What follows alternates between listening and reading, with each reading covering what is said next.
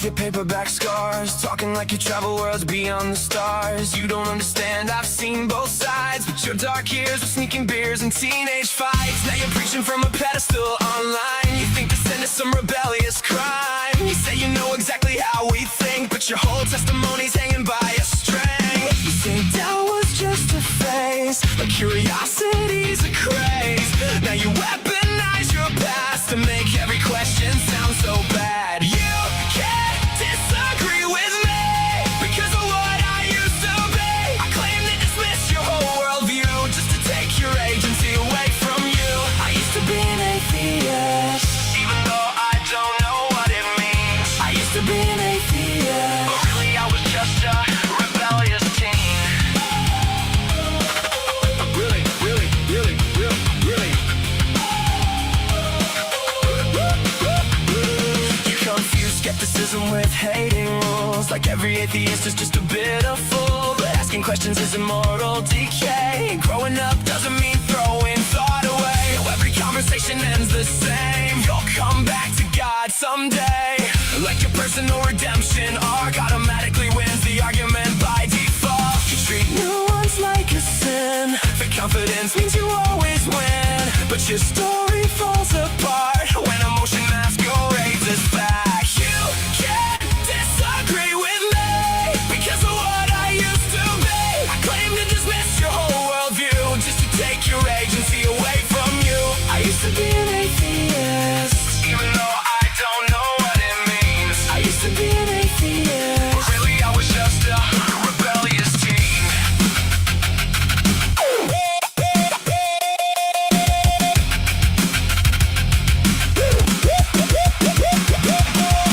You say you escaped the darkness, but never learned what disbelief was. Shadowboxing paper tigers in your head, then declare the whole debate dead.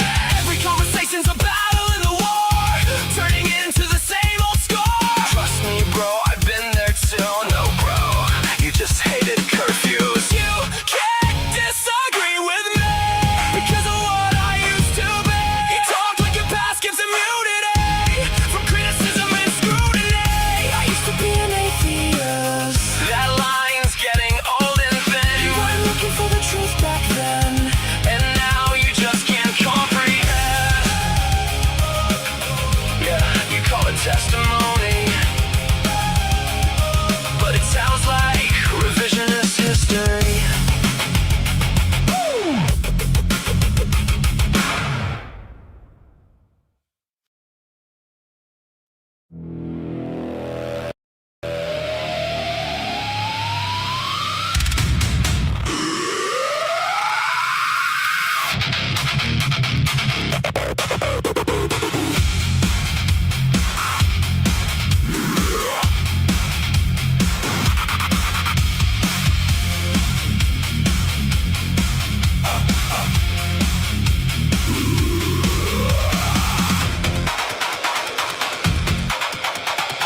You talk in circles, but it's worse than that. You spin around and never find your way back. Round and round while you twist and turn like a figure eight that never learns. You think you've mapped infinity's face just because you're trapped inside your maze. And if your mind can't comprehend the scale, you declare that everybody else must fail. You draw the limits of your tiny frame, then stamp the universe with your God's name. Round and round, twist and turn, watch another bad conclusion burn. You call it wisdom, call it fate, but you're just trapped in a figure eight. Round and round, nowhere bound, lost while claiming higher ground. You think you've solved eternity, but you're choking on infinity.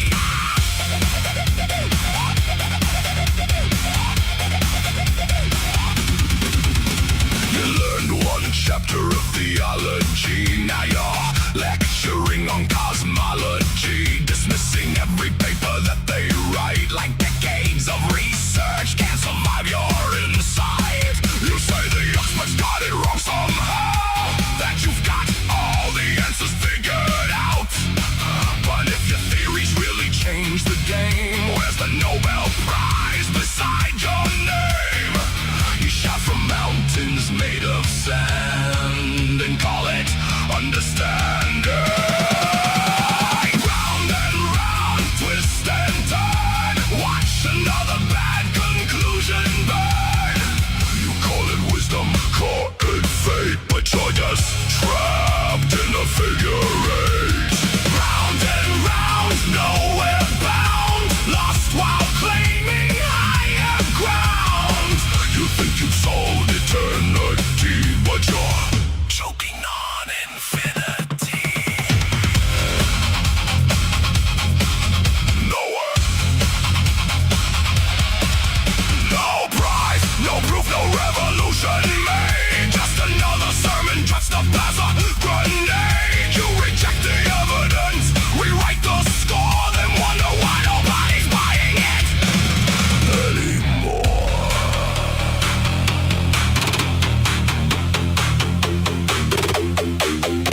You cry about evolution every day, 'cause you need to feel you're built a special way. A soul that lasts forever after death, a cosmic guarantee with every breath. You'd rather trust a tale that's centuries old, a man from dirt and a rib turned whole, than scream, why are there still monkeys from the crowd, while screeching like one twice as loud.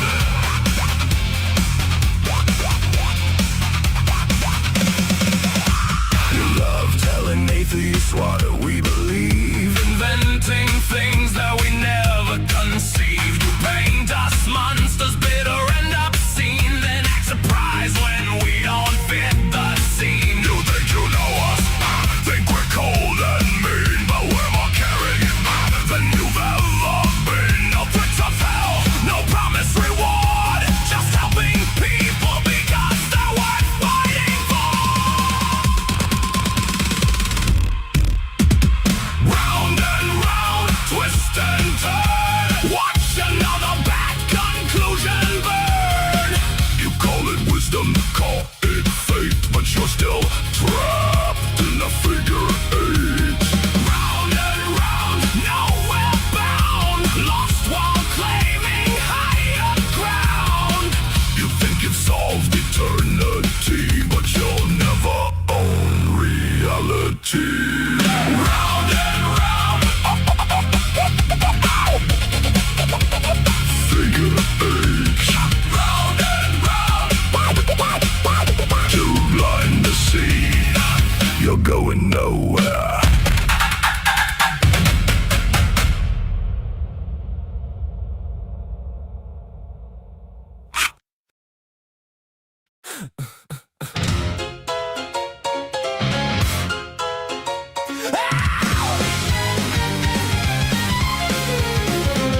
You dress up doubt in velvet robes, throw dead men's quotes like holy stones, name drop Plato and wave your hands like a mystery will make us understand. You sell transcendence cheap online with cherry-picked and twisted lines, a sermon built from smoke and mirrors, preaching louder 'cause the truth gets nearer. You claim spirituality, philosophy, and historicity, but all you got is sophistry. We don't believe your silly fairy tales, but we're ready to talk about it if you want to. We'll even fight about it if you need to. So light the match, strike up the choir, turn your doubt into wildfire.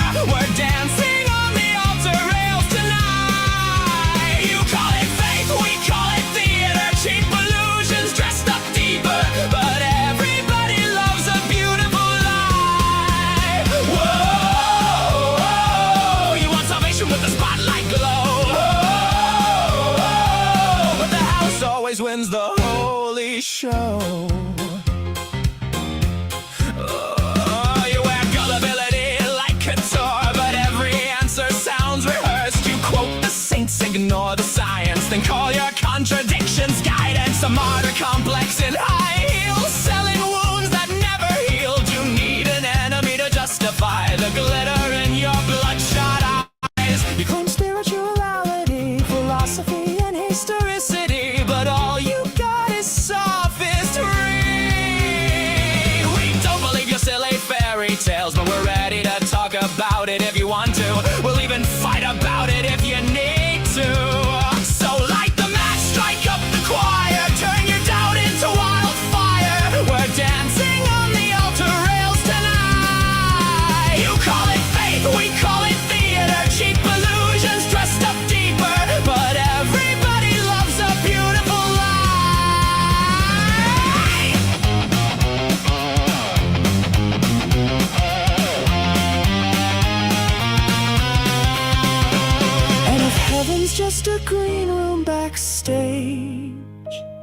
Then who's been writing all your lines? You pray in public for the applause, then curse the crowd when they don't buy.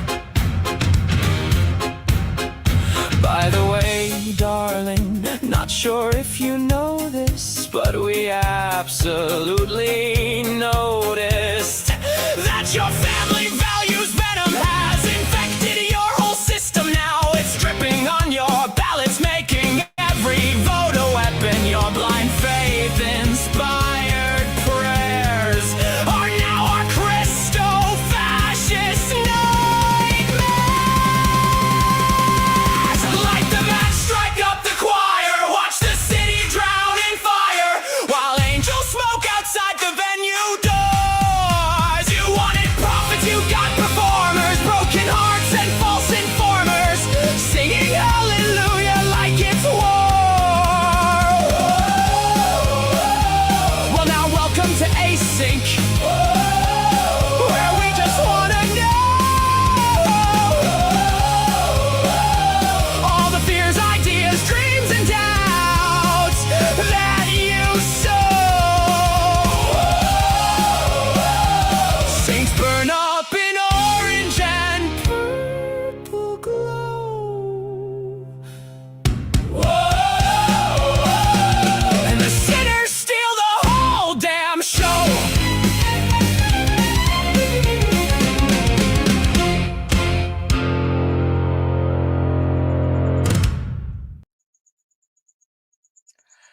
Hello, everybody. How's it going tonight? This is going to be our first ARPy free night, but not to worry. Necessary Gretchen is here, along And with Nick 2. Sorry, Nick 2 at Nick night. There you go. So, It's lonely without what's RP. going on today? And we have Ray Spike also. What's up, Hi, Ray? Hey, how's it going? It's going. Good to see you. Good to How's see you today both. doing? Yeah. It's been a busy day. Doing what? Working and then cleaning up my apartment after getting back from the house that I'm cleaning up. So Oh, shit. Hang on. I got to mute this tab. I got Steve Kornacki's voice, like, whispering in my ears here. Oh, I didn't Hold send on. it. Derp. whispering you sweet nothings in your ear. I've been watching election returns for like 4 hours straight. I figured you'd Probably be on top of that. probably unhealthy, but like that's my jam. So Well, how's it going? What have you seen so far?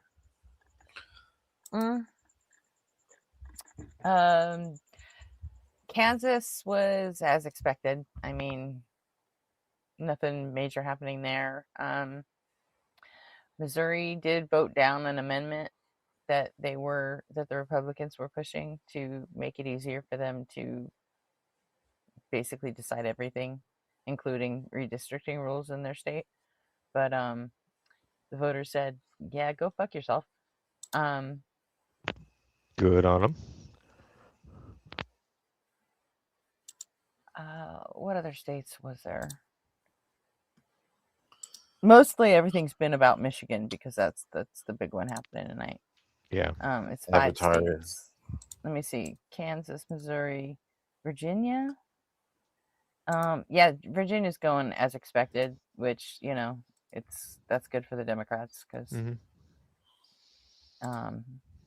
they weren't able to do anything special there. So it looks like Virginia's just going to reelect all their incumbents probably.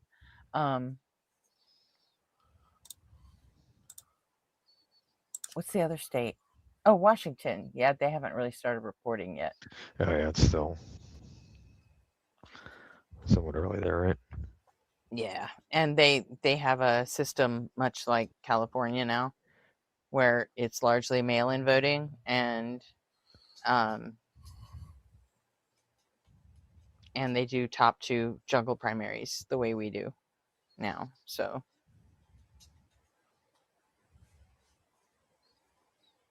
we'll see what happens.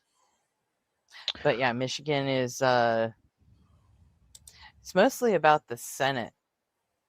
Gary Peters retiring and his seat's up, and the Democratic primary is really tight between two people.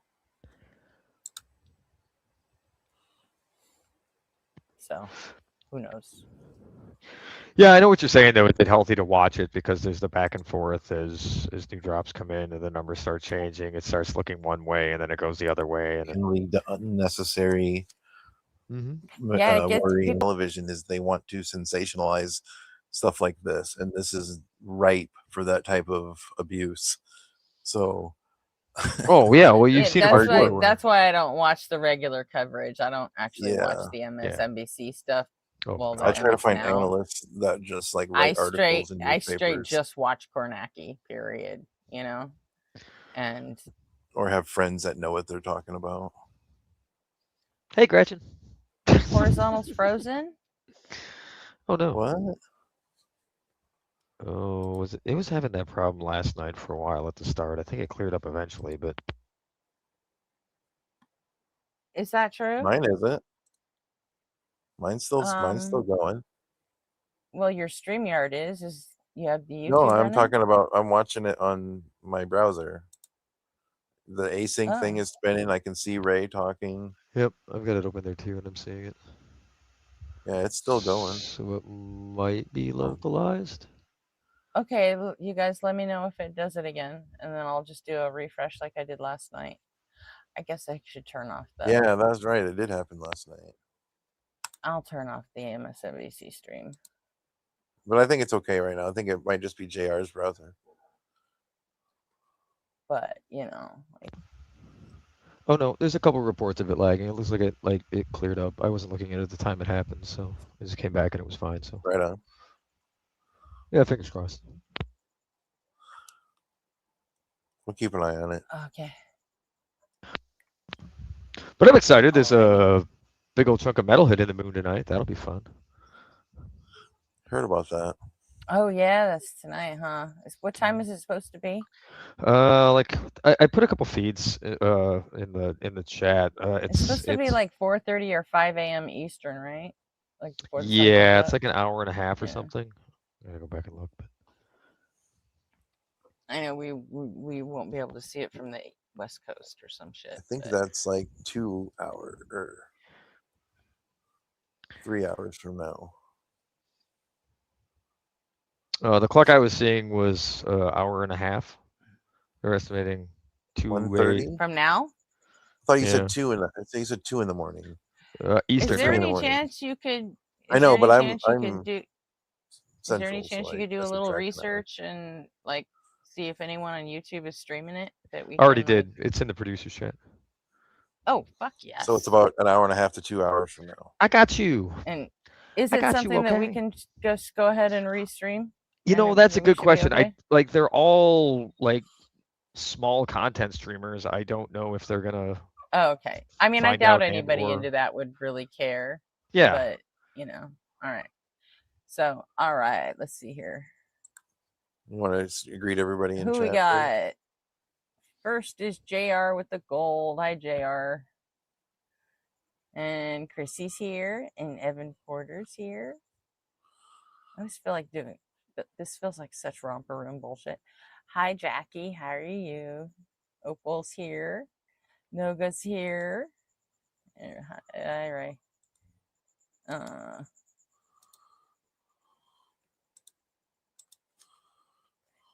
What's up, Hizzle? Again. Bert Russell. Hey, dude. How's it going? Haven't seen you in a while.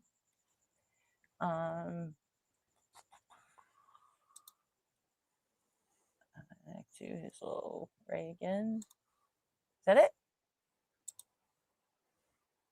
Missing anybody? Gotta be missing someone.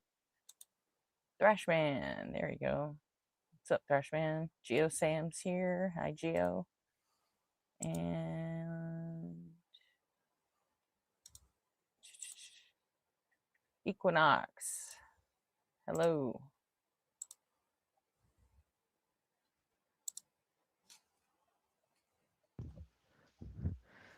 Nectar, I saw that that deathless bit that you posted from Okay. being on Blitz Oh, earlier. did that happen? Oh, it did happen. Yeah, he called. That's crazy. Deathless called in to ask a physicist, and Blitz is gonna clip it. It was like the first ever ask a physicist clip he's gonna make. We should watch that. He took It a was fucking wild. call from Deathless Deathless. on During Ask a Office Physicist. Hours Day. Yeah, What the because fuck? he does members only for like the second half of the stream, and Deathless came in as a guest. Because he'll take calls from the audience at that point.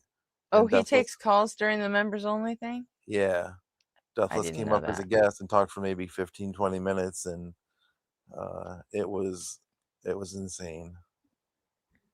I didn't know that. I always We skip should the definitely watch Ask a that. Physicist streams. I like them. They're actually some of my favorite. They're not. You Not know for what? everybody, though. People always ask the same questions, and he gives Yeah. such short, answers that Yeah. like I don't learn anything. And usually on Ask a Physicist days, there's nothing too crazy going on in the chat. At least I'm a horizontal mod, so like I don't need to be there. And if I could be sleeping instead, then that's what's gonna happen. So that's fair. Yeah. Yeah, nobody's coming in there to start a riot. I do have something politics related I wanted to show you too, Gretchen. From Okay. I put it in the Discord chat. It's a Tunche Films. He lives in Louisiana. He's a small time. I mean, his channel's fairly big, like 500,000 subs. But he's more of like a I don't know. He makes all kinds of content, but a lot of it's political. And the one he's doing. Can you put it in the private chat, please? Yeah, definitely. This one is only 9 minutes long, and this is responding to comments about Ray, when this is did you put responding that other to link like in the private apologists chat? from Civil War, apologizing for slavery in the South and things like that. This is like common. That's what he's combating. But here, I'll put it in the chat so you can.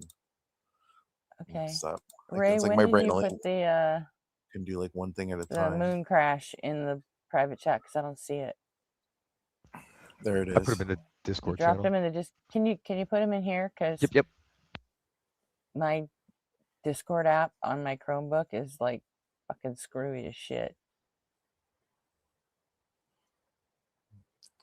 But this is Discord also does kind of not work humorous. well He on a does it in an Chromebook. entertaining way. I really like this content creator. Not all of his Hi, stuff Maud. is How like you doing? mind Good to see you, blowing, but sweetie. some of it's really cool.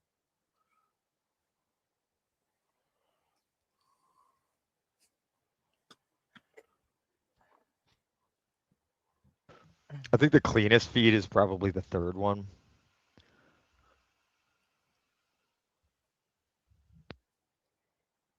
The third one? Okay. Yeah. They're currently saying T-minus 1 hour, 48 minutes. Okay. Sorry, my bad. I had to That's update okay. it. 1 hour, 30 minutes. Make So sure I we'll got the time come right. back at like 1:25, or sorry, whatever time it is. 11:30 my time. You know what? Gotcha. I'm gonna set a timer because I will 100% forget. Yeah, I can do that too if you want me to. And this is a estimate, Back so me you up. probably want to give it 10 minutes, probably. Maybe an hour 20. Yeah. Be on the safe side. I don't know how exactly they've got it tracked at this point. I mean, if they're tracking it really well, this could be like down to the minute. Well, I mean, they know. We'll make sure how that we're big it there is ahead and of how time. fast it's going, and they know what the atmosphere's like on the fucking moon. So, like, I mean, it's just math, right? It is. It is, but the more data points you can get though in your tracking of the thing, the more accurate you're going to get. So if they've Maybe only an like Avi Loeb plotted it space twice. comet, space alien comet will come out of nowhere and knock it off course. True.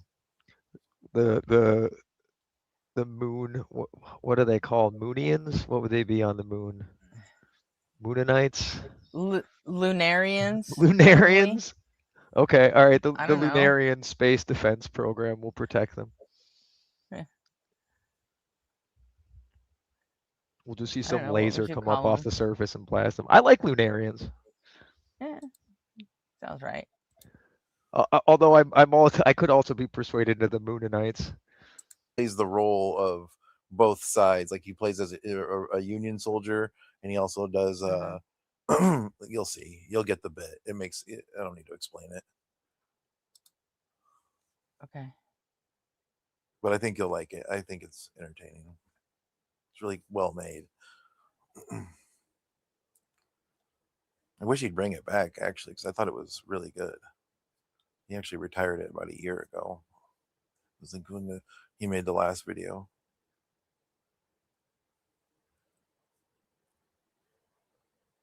And it gets much more produced in later episodes, but this is like one of the first episodes, so it's he didn't know he was gonna make it was gonna be super popular. It was one of his most popular videos on his channel, or series on his channel. Yeah. Yeah, it's the problem with the internet, right? You don't know Yeah. what's gonna hit. That's the problem in general, I guess. Okay, This is good everybody. though. Are we still good? Are we not buffering or anything? Someone in chat, let me know. Yeah, that's a good question. You guys seeing Because this we just dropped video? down to, because it looked like we just dropped down to 3 viewers on the ticker on StreamYard. It went down to 3 for whatever reason. Yeah, Jackie And now- posted the buffering thing there. And I show 18 watching. now it's back up to 18, but for a second there it was all the way down to 3. Oh, they may have been Okay. refreshing too. Hard to You say. but they're all saying we're good, so Yeah. at least one person is. Just tell us in the chat if we start playing it. I don't and want to it's get like lagging. into anything and then find out that I have to refresh, because I refreshed last night and it worked great. You just want to refresh and start over? I would rather just fucking Kinda- refresh. So you Alright. and Alright. you and Ray talk. I will be right back. That sounds good. So Ray, are you So, new man. here? Yes, first time caller, long time listener. Well, nice to see you. Love the topic, love the show. You don't see people on the radio, you hear them. Yeah. Oh, that reminds me of like Grand Theft Auto 3, the radio host. Do you remember? You ever listen to the chat? I didn't. Oh my no, god, I that shit didn't. was so funny. We would listen, like we would get it. We'd turn on our PS2 and put the game of PS3 or Grand Theft Auto and then get in a car and just play the radio, not do anything else, just so we could sit and listen to it and laugh. Because it really was. It was that good. Okay. Yeah, it's funny. Okay. With any luck, that worked after last night. Just the opposite. Now I'm buffering. Might as well just not take the chance. Sometimes, yeah, I noticed that whenever a person comes up or down, like if you're on mobile, it'll fuck with people, like other people's audio connection. I don't know why it does that. I'm told it only does that on iPhones, but yeah, that's what I was saying. But I haven't tried the StreamYards on app yet, but I plan to do that on Thursday. Okay. Now it's done buffering. I think we're good to go then. Maybe. Is it buffering for anyone else or just Ray? Anybody in chat got issues with video? Buffering, I mean. I think it's. Did it start buffering after I came back? It was like during it. Oh. I think we're good. Weird. Yeah. Okay, Jackie says we're good now, so hopefully that holds.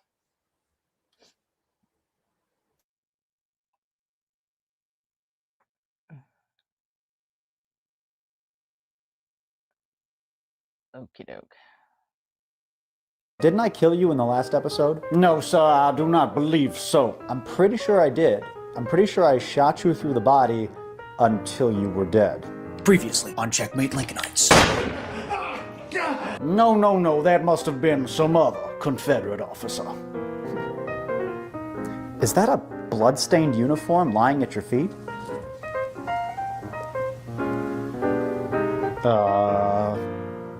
Checkmate, Lincolnites! The program where we stoutly defend the South against those who would besmirch her. Like the brave boys at Fredericksburg, we shall stand for... Fredericksburg! Oh, sorry. Too soon, I guess. Sir, I have invited you here because you have called the excellent film Gods and Generals a piece of propaganda. It is propaganda. No, it's not, and I say that as a Latino. It's just like Gettysburg. It doesn't have bias approach. It's respectful to both sides. So do us a favor and shut up. Come on, man, you're making this so easy. Give me some of the challenging comments, you know? Bring out the big guns. It's okay, I can take it. It's funny when snot-nosed, green behind the ear, force-fed warm bullshit college boys such as yourself just regurgitate all the totally false narratives you learn. You, sir, are a syphilis-infested crotch goblin and deserve to be eaten alive by pygmy ants. God save the South!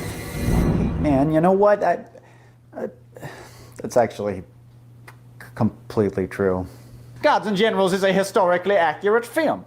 You're just angry because it isn't a communist, leftist, anti-Southern propaganda film. You leftist scum try to rewrite history to fit into your anti-American narrative.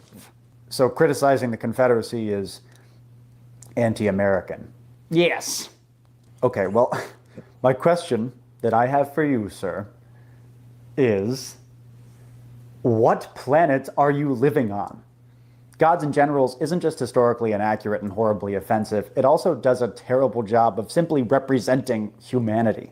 Nobody could be that perfect and flawless and pious and awesome all of the time. You know what movie I want to see? I want to see a movie that has a scene where Stonewall Jackson sits on the toilet and takes a huge crap. That's humanity. How dare you speak of the general releasing his bowels? This perspective is so biased. Yes, slavery was in the mix, but South really complex.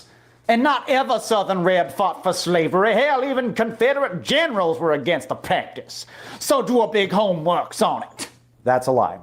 Most Confederate generals absolutely approved of slavery, and your average Confederate soldier knowingly fought to preserve it. No, they didn't. Yes, they did. No, they didn't. Yes, they did. No, they did not. Yes, they did. No, they did not. Yes, they did. No, they did not. Yes, they did. No, they did not. No, yes, they did not. They did not. They did not. Yes, they did. No, they did not. Sir, they did not. Sir, no. Can't agree with YouTube videos calling the South then all evil. I can't see why anyone would pick up a rifle to defend the high-class society ownership of slaves. That don't make no sense. The so-called lost cause agenda, however, does. That's just it. You can't comprehend, as a 21st century person from your point of view, why someone would take up arms and knowingly defend slavery.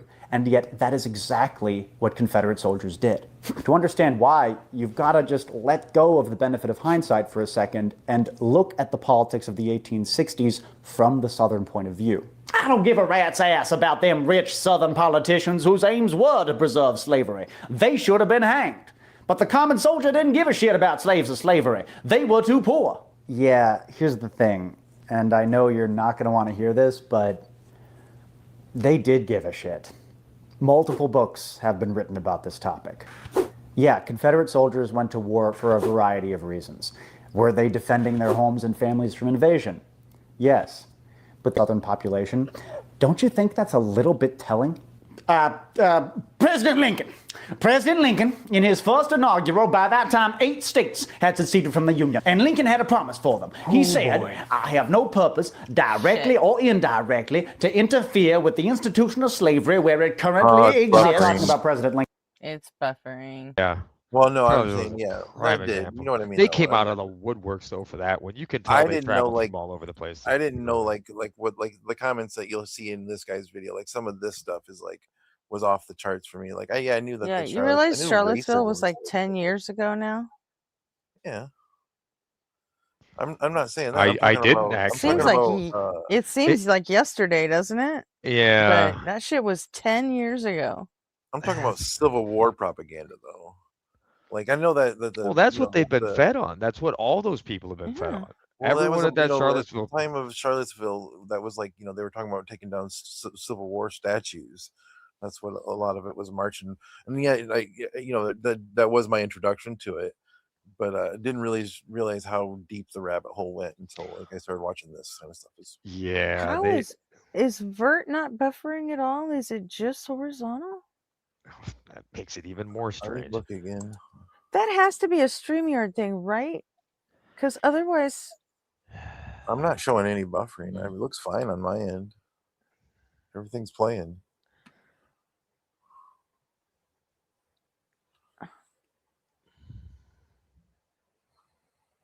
So the async thing is spinning, not lagging or choppy. My JR voice. says Vert's fine. I mean, the StreamYard's running from your machine, right? Mm-hmm. Yeah. So. But it can't. I mean, how can it be my fucking machine if Well- if I can leave here and leave you two talking and it's fine? Right. Yeah, I don't think it's yours. I don't think it's on your end. You know, I could log the fuck out right now and it wouldn't we'd affect still be the up here. stream. It would keep Right, the right, right. stream running. Yeah, because you only initiated the site. Okay, so you started it up. The site starts. StreamYard's hosting that. We connect to that. It stays up as long as we're connected to it. Right. Then that forwards over to YouTube. I don't see how. Short of like it could be StreamYard to YouTube. That's the problem. That would be my guess. And the only way to like verify that would be like run a trace route from one of their servers, which they're not going to let us do. Right. And it's just really weird that The only thing you Vert's can really working do is just just fine. restart and refresh. That's about all you can do, unless you're going to use a different. Well, the other option is like completely close out the stream and restart it. Right. That's what I'm saying. Yeah. Oh, yeah. Okay. Get it to start another instance of it on StreamYard, one that hopefully has a better connection horizontally to YouTube. But well, you know what I'm gonna do? Let me try one more refresh. In fact, I'm just gonna do a full Chromebook restart. Which don't panic, it only takes like 30 fucking seconds on a Chromebook. So that's one thing I love about Chromebook. Anytime I have to restart, it's like I count to 10 and my logins, boom, right there. Yeah, Google's shit's designed to turn on and off like a television. They got that shit dialed in. Right. This thing reboots faster than my fucking my Pixel phone. Oh yeah. Most things these days reboot pretty quick though. That makes sense. It takes longer to restart my phone than in my Chromebook. All right, I'll be right back. All right. And hopefully, I don't know, maybe it'll do something. This is and this to get fall, the previous model. But yeah, I won't get the new one. I'll get the last year's one. Yeah. And that's just the way I roll now. It used to be really important to me to be on the. I used to really be like an Apple head guy, but I had friends that I hung out with at the time that we were all big into Apple. When Apple first came out though, with the iPhone, there was nothing else like it. Like I remember I jumped in the Mississippi River once, like right after I got my first iPhone. Like I was out water skiing with my family and I like jumped in the river to pull the boat up to the sandbar.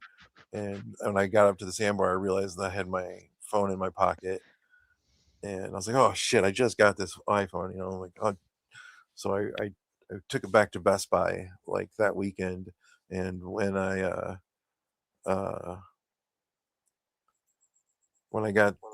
took it back, I decided to get I forget what it's called, like a Storm or something like that. But it was so awful. It was such an awful smartphone that I took it back within hours. Hold on, next week. Oh, I'm sorry. I'm getting an echo. Yeah, we are. You're getting an echo? Seriously? Yeah, we both are. We might need to reconnect. You want us to reconnect? Yeah, do it. Sure. All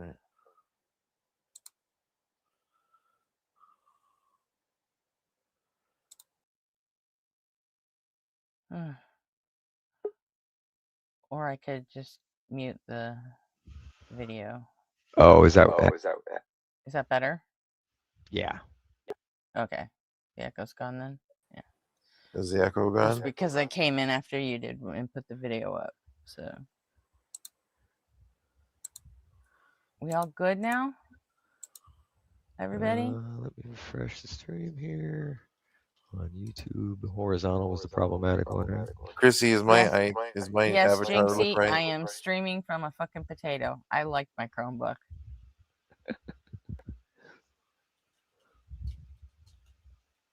So, yeah, it happens when you have any kind of media up sometimes. For some reason, the host is the only one it doesn't echo for. Or whoever sharing is the only one it doesn't echo for. It's weird. So.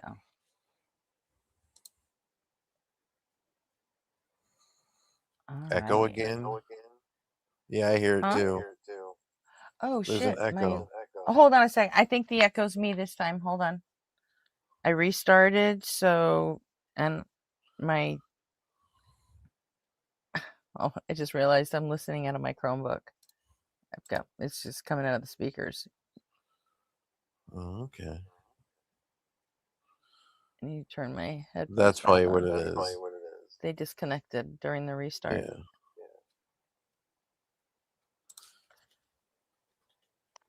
Yeah, Chrissy, I'm just making sure it's not the letter. I just want it to be my picture.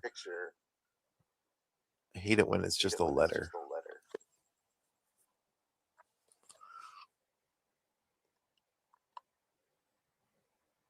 Ray, is your profile picture, is that actually you leaning over at the cat? No. Okay. Oh. All That's right. pretty cool. Is that better? Is the echo gone? Yes. Hmm? Yeah, it was Yes, my your headset. volume is like you're like 10 levels above us now. Yeah, your volume. Good. Good. Good. Oh, that's No. it's too you're much peaking. Hang on.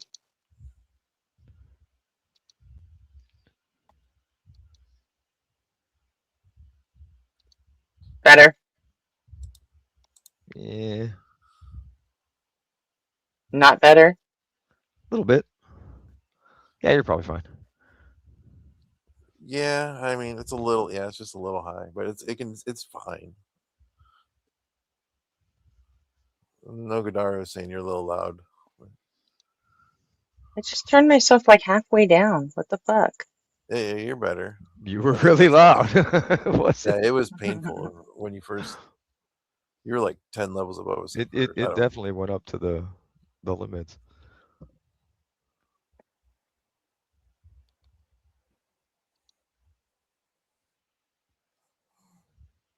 Okay. Thanks for letting me know, Chris. Oh, that sounds good. Is that better? Yes. Yeah. Sounds good to me now. That's one of his OG names.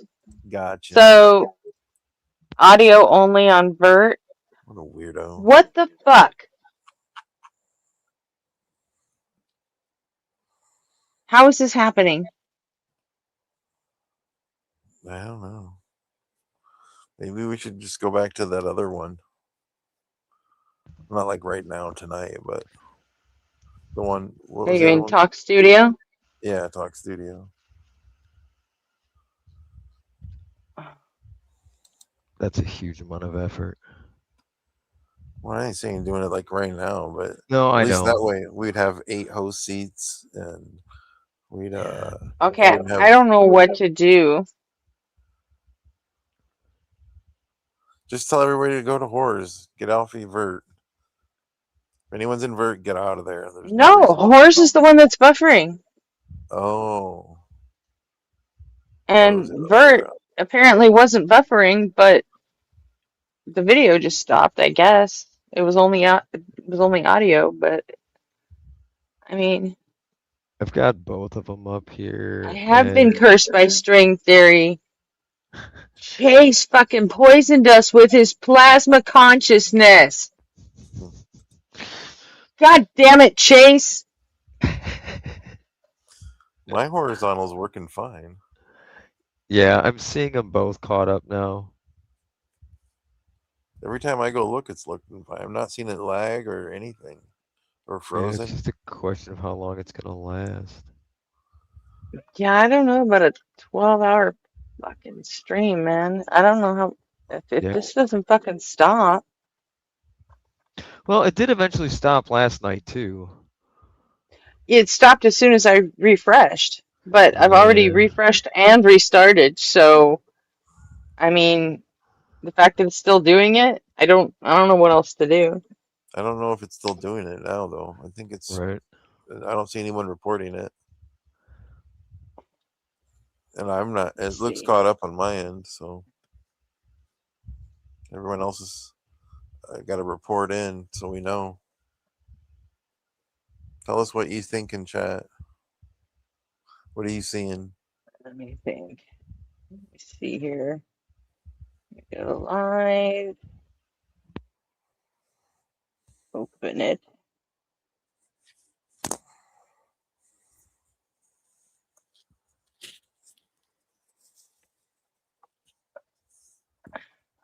Well, it seems to be running fine now, so let's try to get through the video before it fucks up again.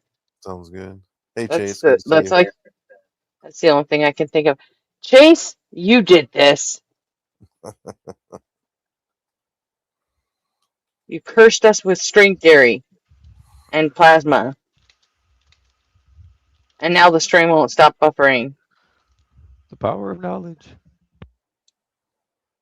Anybody know what timestamp we were at? You're on it right now. Go back to. Am I? Go back. No. Go back. You went too far. Go back. There? That's where I was. Okay. Yeah, right there. Right there. Cool. Southern propaganda film. You leftist scum try to rewrite history to fit into your anti-American narrative. So criticizing the Confederacy is anti-American. Yes. Okay, well, my question that I have for you, sir, is what planet are you living on? Gods and Generals isn't just historically inaccurate and horribly offensive, it also does a terrible job of simply representing humanity. Nobody could be that perfect and flawless and pious and awesome all of the time. You know what movie I want to see? I want to see a movie that has a scene where Stonewall Jackson sits on the toilet and takes a huge crap. That's humanity. How dare you speak of the general releasing his bowels? This perspective is so biased. Yes, slavery was in the mix, but South really complex. And not every Southern Red fought for slavery. Hell, even Confederate generals were against the practice. So do a big homeworks on it. That's a lie.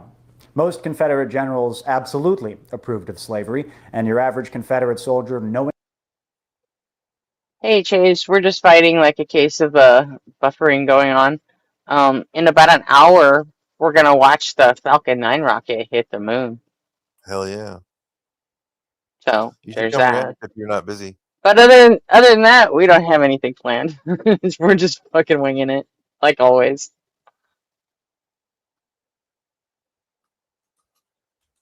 Oh, where'd it go? They call that building the plane as you're flying it. Yep. Fought to preserve it. No, they didn't. Yes, they did. No, they didn't. Yes, they did. No, they did not. Yes, they did. No, they did not. Yes, they did. No, they did not. Yes, they did. No, they did not. No, yes, they did not. They did not. They did not. Yes, they did. No, they did not. So they did not. So no. Can't agree with YouTube videos calling the South then all evil. I can't see why anyone would pick up a rifle to defend the high-class society ownership of slaves. That don't make no sense. The so-called lost cause agenda, however, does. That's just it. You can't comprehend, as a 21st century person, from your point of view, why someone would take up arms and knowingly defend slavery. And yet, that is exactly what Confederate soldiers did. To understand why, you've got to just let go of the benefit of hindsight for a second and look at the politics of the 1860s from the Southern point of view. I don't give a rat's ass about them rich Southern politicians whose aims were to preserve slavery. They should have been hanged. But the common soldier didn't give a shit about slaves or slavery. They were too poor. Yeah, here's the thing, and I know you're not going to want to hear this, but they did give a shit. Multiple books have been written about this topic. Yeah, Confederate soldiers went to war for a variety of reasons. Were they defending their homes and families from invasion? Yes. But they also believed that preserving slavery was in the Confederacy's best interest. It was widely believed that emancipation would lead to servile insurrection, basically a race war. Did you know that volunteers in the Army of Northern Virginia were about 40% more likely to own slaves than the rest of the Southern population? Don't you think that's a little bit telling? President Lincoln, in his first inaugural, by that time 8 states had seceded from the Union, and Lincoln had a promise for them. He said, I have no purpose, directly or indirectly, to interfere with the institution of slavery where it currently exists. We're not talking about President Lincoln. We're talking about your great-grandpappy, the average Confederate soldier. Here's a quote. This is Confederate cavalryman Frank Myers, registering his oath of allegiance to the Union in 1867. This is directly from his diary. Registered. That means swore to be a liar, fool, villain, and ain't white anymore, ain't honest anymore. And registered as loyal to the United States, and no honest, honorable, sensible, decent white man can be that. It's a common theme that you see in the writings of surrendering Confederates. They felt like they weren't white anymore. Look up the moral tariff. Late in the war, when Confederates were debating amongst themselves whether to enlist slaves in the Army, Private Joseph Maids wrote, I did not volunteer my services to fight for a free Negro's free country, but for a free man's free country. And I do not think I love my country well enough to fight with black soldiers. Well, what about the northern states? What about the northern states? That sounds like someone who's very concerned with states' rights, don't you think? Here's another one. This is from General James Longstreet, talking to his men after General Benjamin Butler refused to return fugitive slaves to Southern masters. Here's what he has to say. I don't want to hear. Already has the hatred of one of their great leaders attempted to make the Negro your equal by declaring his freedom. They care not for the blood of babes, nor carnage of innocent women, which servile insurrection thus stirred up may bring upon their heads. Imagine how silly former Confederates must have felt after the 13th Amendment was passed and that didn't happen. It was a doomsday prophecy that just didn't come true. So, of course, they had to undergo all sorts of mental gymnastics to prove that the last 4 years of horrendous violence meant something, anything. So they started convincing themselves that, oh no, we didn't fight just for slavery. I mean, that was just a tiny little part of this bigger issue of states' rights that's gone all the way back to the founding of the country. But even this lie doesn't jive with the political actions of ex-Confederates during Reconstruction, when they fought tooth and nail to stop the progress of civil rights in this country. Silly Bolshevik tricks like this are amateurish. Why don't you address John Brown or that genocidal maniac Sherman? Why didn't the North just let the South live in peace? Look,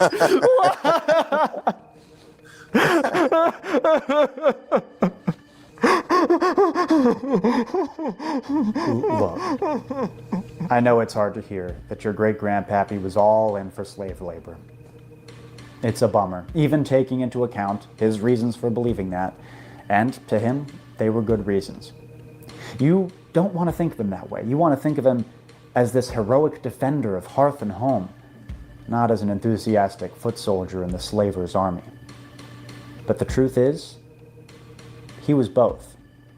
He was a complicated, flawed human being, just like you or me.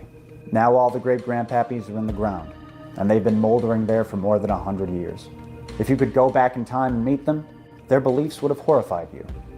These long-dead racists are not your friends. You have nothing in common with them. What they stood for was evil, and everybody seems to know it, but you. And until you guys reconcile that fact, you really shouldn't be surprised that you're being criticized. And that's it.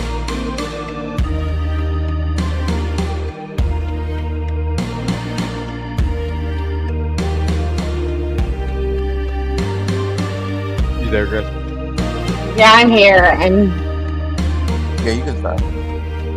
I know. I'm fucking with something. Hold on. Fucking with us is what you're doing. TMI. I shut down the Bert stream. There Oh, you go.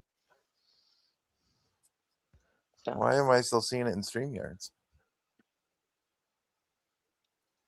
because I shut it down from YouTube. Oh, gotcha. Because since Oh, yeah, I'm yeah. live, it won't let me shut. It won't let me uh-huh. go from double stream to single.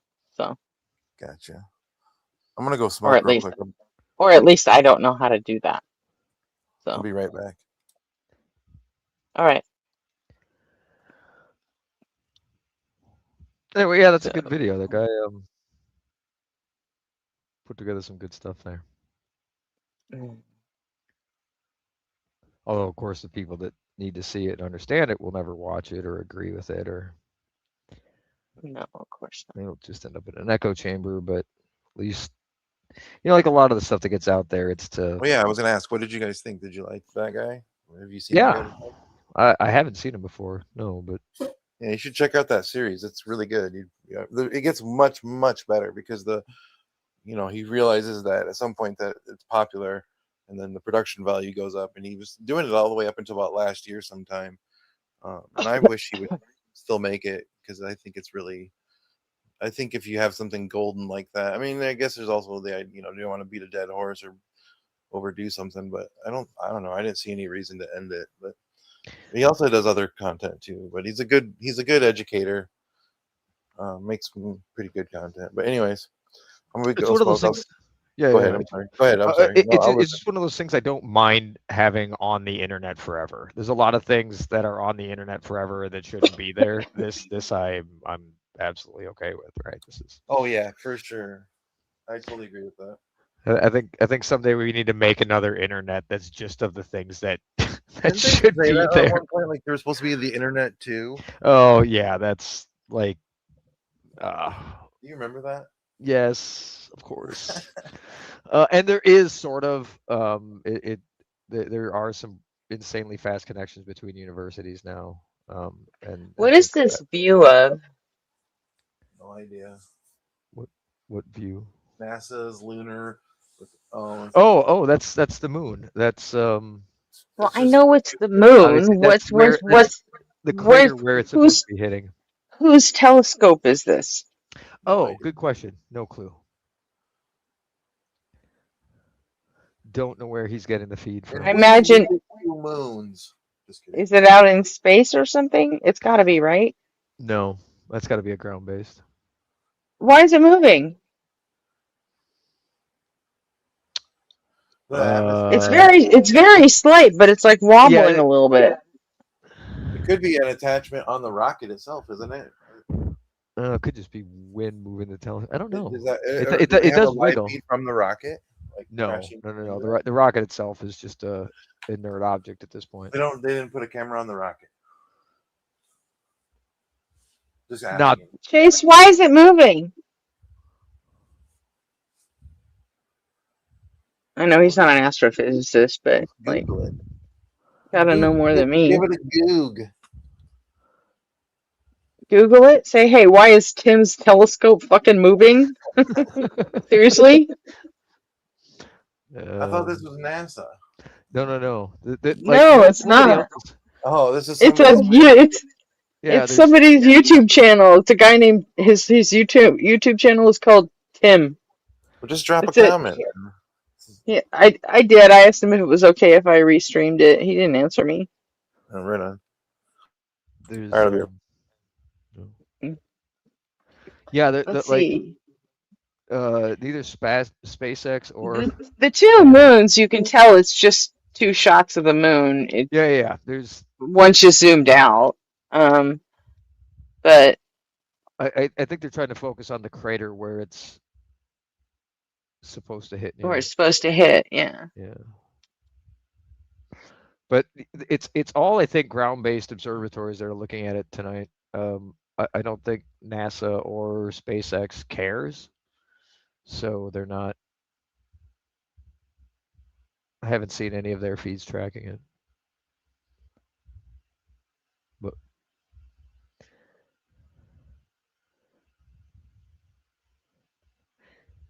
yeah, the wiggle actually could just be the telescope having to track because the Earth is moving.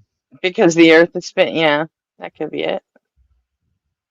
If I had to guess, because it is for the shot that you're getting there. That's an insanely zoomed in shot. So I bet it's constantly having to track a little bit to keep it in frame. Yeah. Except that's better. Nice. Good flip. Mm-hmm. Worthy of Simone Biles. So, what do we expect to see upon impact? Probably nothing. There might be like a dust plume. Yeah, there wouldn't be an explosion. There's no, well, And okay. if there's any flash at all, it's supposed to be like milliseconds. Yeah.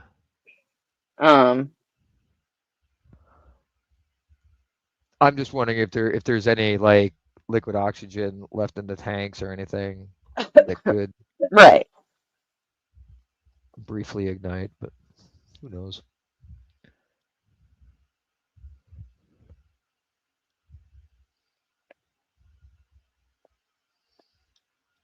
I still look at that thing and it's still wild to me that like we put people on that.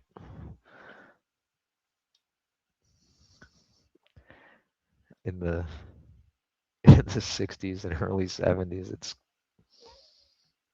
just Yeah, that's kind of like with that's what they sketchy had. as fuck. Yeah. Yeah.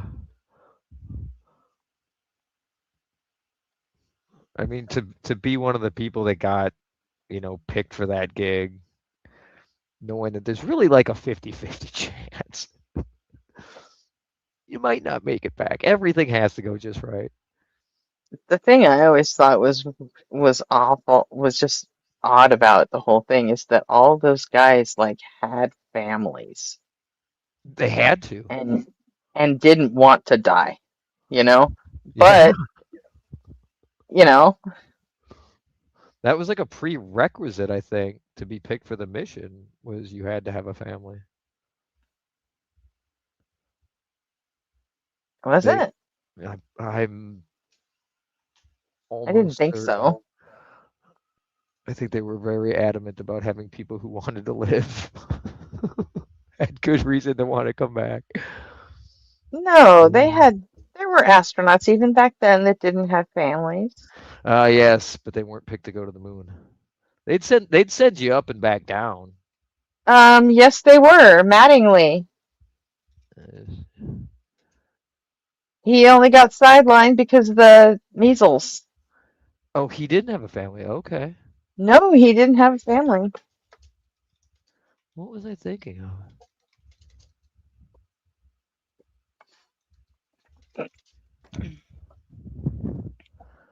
In fact, there was some speculation that he was gay. Oh, yeah, sure enough. I was thinking of something else. What was I thinking of? Me either. But I mean, they got most of them from like the test pilot programs and shit, right? Yeah. So. Oh, for sure. Those people were used to dying. I mean. Yeah, I just can't see anybody even doing that. Like, have you ever actually like watched all the shit around like Chuck Yeager and breaking the barrier? Like, Oh yeah. that shit was sketchy as shit. And he had like a fucking wife and a brood of kids, and I'm like, what the fuck? Like, they gotta be that bad? You're gonna get away from them by like nearly dying on a fucking monthly basis? What the hell? And I remember I had a similar thought when when they retired the SR-71, or it Yeah, was when it was when Kelly Johnson died. My mom, who worked at Lockheed, she worked in Skunk Works, and she had us all come down because they were doing something special. I think it was when Kelly Johnson died, and they did flybys over the Burbank Lockheed plant and like set off all the car alarms in the fucking city. I think it was like, whoa, and I'm like, did they do a and it was, and we, fly with an yeah, SR-71? they brought two SR-71s out, and Oh after god. they did the flybys, they landed them and pulled them up to the Skunk Works, outside the Skunk Works building, and we got to go crawl around inside of them. It's Oh, fucking cool. that's so cool. Those are still my those are my favorite planes by far. The SR-71 was such a technological achievement in aircraft. It Oh, it just really was. hasn't been repeated, right? I mean, that we know of. I mean, there's probably something out there that's faster, but and in fact, my father used to say the only reason you retire the fastest plane that on record is because you've got a faster plane. But there was also satellite technology that had probably surpassed what they could do more Yeah, reliably. I think I was like 17 when that happened. 18 maybe. It was right before I went in the army, but it was really cool.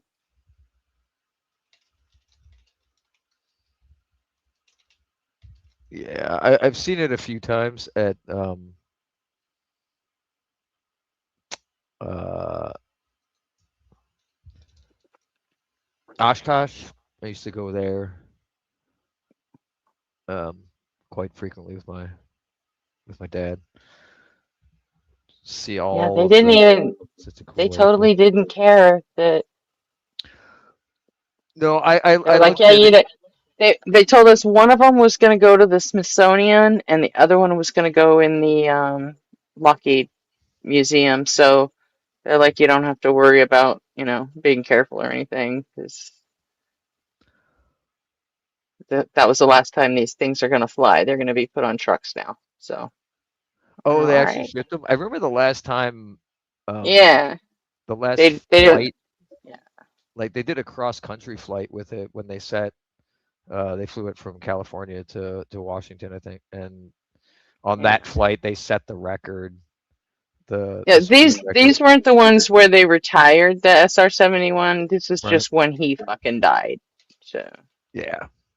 A worthy they tribute. were they were the Kelly Johnson Memorial ones or something. So,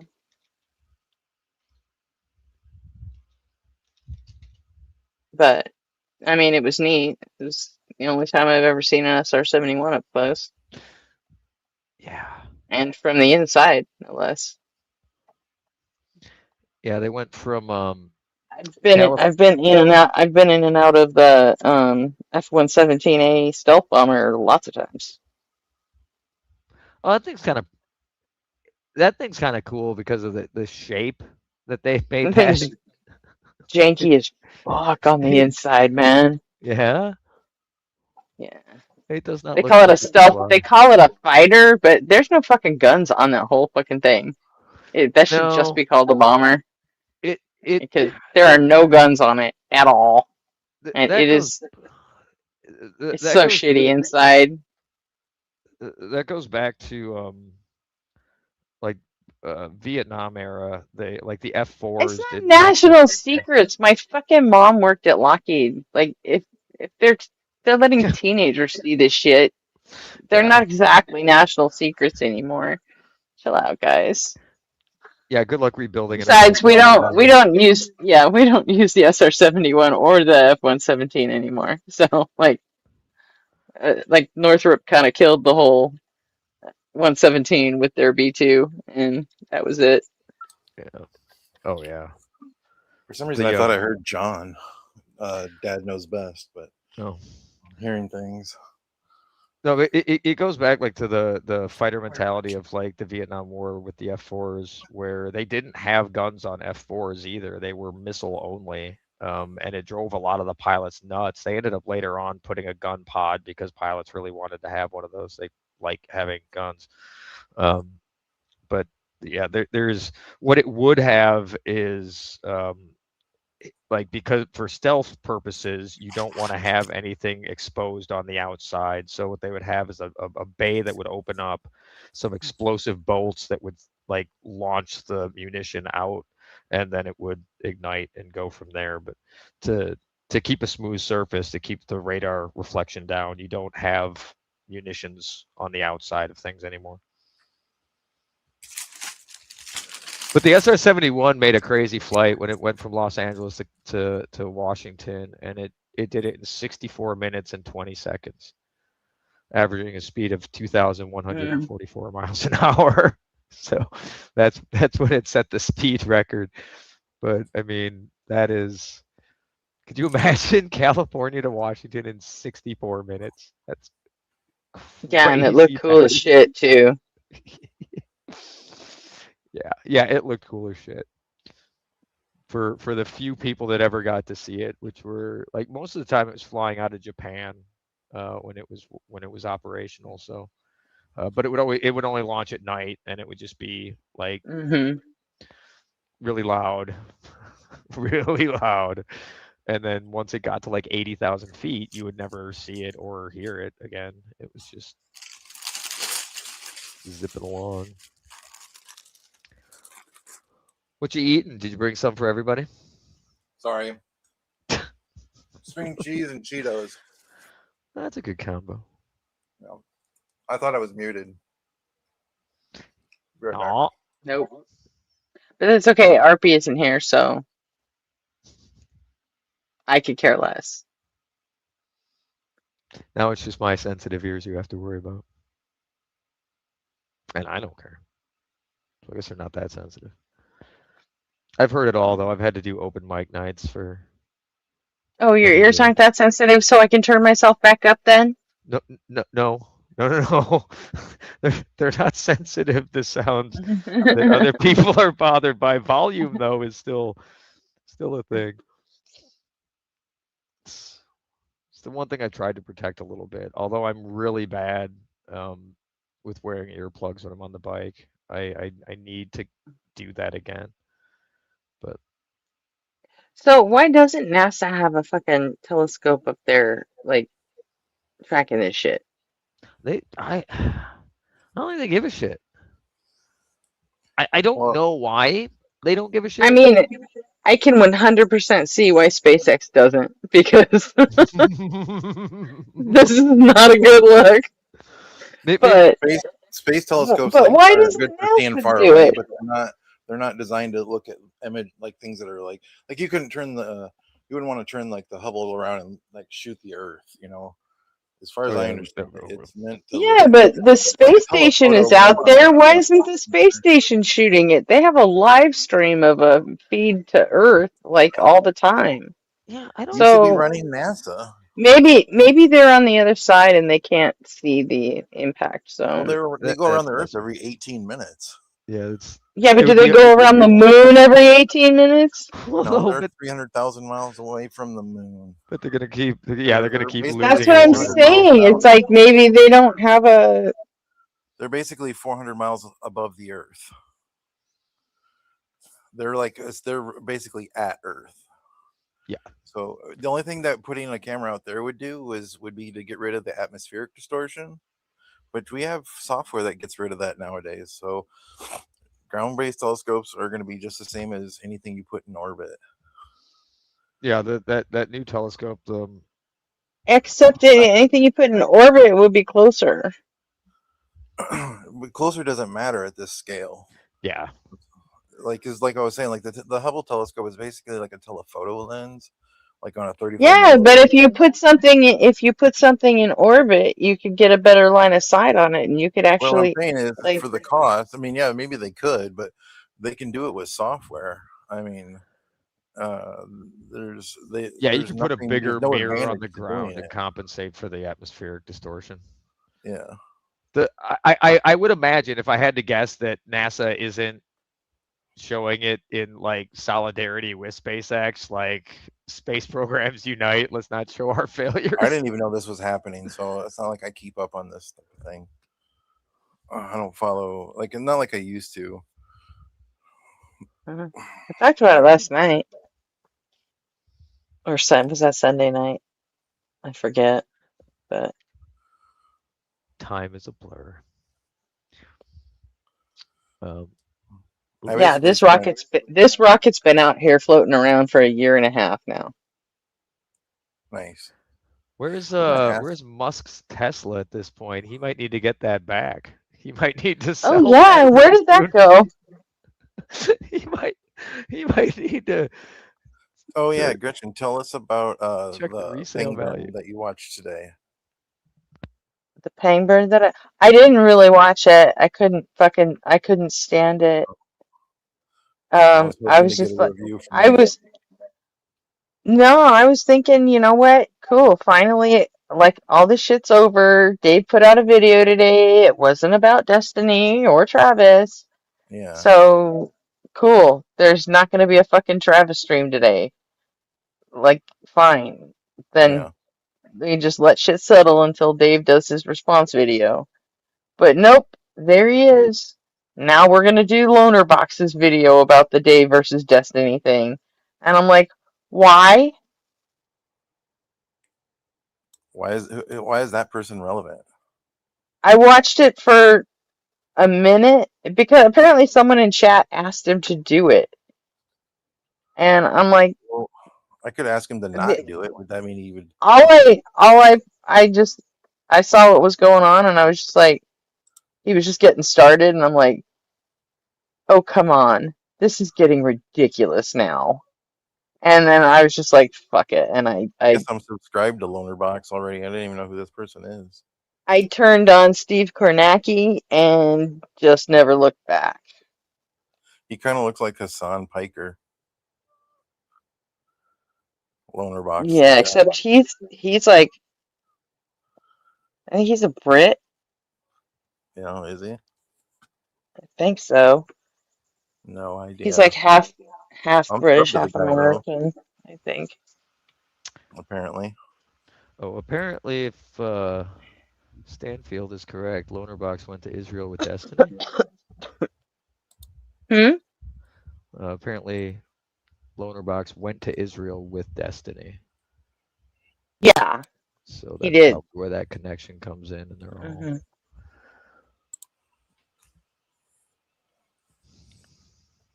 What's up, Frank? Okay. I mean, it wouldn't be high on my list of vacation places to go.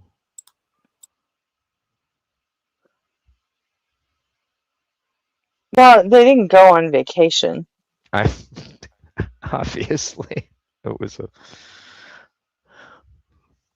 was supposed to be a fucking dumbass fact-finding type of thing. Only they were fucking getting paid to do it, and you know that they were only going to be cleared to use the shit that Puggles. Angie Graham brought up so many heart complications. Life is going to be different for a while. Just we're chatting, but I'll be okay. Oh, it's good to hear, Puggles. Glad you're going to be okay, Puggles. You know what? Take all the fucking time you need. We'd rather have you here, like, later than not at all. So. Agreed. But take care of yourself first. I'm glad to hear you're going to be okay. That's Thank awesome. you for coming to tell us, too. We definitely appreciate that. Yeah. Mm-hmm.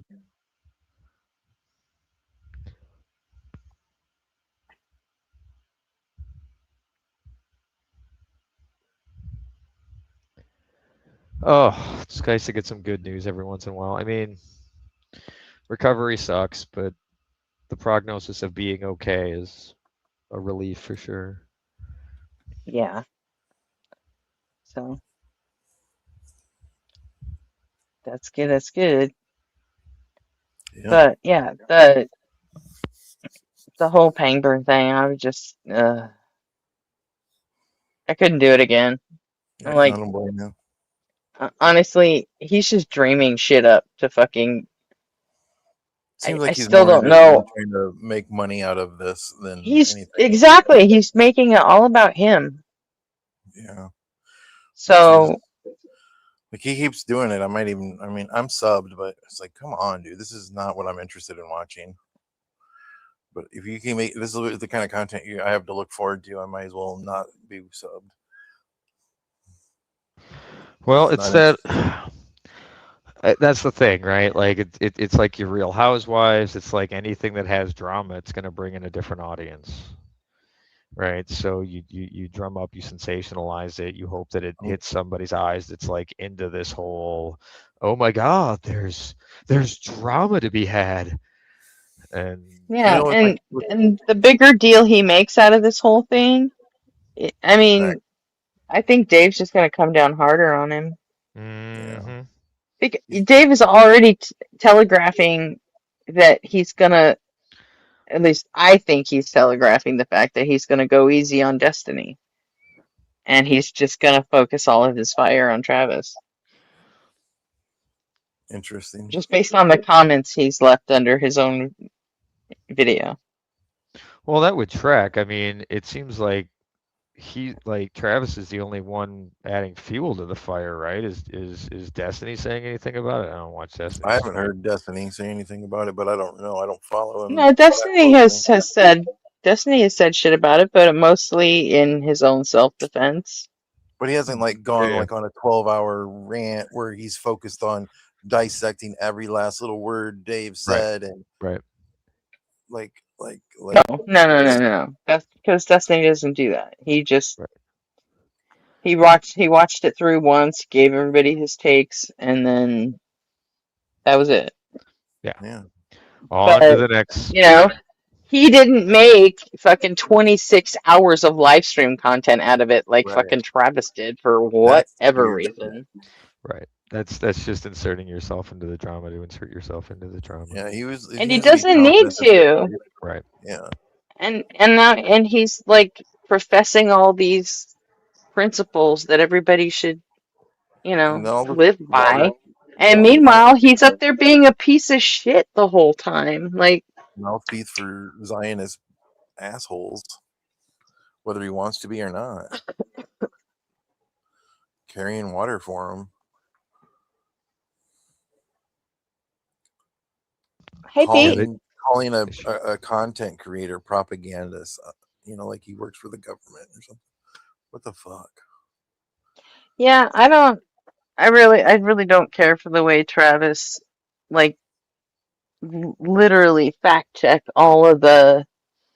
I mean, because a lot of the stuff that Dave put in his video was opinion. It was his fucking take, Yeah. Right. Some of it was even snarky and just bitchy. He's allowed to be a human being. But Travis treated all of it like it was a fact claim, and then read him the riot act for like every sentence, Meanwhile, and he's like, oh, he's a science communicator.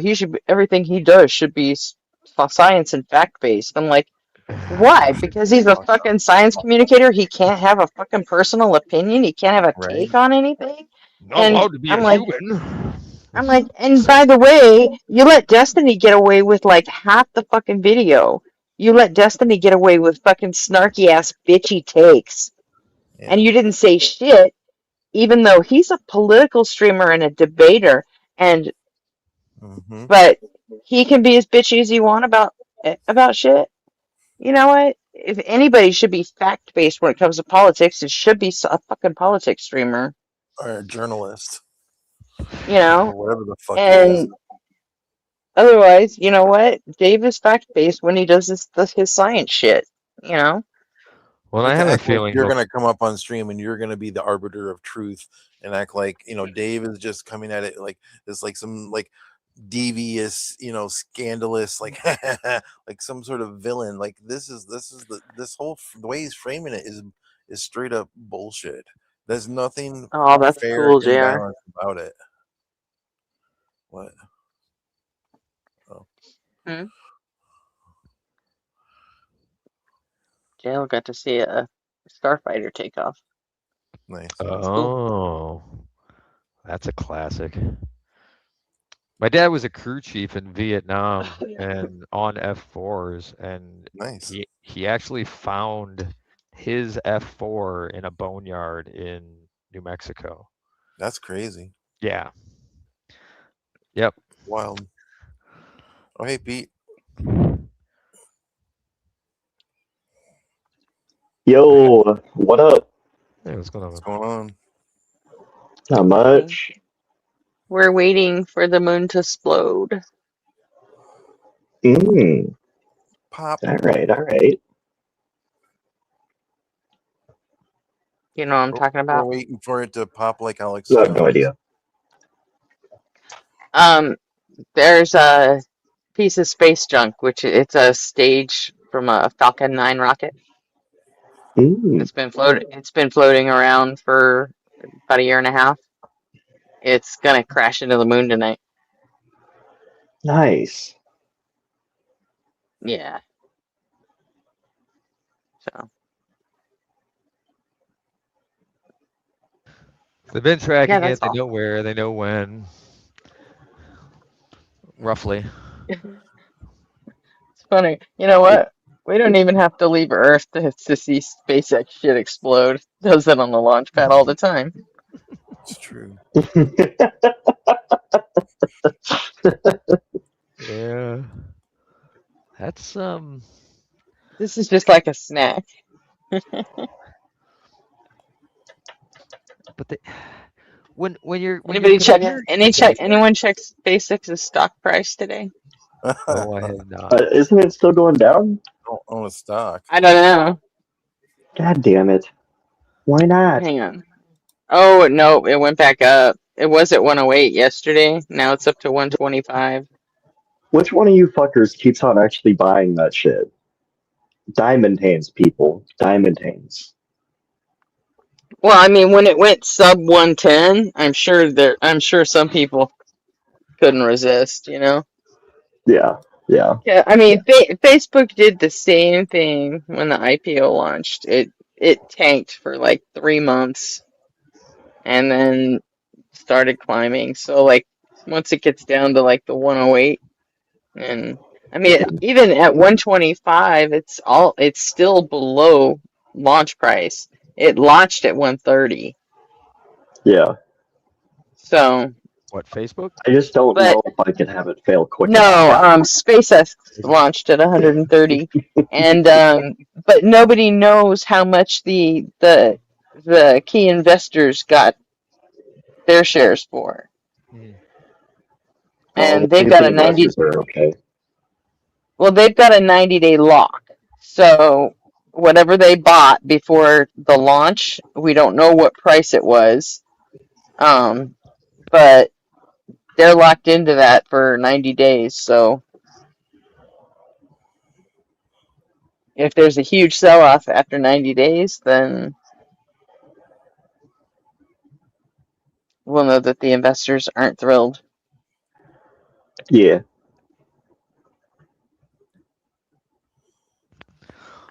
And I haven't Well, seen anyone leak how much it was.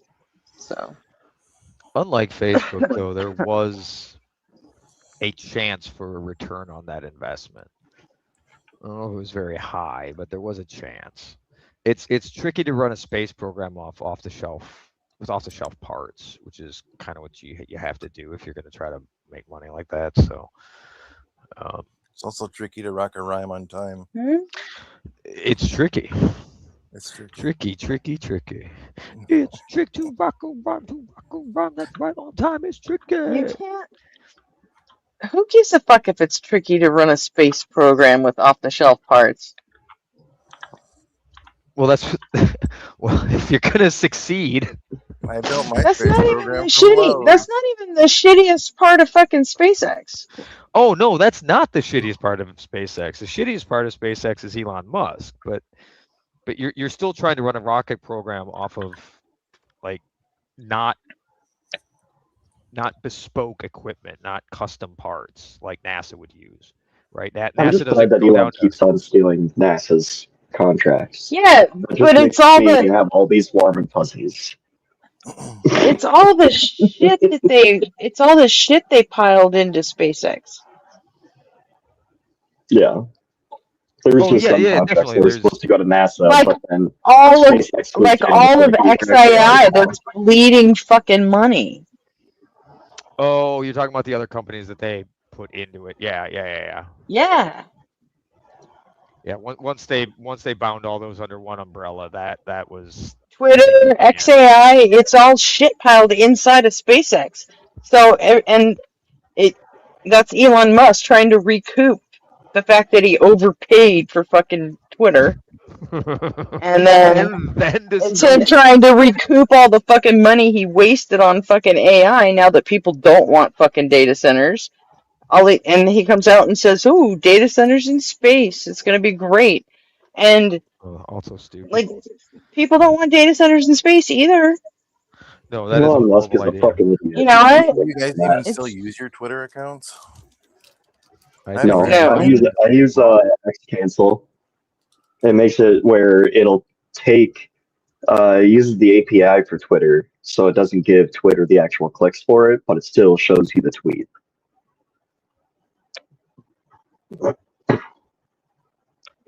I don't use it at all. I still have my accounts, I use but it so infrequently that, like, every now and then on Reddit, I want to see like an actual tweet to see if it's real, but I don't want to use actual Twitter because I don't want to have like a bunch of pop-ups and shit either because I don't have like my account anymore. yeah, I just don't use it ever.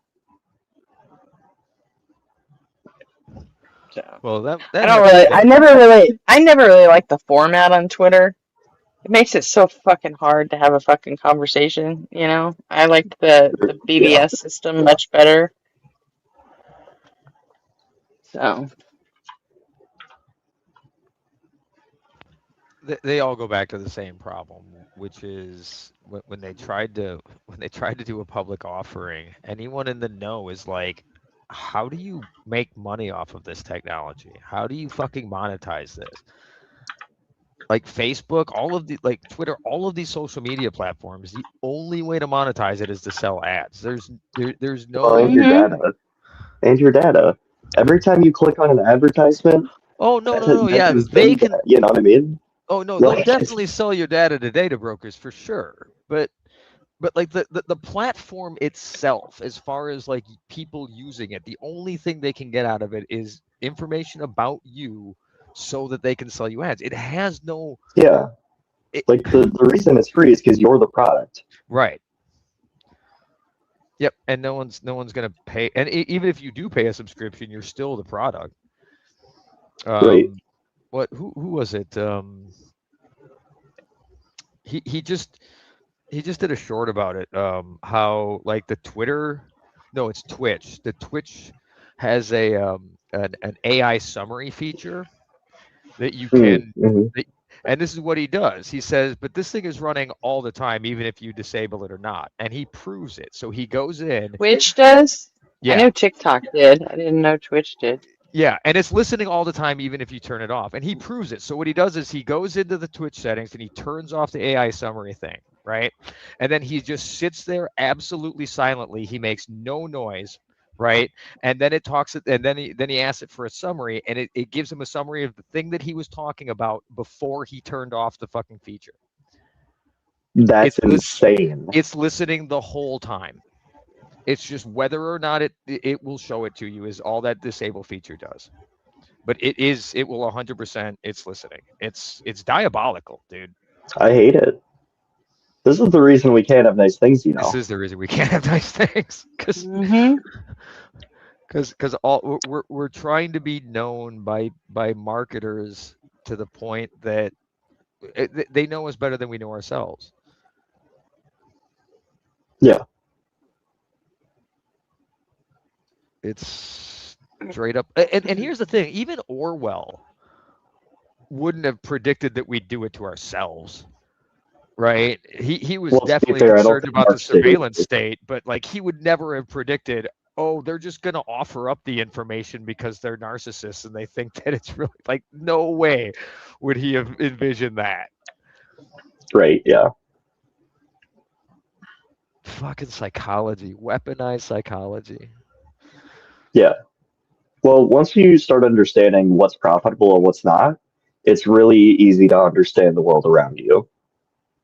Yeah. I think it's how we're gonna get to the. I think it's how we're gonna get to the dead internet theory being a real fucking thing. Dude, I saw a conspiracy video, and I normally don't pay them much attention to YouTube, but every now and then I like to like go to YouTube Raw, where it's just like I go to YouTube like private window, not logged in, just to see what YouTube would try to throw shit at the wall with. And like one of them was this NGO that its founder is based in, it's either like Serbia or Russia. It's one of the Eastern European countries, but it's like a worldwide organization now. And like it ended up having like one of the reporters that was like, Oh, you mean Alacha? Yeah, it was that one. Yeah. And I was like, Yeah. Jesus Christ, like this is if there's I don't know, like I thought dead internet theory maybe had like a 70-30 chance or something before, but that certainly bumped it up a little bit with the old man or whatever in whatever videos where he's like an expert in everything. It's not a conspiracy theory. It's just a cult. Well, yeah, but it was just like I don't know. Like that, all that information is like insane. You know what? Nexpo did a whole video on it like 2 days ago. Yeah. Yeah. Well, one of the things I really appreciated about the one that I saw was they interviewed the guy who had like the smear campaign on him from. Yeah. Nexpo interviewed him. Oh, maybe no, like legit. Nexpo interviewed him. It's in his video. That's in his video too. Jakob Yall. Yeah. Yeah, that probably wasn't the video that I saw, but I just thought it was really interesting. Like overall, I found the video like really interesting, but I also found it incredibly disheartening that it was like all these people just want to live in a better world, and it's supporting a very nefarious organization, and that feels shitty. Yep. The scariest part is the kind of people that are involved in it, like that Pastor Mark Adams, who is actually one of Trump's faith advisors. He's the guy that put the fucking golden statue at Mar-a-Lago. Yeah.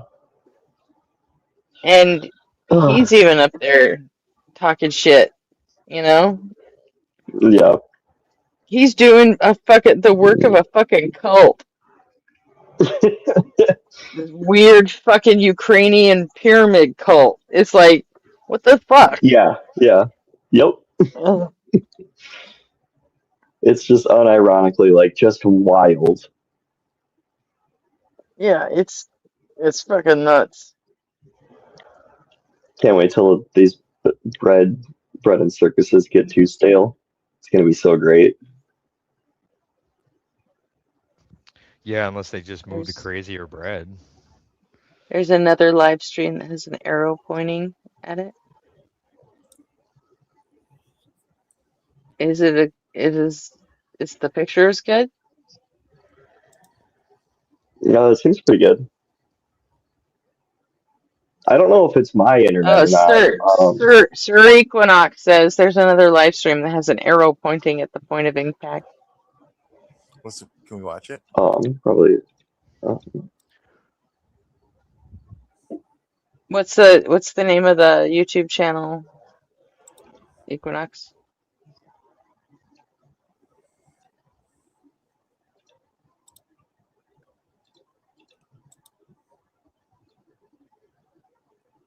Starfront Observatories. I'll check it out. Oops. Yeah, that may have been. Oh, I forgot I set a timer. Hold on. That may have been the first or second link that I put in. I think one of them was Starfront. Oh, it is. Okay. then I don't have to go looking for it. I can just.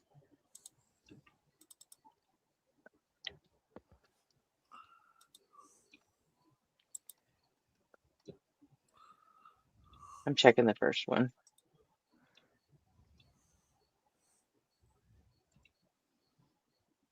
Oh my God, I have Ray here and I'm not doing the fucking backrooms thing. Oh, don't do the backrooms thing, please. Why? I kind of realized what made me like how I wasn't uncomfortable with that made me uncomfortable. Because like everyone was talking about this is like because Arby was showing the pictures, right? And it's like it's like supposed to be this unsettling thing where it's like this big space and empty rooms. I'm like I don't. It's liminal horror. Yeah. I'm right. And like I'm not getting anything from it. Right. I had zero reaction to it. Are you one of the fucking lizard people keep worrying about? Well, it's no. All right, well, riddle me this, fat man. What do you think if I think you should leave? I'll go. I can leave. That's fine. Well, what do you think of the show I Think You Should Leave? Because the comedy that you find out, like unironically, what do you think of that show? Damn, they got 6,000 people watching theirs. That's basically how many watch ours. Hmm? That's basically how many people watch yours. Tim only has 68 people watching his. Just a couple off. I've never seen the show. I Think You Should Leave. Okay. If you find that show humorous, it would be surprising that you don't understand the discomfort and anxiety like liminal spaces are supposed to provoke. Mm-hmm. But if I Think You Should Leave doesn't really do anything but annoy you, it just that type of art just isn't going to speak to you. Yeah, I don't know. Backrooms. I like backrooms not because of the liminal space thing to it, but like the horror vibe, because the horror vibe in it though, right? Yeah. It's just it's a different kind of horror compared to like the slasher films from like the 80s or even just like stalker films in like the early 2000s. It's a different take on horror, kind of like I Think You Should Leave is a different take on comedy. Yeah.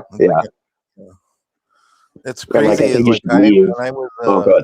I took a creative writing course when I was in high school, and it was at a different high school than the one I went to. But my girlfriend went to a high school across town, and they let me join and everything. And for this creative writing course, I wrote this essay essentially, but it was almost identical to the Backrooms. Like the only difference was I was imagining myself like trapped in I'm sitting in a chair like in an office, and I'm like broadcasting from a radio. Like the only way I have access to the outside world is through a radio channel. But I become curious of what's going on in this office building, because it's like I'm trapped, but it goes on endlessly. And when I start like trying to get out of there, and I realize eventually that I'm trapped, the way it ends is I just sit back down in my chair and just decide to broadcast my depressing thoughts rather than try to escape. But how does that make you feel? Well, I mean, I realized that. I was just pretending to be your therapist. That's all. There's lots of people that converge on like the same ideas in art. Yeah. It's not hard to come up with like something almost identical to like something else that somebody else has come up with. Well, it also kind of seems like it might be around the time frame where it's a like some stuff that inspires you just end up mimicking so closely, instead of being able to like derive something much different. It just like it touches you in a way where you end up having something super similar, even if you didn't intend it to be. Yeah. I don't know. That's always been into like my minor experience. I really like surreal art. Yeah. I like some of the surreal art.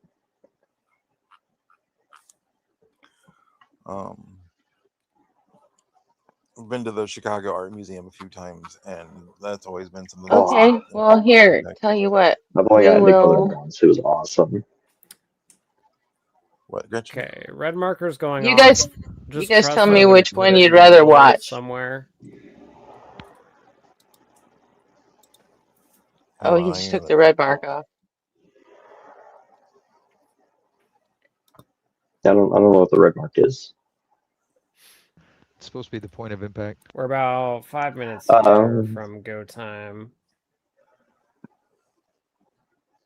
Hoping the atmospheric stability cleans up a little bit. I like this stream better.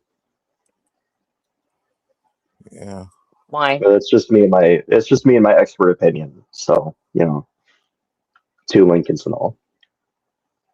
I kind of like the other one better. Why do you like the other one better? Because this one has, it looks like a line of ants marching along the surface of the moon. And it bugs Oh, that's me. fair. It Yeah. irritates my eyes. Let's go to the other one then. Yeah, the atmospheric distortion. But I mean, at least this guy's talking, Yeah, his eyes are like bugging I out. could just make. Well, glowing he ones. was saying he was telling people, yeah, This I'm is gonna. as in focus as it gets. He had a red arrow pointing to Pushing the. zoom in quite a lot here to give you guys the best view possible, and that's going to make the atmosphere a little bit more wobbly. Wobbly, wobbly, wop, wobbly, wobbly, wop. So it's just. That's Lil Wayne. I mean. Oh God, he finally blinked. Okay, I wasn't sure for a second there. Yeah, he Whether said, or not he was AI, that I would be was serendipitous. starting to get a little His eyes sun are intense. because he hadn't blinked in for fucking All right, ever. so once we get to Mhm. 134. Well, he did say here, he was locking in. Yeah. No Are his hands doubt. moving? probably 133 and 30 seconds. Five Start a fingers on the 3-minute thumb. timer, so that'll be once we're at a minute and a half on the countdown. Yeah, I have the You other guys will see stream it on running, stream. I'm just talking in so my head through what I I need can to always record a roll it video back and make here. him watch both. Fuck it, Ah, the Fuck beauty it. of the internet.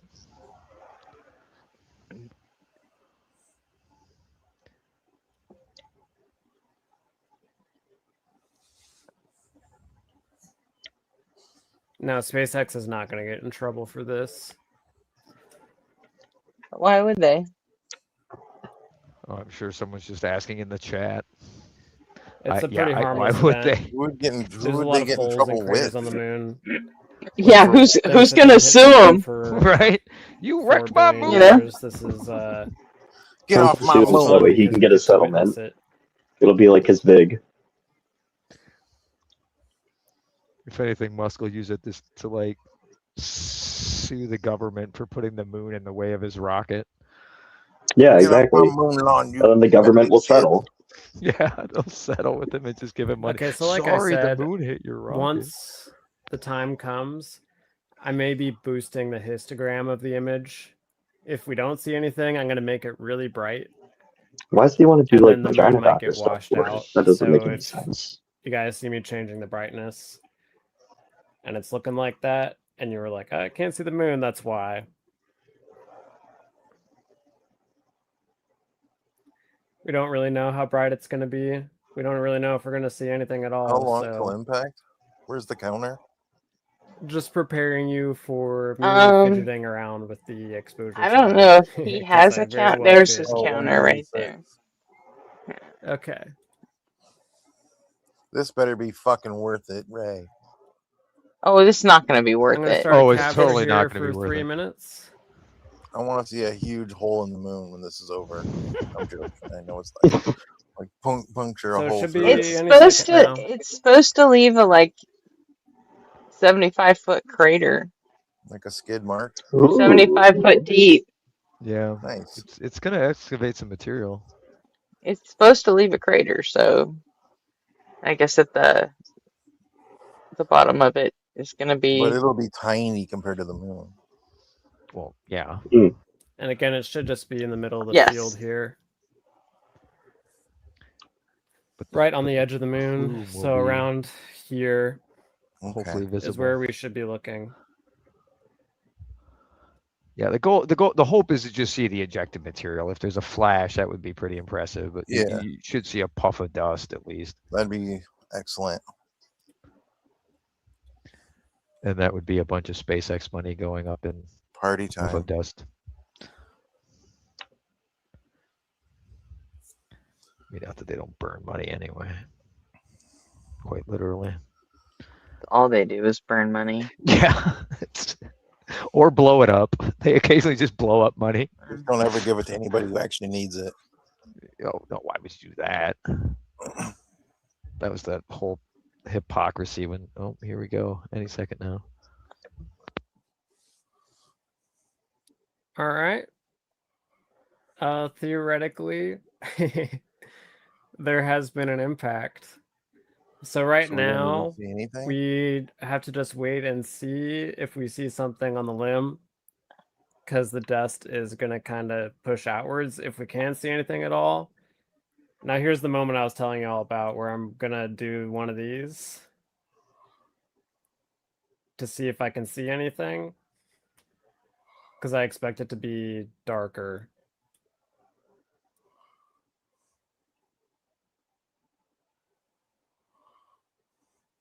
So I'm going to push the brightness and see if I can see anything else. The other guy's timer. Oh yeah, So it's far I can't. I'm behind.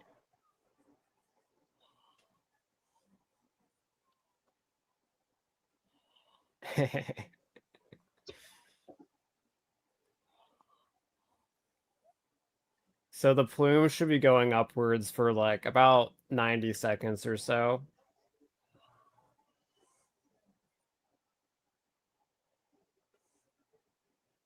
All right, my first capture sequence, it's got about 10 seconds left on it.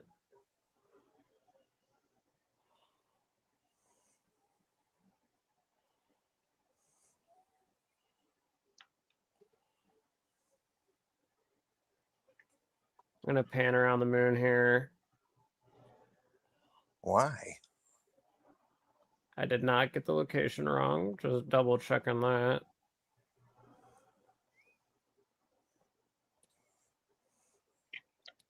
Okay, so around here, I'm going to capture for another 3 minutes.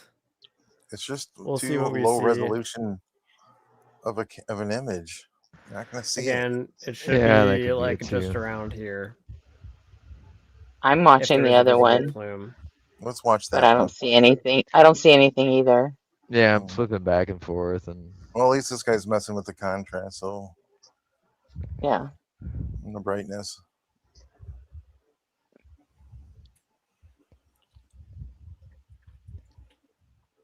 But yeah, at you least did. Tim gave me permission to restream it. Oh, that's nice of him. That's nice.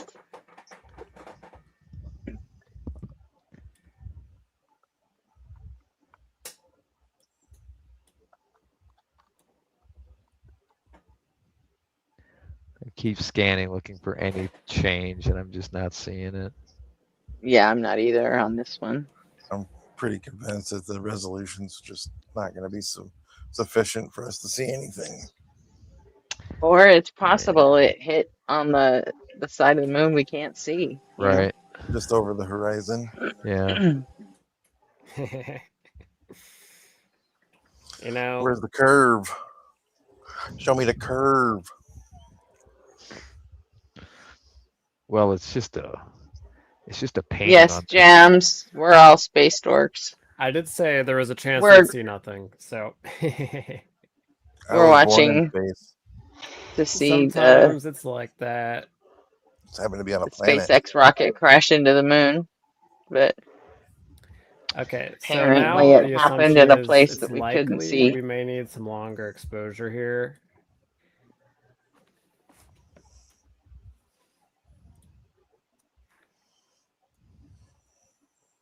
Because bad. we're likely being limited on exposure.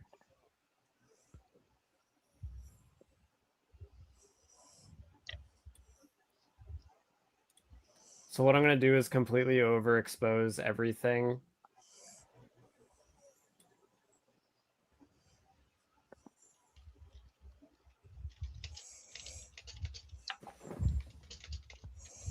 Maybe you should rewind it back to not you, Gretchen, but maybe the.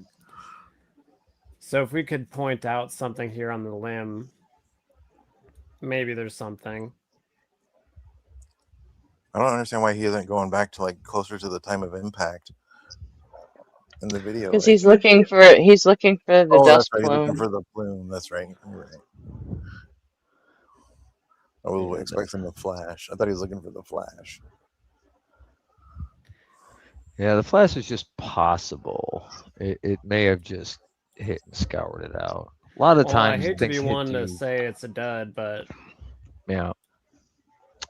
I'm thinking that this one was just not visible. Maybe the rocket hit more rocks than it did dust. Why is he wearing a and it just fucking didn't throw headlight? up a plume. Or perhaps the angle put it a bit It can further be like that beyond sometimes. the edge of the limb. He's a miner. He's a data miner. I certainly would not have missed the moon. Mining It's just data. a question of the certainty My of guess where it would would have be that impacted it's and his not telescope, knowing how much dust it and would kick up. he was out there using that to Because get the it set moon's up. surface Oh, what's isn't up, the RP? same everywhere. Some of it's rock, some of it's dust. Oh snap! Harvey's here. Hey.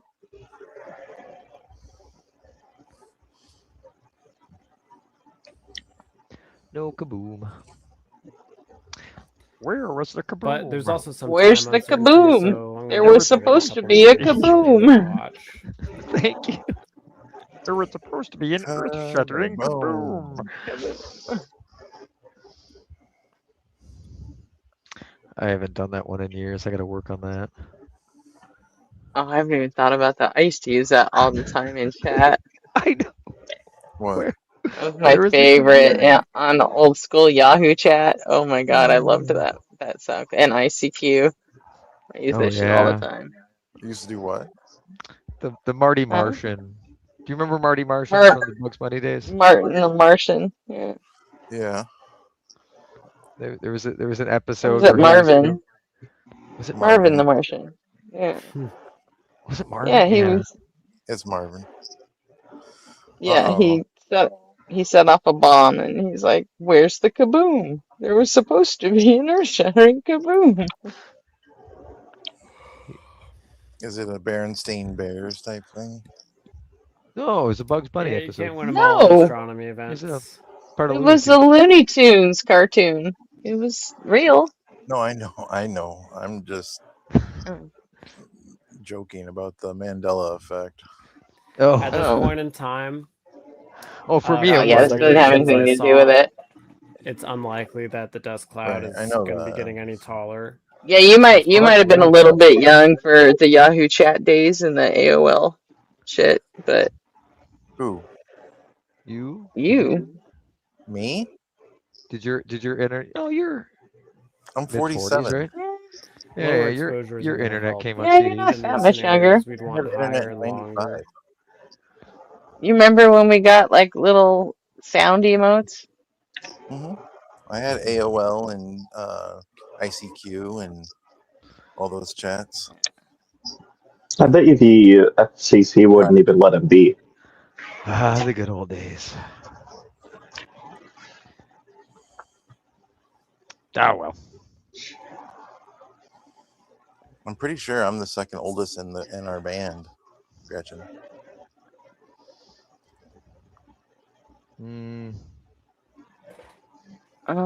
But How old let's are keep you, Ray? waiting. Maybe In our band? something will Well, that pop up. You depends. never know. Who's in the band? You're the lead singer.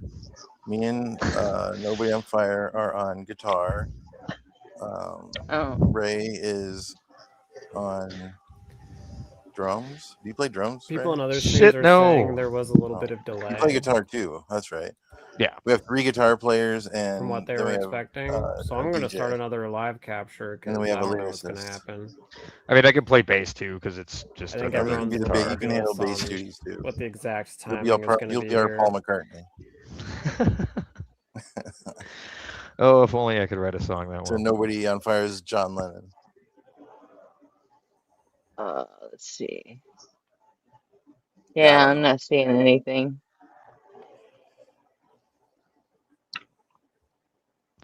Oh well, moving on. We tried. There was hope. It was worth a shot. You know, Still interesting. It might show up in like a better. I don't know. Someone might find it later. I don't know. yeah, there's a chance. Someone looking at it just right, but Excuse me. Oh, Steve Kornacki's done.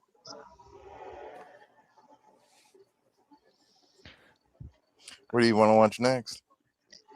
Michigan's still too close to call. damn it. I'd like to go to sleep knowing where that was. It looks like I'll say it's gonna get it though. I remember watching just recently some tribal people being shown for the moon landings for the first time, and they were like, "Really? Why the hell did you go there? What did you think you were gonna find?" Well, that's a silly thing to say. Well, to them, they live in they're tribal. They're like hunter gatherers or something. No, I get it, but you know, They why thought do it you was go pointless. anywhere? Oh, I'm sure. Well, I remember they said something like, you know, it's like it's God's business what the moon does or something like that. Right. They have no desire to learn how the moon got there. It doesn't impact them at all. But people who have time to do other things other than hunt and gather have had time to think about things like, well, the fuck Like, did that should we thing get go there? Let's go to that big rock out there. Yeah, let's go bring some rocks back from that thing. See if we can figure out where it came from. You can't even begin to solve that problem. But then you bring the rocks back and you find out it's made of the same stuff as the Earth's crust, and you're like, oh, so okay, so it's part of Earth. Mm-hmm. What are we looking for next? Or what are we doing next? And now for something completely different. 1 second exposures, and Didn't you have something else in chat? You put us in something else, didn't you, Ray?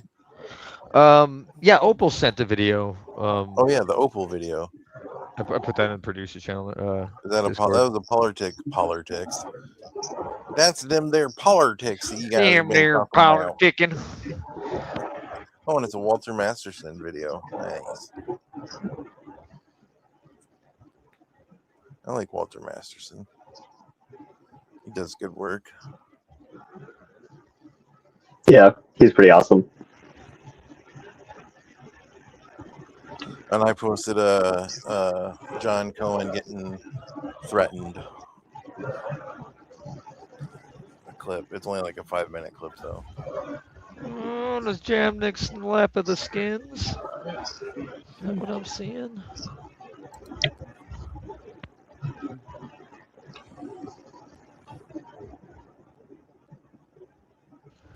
Let me pull that one over. Get in Pardon me, Doc, but could you rent me a U-Dry flying saucer? I've got to get back to the Earth. The Earth? Oh, the Earth will be gone in just a few seconds. Yeah. Oh, well, don't bother then. I remember this. No point in wasting money on a flying saucer when the Earth's not gonna... pardon me again, Doc, but just what did you mean by that crack about the Earth being gone? Oh, I'm going to blow it up. It obstructs my view of Venus. It does? That's You know, like when these came out in the 40s, like they weren't really necessarily for children. Wait until you hear about cartoons today not necessarily being for children. It's supposed to be an earth-shattering kaboom! The Illudium Q-36 explosive space modulator! That creature... You are so fucking fired. I can't believe you talked through Where's the Kaboom. I did? When he goes SpongeBob, I'm willing to take up to 30% responsibility. That might be negotiable. Oh, No, 100%. You were the only one talking during Where's the Kaboom. Me? No, Pete! Oh. I've already Don't make told me say it you. again. I'm safe. Maybe 35% responsibility. I could be convinced. Nope. It was worth a shot. It was a valiant effort. Hmm. Is RP still? Is RP still here?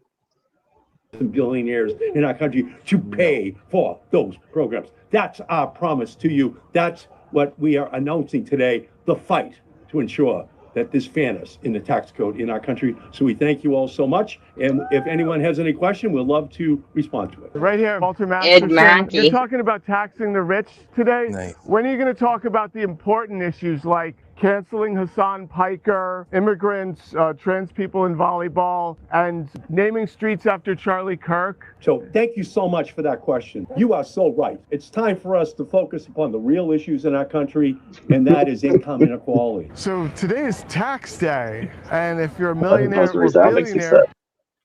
He got Ed Markey to play along with that. That's so funny. Walter That's Masterson. so hilarious. Ed Markey is senator from Boston, in Massachusetts, by the way. From Boston. you've gotten a great tax break. You should be Yeah, he's 100% from fucking Boston.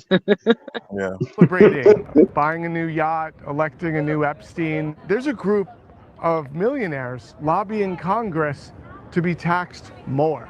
Yeah, these are Hijack, millionaires. It's a group of millionaires. They want more in taxes.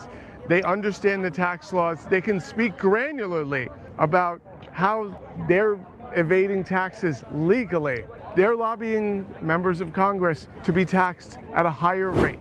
Shouldn't we be focusing on more important issues like trans people playing volleyball, illegal immigrants, Muslims, Hassan Piker, Somali daycares? Right. Yes. None of those people are causing problems, I don't Hassan think. Piker's not causing problems.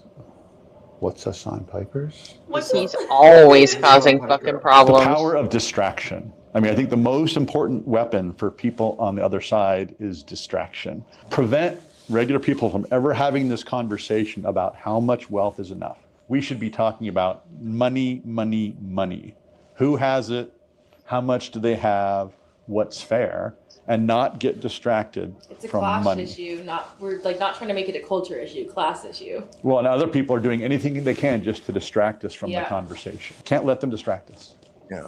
It's a class war.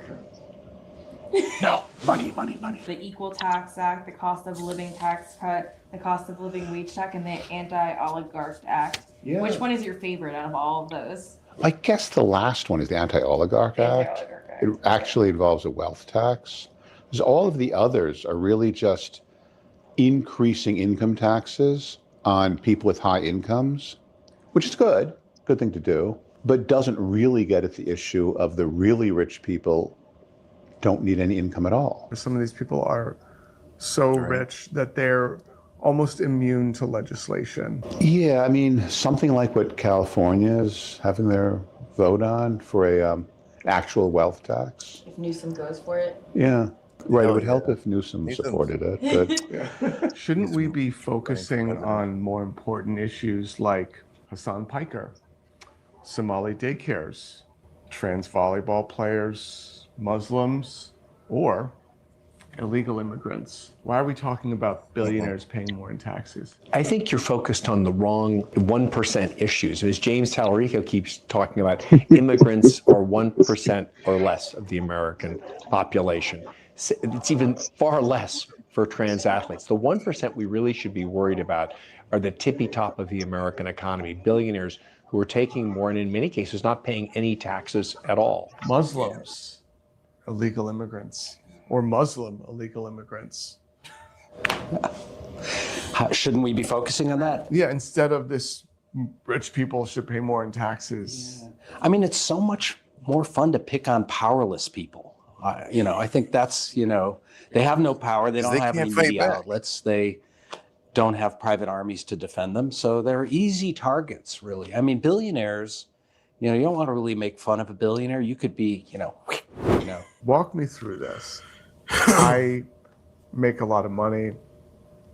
I don't want to pay taxes on it. Hypothetically.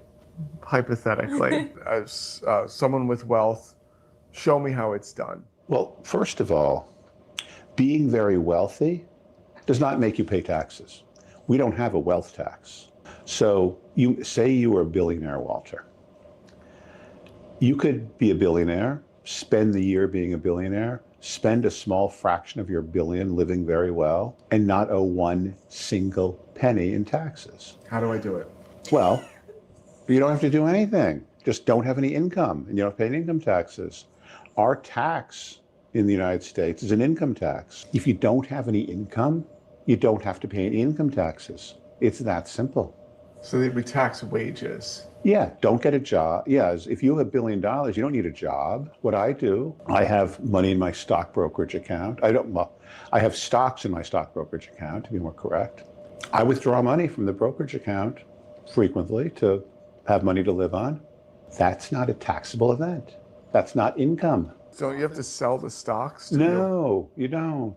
The broker will be happy to send more money all the time. Is that money you now owe the broker? Yeah, so I have a negative cash balance in my brokerage account. Okay. That's fine. And the negative cash balance gets more negative every once in a while as I either withdraw more or they add interest on. And now someday I'll die. Then they'll sell the stock and not pay a penny in taxes. Who's they? Well, the brokerage firm will sell the stock and pay off the loan after I die. And no one will owe a penny in taxes. Not me, not my estate, not my children, not my granddaughter, no one. Because of these step-up basis rules. After you die, any profits that you made between the time you bought the stock and you died are not taxable. Okay. That's just the way the rules work. That's a term that's been coined by borrow die. Yeah, that's what I testified about when I was at the Senate Finance Committee in the Capitol, back when the Democrats were in charge of the Senate Finance Committee. The idea is you buy stock, you borrow money against it, eventually you die. And none of that involves paying any taxes. How do I not pay taxes on my wealth? Walk me through it. Well, I mean, the first thing is, just like any other problem, you hire some help, you know? So you need to hire tax attorney, an accountant, you know, a family office. If you're wealthy enough, you just bring it all in-house. You have your own team. They deal with the minutia, you know, like all these trusts. I mean, so the team that did your trust kind of screwed up a little bit. I mean, that was probably a long time ago. Things have gotten more advanced. Okay.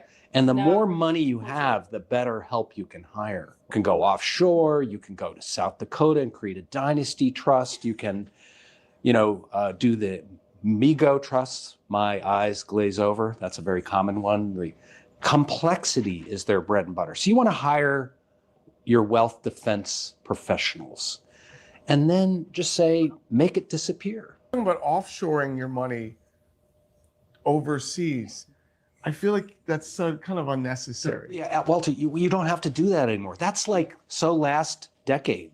Yeah. Like Cayman Islands, British Virgin Islands, bank accounts. You don't need that. You don't have to. Delaware and South Dakota and Wyoming. All you need is a trust haven state.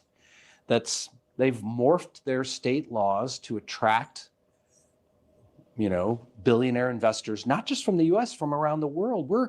The United States is like, we are number one. We are a tax haven now. Yeah. People from around the world bring their money here to hide it. So we are the Cayman Islands. We are the new Cayman Islands. What's your favorite, or what's the wealthiest people's favorite state? Is it Florida? I hear they're always like, oh, all the New Yorkers, because Mondani's in office, gonna move to Florida. But what do you think?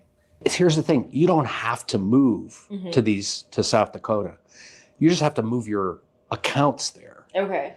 You set up a dynasty trust in South Dakota, and South Dakota is special because they have a little committee of the trust industry that advises the legislature, so they're always ahead of the game. Yeah. So if like Florida introduces some new, easy way to hide their money, South Dakota's like, we got to stay ahead of Florida. It's competitive, right? It's very competitive. So if Florida wants to say, hey, we're better at this, South Dakota's like, not so fast. They just walk it in and they're like, here's the law change we need you to do. Here, get to it. Kristi Noem, tell us when she was governor, she presided over. Oh, that's right. Kristi Noem was the governor of South Dakota. She was, but it was a system she, inherited. Always been the friend of the really wealthy, despite her current troubles, Got it. She's, Got it. I mean, you can understand why she needed to have that jet and be able to, $78 million. yeah, be able to get around. You know, she's an important person. Yeah, she needed one for her mistress, for her husband who has the bimbo fetish. Right. You know, yeah, it's a lot. I like that you called Corey a mistress. I think that's an interesting. This is good. I mean, what's the male version of mistress? I thought I didn't know it was gendered. Yeah. So there's buy, borrow, die, and there's setting up a trust in South Dakota. Wyoming is another one. They're kind of competing with each other. You need an anonymous shell company. That Delaware is the place to go. Kind of use all those tools in the toolbox, you know, the wealth hiding toolbox. You might have an offshore bank account just to sort of move some money off, then move it back anonymously through Delaware. You know, the money's here. It's in real estate. It's in those luxury buildings in New York, those ones that look like big pencils. Yeah. Having worked in real estate, that was actually something very interesting. The more expensive the building, the less likely it was that someone lived there. And also, you could tell what countries were doing well or doing not so well by who was buying the real estate. So during Brexit, there were tons of Brits in the 1% coming through and just buying up real estate, being like, yeah, I'm getting my money out of the UK for this nonsense. I mean, if you're a kleptocrat from anywhere, you know, a Russian oligarch, or you're ripping off your own people in your own country and you need to get the money out, where do you take it? Bring it here, bring it to USA, create a couple of anonymous shell companies, buy up real estate. Here's the thing, you're not thinking enough about your inner billionaire. If you have $1 billion, where are you going to put it? You don't, even if you have $10,000, you know, don't put it all in one basket. No, you don't put all your eggs in one basket. You spread it around in different asset classes. Here I was being very careful about asset.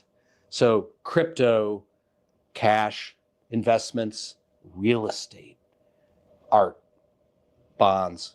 But real estate, you can spread it over a lot of markets. You can be in New York, you can be in Toronto, you can be in Vancouver, you can be, and then you've got these condos, these luxury properties all over, and you've spread your wealth out, you spread your risk out. I actually wrote this book called The Wealth Hoarders, How Billionaires Pay Millions to Hide Trillions. Yeah. But I wished I'd called it How to Hide $1 billion, because I think it would have been I think it's a more catchy phrase. provocative. Yeah, it's like, hey, where can you hide it? You know, like, can I I hide think it that's here? like one thing besides like all the people we've interviewed, wealthy white men, but also you've all written books. Part of being a straight white man is you get a book deal. When you're born, Yeah, where's your book, Walker? they give you a book deal. Okay, it's your birthright. There's an entire segment of the economy that we've called the wealth defense industry. And so these are lawyers, consultants, private offices, et cetera, professionals who are very good at their job. And their job is to understand how much wealth you have and what kinds of wealth. What do the tax laws at federal, state, local say? And then how can I manage that wealth, move it around, report it differently so that based on how taxes are calculated, in fact, you show very little income. And so you can do anything along these lines. But I mean, part of the framing in the first place is don't talk about wealth, just talk about income. Huge distraction. Let's pay taxes on income.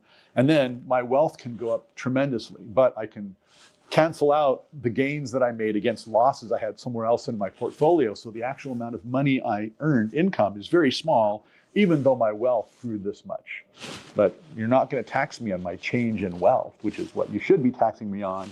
You're going to tax me on my adjusted reported income, which can be massaged in all of these ways. Let's start with the notion that a lot of super wealthy people just borrow against their stock or their assets. And so it doesn't look like they're getting any income. And there are a lot of people, tax experts, banks, facilitators, who will help wealthy people avoid taxes. It's actually probably one of the faster growing and more profitable parts of the American economy. But I can tell you that people are avoiding we've reduced the estate tax. So we're basically allowing the next generation that hasn't earned it to win it. That doesn't make a great deal of sense to me. We allow people who have accumulated great wealth through a lot of different tax shelters and borrowing schemes to avoid taxes while they're alive. So at this point in America, if you've got enough money and enough expert advice, You can live off of that wealth, never pay income tax, and pass it on to your descendants and their descendants who haven't worked a day. I mean, the whole point of the American Revolution was to get rid of an aristocracy. So the Equal Tax Act has 12 co-sponsors. All are progressive Democrats, not a single moderate Democrat, 0 Republicans. How do you push this through when, assuming Democrats regain control of the House and Senate? Let's be blunt. We're not going to pass it this year under this Congress. But Democrats, we're proud and talking about how we're going to get into the majority next Congress, right? We think that we have a real good chance in the Senate and the House. We have to ask ourselves, what are the 10, 15 priority bills next Congress where we're going to do everything this time around? I don't buy it. I don't think they're taking the Senate. I'm with you on that. I think that's such a long And shot. yeah, and if they do, it's not going to be by enough to actually pass anything. And even if they do pass anything, they don't have the numbers to get a big enough majority to make Trump sign anything. Yeah, know? they couldn't get a 3/4 on a veto. Yeah, it's like fucking To get it dreamland. done. And what are they? And who are the co-sponsors? 12 sponsors of the Equal Tax Act is pitiful. By the end of this year, we should have at least 150 members of Congress on the bill and every single Democrat on it come January. Because that's actually how you move things along and you make it a priority. I'm an executive at a company. On paper, I say, oh, I only make $250K a year, but the rest is in executive compensation through stocks and everything. And then so that I'm given, let's just say 10,000 shares.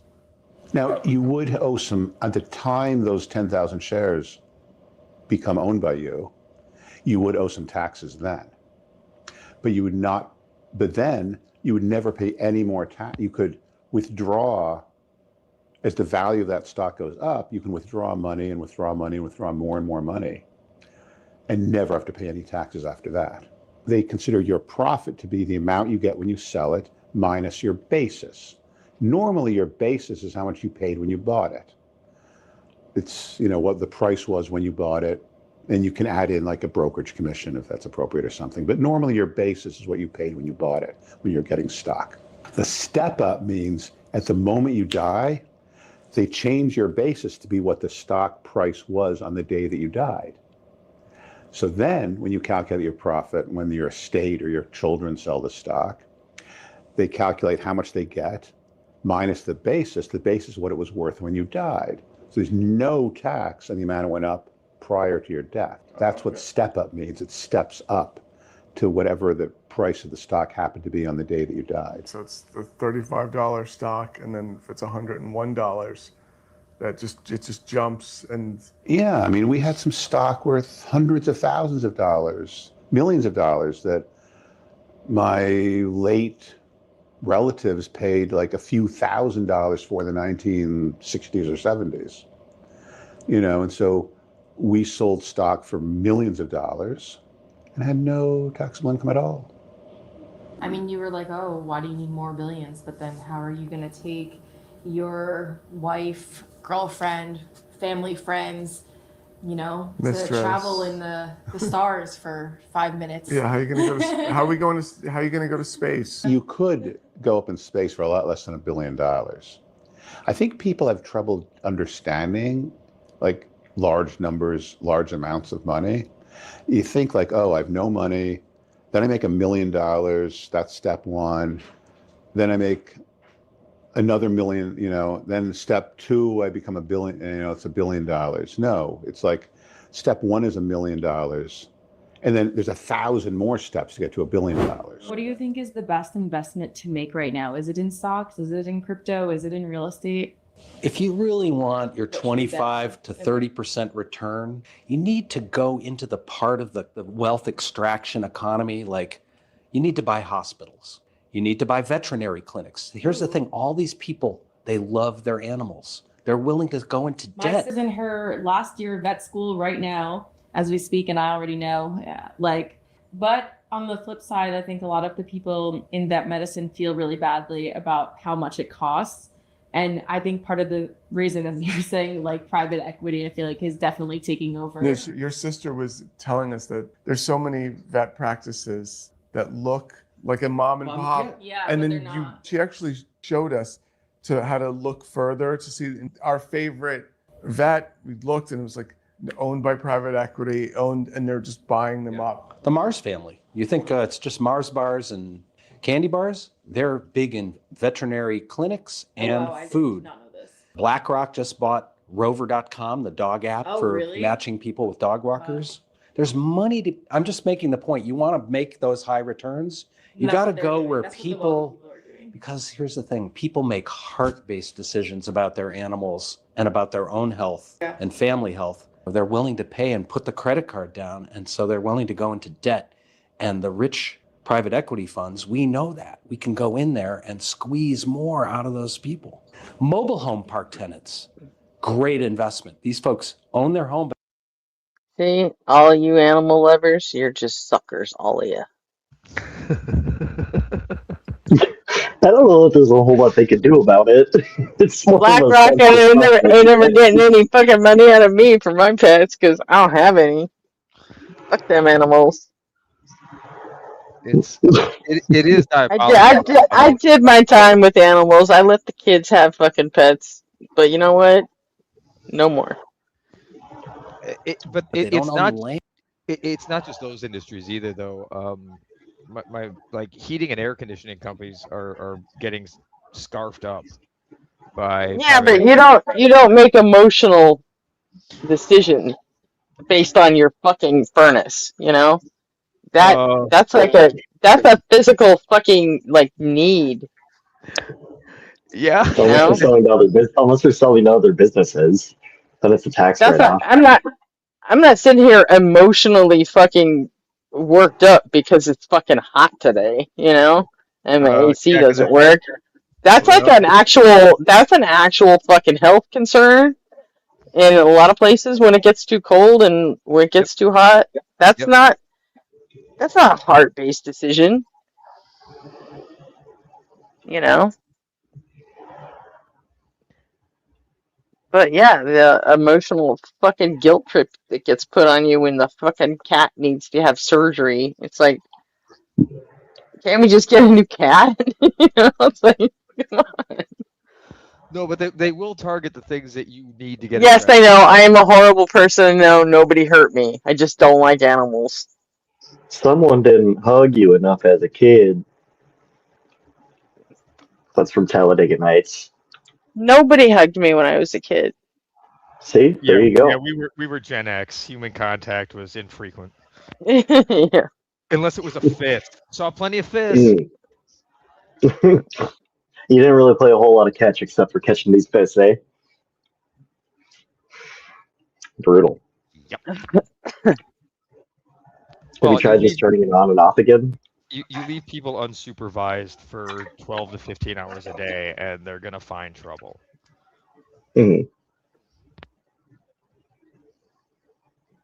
Yeah. So, but then they all grew up and became animal lovers. It just didn't work with me, that's all. Yeah.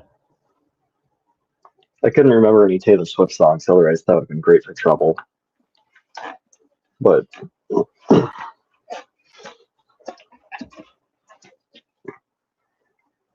I find I can handle dogs when I'm not responsible for them and I don't have to take care of them, and I mean, it's fine. But having to own one, like, no, never again. Well, it's just additional pain for you, right? Because you'd have to like take it out for walks and everything else, and I don't know. I kind of see where you would be resistant to having something that you'd have to like move around a lot for to manage and keep alive and all that shit. Maybe a bird. Yeah. Birds are horrible. No, not even a bird. I'm just randomly thinking an aquarium. We'll get you. My aunt's had birds. I don't even see why people have birds. You don't keep birds in cages. Like, fucking let them go. But I'm saying They're it's meant a to horror fly. movie. Let them fucking fly. It's just You know, man. either that or fucking chop them up and eat them. Like, Right. you know, let's get on with it. You know, I just don't like them. I don't care for them. I don't care about them. Pet octopus would be cool. It's, But I think that could fall into the cruelty thing too, depending on like how much space you're giving it and everything. But maybe not. I think an ocelot would be sick. Ocelot. Yeah, dude. Yeah. All right. I'm with you on that. That. Or a lynx. I had a friend that used to have ferrets. Ugh. Fucking horrible creatures, man. They're Yeah, they're kind of stinky. Nasty little shits, man. Anytime you walk in that ferrets. house, I'm like, fucking hell. They're like, well, we had their glands removed, and I'm like, Oh they my still god. smell like shit. Yeah. Yeah, that's wild. Did they try turning it on and off again?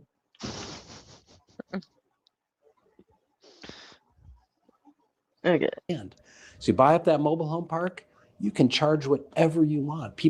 You can squeeze them because they can't move. Captive consumer. Yeah. One of the guys said, I love buying mobile home parks. He says it's like owning a Waffle House where the customers are chained to the booths. They got nowhere to go. Do you think billionaires should exist? Yes or no? I think billionaires could exist in a fair system, but right now they're optimizing and exploiting a system that's unfair and tilting the table exclusively, in many cases, for their benefit. I'm not against wealth. I'm against autocratic wealth, oligarchic wealth, people manipulating elections and ladder using their pullers, money fuck ladder to pullers. replace the voice of voters. Should billionaires exist? Yes or no? Yeah, I think so. Yes, they should exist. Yeah. Take Mr. Bezos, for example. Okay. He spent like tens of millions of dollars on a fancy wedding reception and his own private space program. Yep. I couldn't care less about either of those things. I think it's bad that one person has sort of political power to have their own private political movement, like Mr. Musk has been trying to do, like the Koch brothers had done, you know. So I think there are bad things people do with money, but no, I represent the patriotic millionaires. It's an organization of rich people. But like I that, recommend everyone but you guys become rich. want to not want, but like think it was more fair if you guys are taxed more. Well, we think it's fair if all rich people Yeah, all are taxed rich- more. all rich Yeah. I represent the patriotic millionaires, and billionaires should exist, but I don't want to pay my taxes. I want This dude everyone has to the be same energy as millionaires. All lives matter. So fucking. Ugh. Yeah, that's the out of touch speaking there. That's the he hasn't run with people in a long time. I just don't know Yeah, if there's much he could say without being like, yeah, I don't think I should exist. Like he Yeah, can't even as a millionaire, he's gonna say yes, billionaires should exist because he wants to fucking be one. You know, Yeah. like whatever. You know. To be fair, everyone could probably be a millionaire, but it would all be worthless. Yeah, well, the whole idea behind socialism is you can have rich people, you just don't have poor people, right? Like it's not that there's some You incentivize people doing better. You don't incentivize people stepping on people. Exactly, and not for nothing. I know someone who's got insane money, and he does not want to be a billionaire. He will never be a billionaire, right? But he's plenty fine with what he's got. There's plenty of people, and he would gladly pay more in taxes if it helps society. If it went to something functional. Yeah, I mean, like no problem with education, no problem with resources to help people. It's just stupid. But again, there's not a lot of people. I don't think there's a lot of people like him out there. I don't think he's the norm of people in that situation. At least not with that money. Yeah, I'm coming to find out more and more that wealth is wasted on the wealthy. Very much so. Yeah. Well, but again, when you're in a situation where you're just giving it off to someone else to manage it, right? They're then abstracted from it, and they don't know what these people that are managing it are actually doing with it. So they're the ones putting it in all this shell shit and all this other stuff, right? And Yeah. then Yeah, playing, most people with that kind of wealth either were born into it or they fucking stole it. yes, Yeah. Most of them. Not all of them, obviously, but most of them. in my buddy's Well, I case, don't it was think the former. So I mean, like Yeah. it's long ancient money, but Yeah.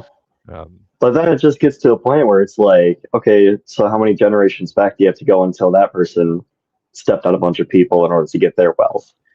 Like, oh no no, one ends up totally. Oh, getting, yeah, absolutely. you know what I mean? Like, All of that Yeah. ancient wealth was built on oppression. It's not like any of them yeah. got it for not on the throats Like of a bunch. every super wealthy American that had generational wealth came from like plantation owners. It's just a matter of how far back. Or railroad tycoons, or I mean, Yeah, like or oil barons. Yeah, oil barons, yeah. But in a lot of like those cases, you look at when that nowadays money it's a gets little bit handed different. down. Well, yeah, Yeah, the difference comes is that the children of these people aren't smart with it, right? So they end up yeah, blowing it, and within like a few generations, they've squandered it all.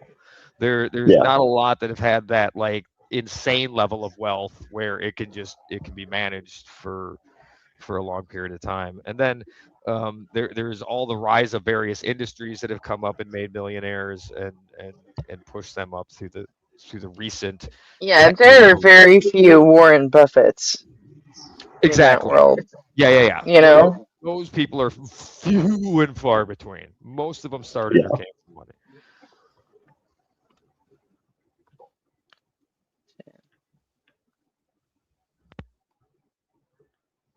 He's already started giving away all of his shit. Do you know that? Of course he has. Warren Buffett. To be fair, if he's doing that, he might be one of the last billionaires to die.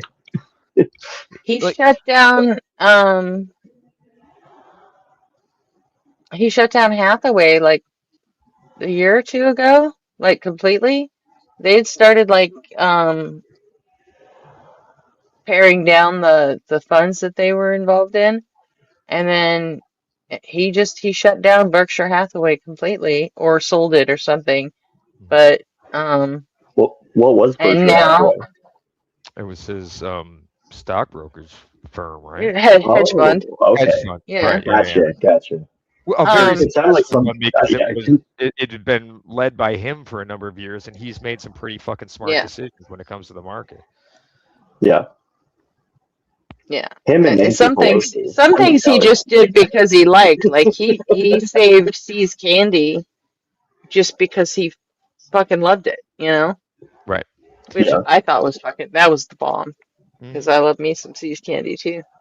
But and then he signed the pledge like years and years ago, that the billionaires pledge that I will give away all my money before I die. Yeah. So with what he had from Berkshire Hathaway, okay, he set up his family to where everybody's taken care of, and the rest of his billions he's just trying to offload before he dies now. Yeah. Well, He's and just giving it away to charities and all kinds of, NGOs and shit. So, which is and he's actually doing it. Yeah. It's mind-boggling. Actually, he's really doing it. I mean, not if you're rational, because there's no heaven. You might as well see the joy that money can bring people while you're here to enjoy it. I guess it also does kind of instill like a really good legacy for your name, no matter what, too. It's the same reason that especially if your family's taken care of.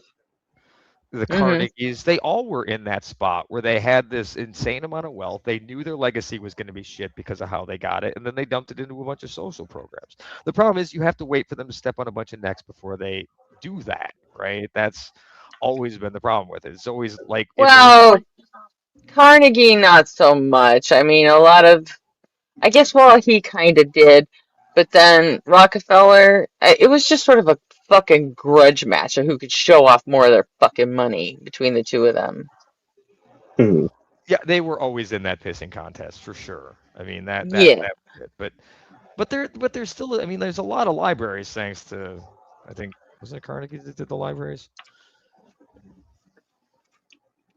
Well, it used to be I don't remember which one of them did what, but Yeah. I know they spent years trying to outdo each other with fucking Doing train good things for stations people. and theaters and libraries and Yeah. fucking streets and they Trying to give back those to the two people fucking that. hated each other, man. Oh yeah. With a passion. Absolutely hated each other. But they were both cool with Vanderbilt, which was weird. But hey, what are you gonna do? Okay. Yeah. I don't think it'd be It's just particularly off. fair if just I was No. taxed more. Obviously, Yeah. yes. All rich people tax Right. more. The billionaires could lose a few billion and they wouldn't even notice. Well, yes, and that's part of the issue is that something that would tax somebody like Mr. Bezos a few $1 billion, or Mr. Musk or Mr. Zuckerberg or these people, that wouldn't. It really fucking irritates me the way he calls them Mr. Bezos and Mr. Musk and Fuck Oh them. yeah. Yeah. Call them by their fucking names. Don't show them any fucking respect. Not really affect their political power. It wouldn't really affect their lives at all in any meaningful way. But it would affect everyone else's life. It would be a multiplier. Where Well, it could. You have municipal infrastructure. You have more. Yeah, Andrew Carnegie was a steel magnate. People showing up to work because. Yes, if that money went to cities or states that spent it on things like childcare, like buses, like housing for people who don't have enough housing. The majority of adults in New York City's homeless shelters are people who have full-time jobs, but they still can't afford to move out of the homeless shelters. Many of them would like to. Most of them would like to, I think. There's a tiny fraction of the people are the schizophrenic people who annoy people and run around in the streets. There's maybe 1,000 or 2,000 of them. Yeah. There's tens of thousands of people who work full-time but just can't afford any place to live. Should billionaires exist? Yes or no? No.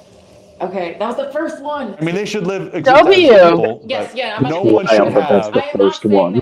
We're not saying that you should kill them at all. Yeah, no. I wasn't saying that. Yes. Well, I call them something different. I call them 1,000 millionaires. 1,000 millionaires. Yes, I So forgot. 1,000 millionaires should not exist. That should not be a thing. And you do that because people have a problem understanding how much money this is. It's just so hard. We have different units of measure, right? A lot of times we talk about thousands. My salary is in thousands, hundreds of thousands, and then we've got millions, and then we've got billions. Our brains are not wired to compare this, right? Once upon a time, our ancestors were walking around like, I have 4 apples, and you have 1. That's very unequal. No one ever had 4 billion apples. And so our brains aren't wired to do this. So we've got to compare millions and say, median household, an average household has 0.19. That's 190,000. Wow. 80% of households have less than 1 because $1 million is a lot of money. Yeah. So someone who has $10 billion has $10,000 million. I think there's just no question that right now we're living through a new Gilded Age where some of the wealthiest, the billionaire class, are taking advantage of that to manipulate the system against the rest of us. And we can fix it. And it doesn't mean we have to upend capitalism, but we need to take on some of the capitalists who are rigging the system for their own benefit. Do you think billionaires should exist? Yes or no? I agree with I that. think yes, Okay. temporarily. Meaning there might be a scenario where one of you invents an amazing mousetrap, and we do have mice in our barn, so I want to buy the best mousetrap. And you could become wealthy. You could even become a billionaire. But in a society with a good tax system and a charity system and where people have children and money spreads out, billionaires should be a temporary state. It's too much power to have in too few hands. I don't have a problem with people becoming entrepreneurial and successful. My great-grandfather opened a butcher shop in Chicago in 1890. Oh, yeah, you can tell them who your grandfather was. Yeah, he had a little hot dog business named Oscar Mayer. Blessings upon the entrepreneurs. But at a certain point, the wealth becomes power. And that's when we should wave the flag and go, whoa, too much. Yeah. Like, how much is enough? Well, we know we need to have a living wage. How much is too much?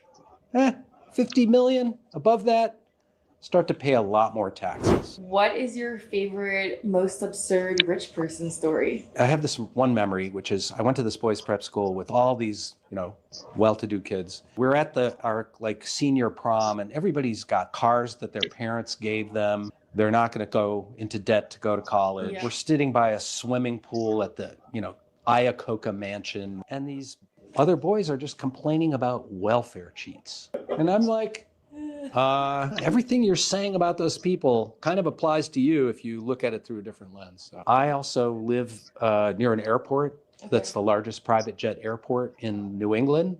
And there's all these huge luxury private jets, like every hour, going off. So we started to look into where are these planes going? I mean, aren't these important business titans who are rushing off to do the latest deal? About 60% of these flights are going to Nantucket, Martha's Vineyard, Eastern Long Island, Jackson Hole. I mean, we're 95 miles from Nantucket. There's a ferry, a very fast ferry. You really need to take your jet Yeah. and burn, how much fuel and carbon emissions to just go a short hop, Anyway, it seems kind of demented to me. What is your favorite, most absurd rich person story? Well, I mean, for me, and it's not my personal side, but Yeah. seeing Jeff Bezos go to space was hugely important for me because, again, this is time of COVID. Yeah. And a big thing was I know someone who runs an organization who works on these issues, and they decided to dress up for Halloween as Jeff Bezos going to space, right? And that was the whole thing, is how absurd can it be? The person could buy vaccines for the world. We've got millions of people around the world dying, a super scary time for all of us in humanity. And he said, you know what? I'm gonna go to space. I'm gonna dress up, and then I'm gonna thank the employees of my company for doing it. And I think then the other one for me is the whole wedding in Venice. What's your favorite, most absurd rich person story? This weird obsession with interplanetary travel is probably the strangest and the one that I find the hardest one to understand. It's almost like they Boom! I love this guy. I don't remember his fucking name, but he just became my favorite. run out of things to buy, so why not find a new form of travel? Yeah, I love Katy Perry's music, but that was really funny when she they went up for a couple of minutes and then came back and she kissed the ground It makes you sort of understand all those people who don't believe that anyone ever landed on the moon. Yeah. Because of the absurdity of just touching the sky and coming right back down. I mean, I think if the billionaires want to all go to the moon together in the same spaceship, Elon Musk has been so good at running Twitter. I think he should be in charge of building that spaceship. And he should go on it too. Yes. Yeah. Like the famous saying, about going Let's to get war, the ocean get off guy the to white build the horse, spaceship. get out of the white horse, That would get be out of the White House, awesome. and get on the white horse and lead the charge. That would be awesome. Yeah, there's another guy who goes into this, a British streamer. He's got a channel called Gary's Hey, Economics. Async is live. What? Huh? Really? Async is live Async? right now. We should check that out sometime. All right. I agree. React to that. I hear the When chick does that this runs it's a happen? real bitch. So That's true. I also heard that. When does yeah. this happen in the stream? Now, sir. This is happening now. You're looking at now. When will then be now? Soon. That is one of the funniest. That is I think the first time they've ever done that in a movie, and I laughed so hard at that. Yeah, Spaceballs is fucking dope. Fucking killed me. No, but if you want to look more into wealth disparity, Gary's Economics. He's a British guy. He has a lot of really good ways of describing why wealth disparity is getting out of hand, the things that it's leading to. And he started off as a stock trader that was making good money doing that, and he realized what he was betting on was the collapse of society, and he sort of had an existential crisis and moved to doing YouTube videos about wealth disparity and the impending societal collapse that inevitably happens if you let this shit get out of hand. He puts it in very real terms. He can very simply show why it's more valuable to buy assets like houses and things like that than it is to keep your money in a bank or invested in other things. It expands. He's got a bunch of videos that goes into a lot of the stuff that they're talking about here, but highly recommend checking it out. The mantra of the whole thing is tax wealth, not work. What was the name again? It's Gary's Economics. Gary's There's Economics. there's a lot of people that say tax wealth not work. Is that what you said? Yes. Gary's Yeah. Economics. Gary's Economics. Pete, we're getting some There's background noise from you there. Oh yeah, that's why. Yeah. Yeah. Oh, Thanks. okay. Yeah. There's another Gary's Economics is okay. What do you got for me?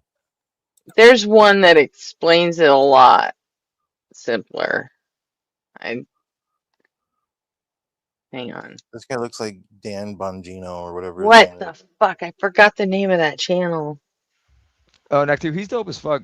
Gary started out Oh, I like believe you. I'm not judging him by his no. look. I'm just- He's a regular guy. He came from like nothing to make a bunch of money. He got some money to go to school. He was good at math essentially.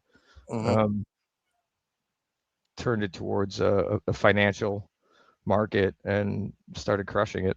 So Nice. that's the story anyway. Like there's always going to be detractors, and there's going to be some people that like are going to question his. Dude, you can run an ice cream shop, and or an ice cream stand, and Someone's going to hate on it, right? Yeah. So from what I've seen though, from the people that he's talked to, they respect him a lot. And the message is simple, right? Like it's. If you think of the one you're trying to think of, Gretchen, let me know. I'll definitely. I like checking out. It's called. Oh, let's see. You know what? I'll find the link and I'll put it in the chat. Okay. It's called Monkey Explains. Okay. They don't just do economics. They do all kinds of stuff. Oh, I was already subbed to this one. Oh, were you? Yeah. How many channels are you sub to anyway? Me? Yeah. I don't know, probably a few thousand. Okay. Oh wow.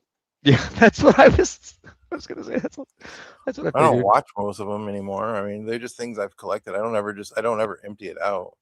Most of them are. There's probably a lot of dead Monkey channels. Explains is a good one because it, they make little animations for everything and. Can you tell how many channels you are subscribed to at a glance? I don't know actually. I don't know. I never thought to look. Yeah, because I manage that shit because it not changes how your subscriptions, feeds that's not what I works. wanted. That's like actual, like how many channels you've joined. I want to know if I can see. I'll just Google it. I've even started trying to separate what I have Async subscribed to and what I have Gretchen subscribed to. Oh sure. Trying to keep them separate because I get some weird shit in my feed every once in a while. Like the fucking B2. Where did the fucking BTS shit come from? I have no fucking idea. The only, like I But said, the I only did. I ignored it for a couple of weeks and it just went away. Like, oof, BTS is out of my fucking feed for whatever reason. If you just downvote it, it'll pull it out eventually. So there is a way to do it. But I just ignore it. I ain't gonna do that right now. No. But yeah, I would say it's between 1,000 and 2,000. That's a lot. That's fair enough. If it was under 1,000, I'd be surprised, but it could be. I might just be overestimating it. But it's been like I've had this channel or this account since I don't know 2016, and I had an account before BTS that. might be goated, but I've never heard even a single one of their songs, so I don't care about them at all. I don't know who BTS is. They're a Korean. It's a K-pop. It's a K-pop group. I don't listen to any K-pop. Yeah, neither do I. So they are insanely popular, though. I know that. I'm aware of that. They only went on break, I think, because they had to do. Oh, I put a link in the private chat for. It's a short 5-minute video of John Cohen. They're just a good crash out. guy threatening to beat John up.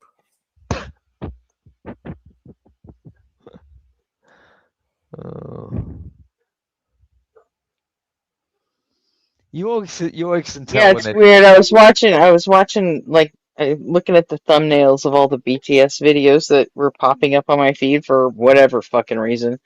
But, there was like a then and now thing. Apparently, these guys are all in their fucking 30s now, and they still look like they're fucking teenagers. Right? Because they can't lose that look. They probably work hard to keep themselves looking that way. Emancipate themselves and barely eat. I don't know. I'm just joking. I have no It's idea. nuts, man. So,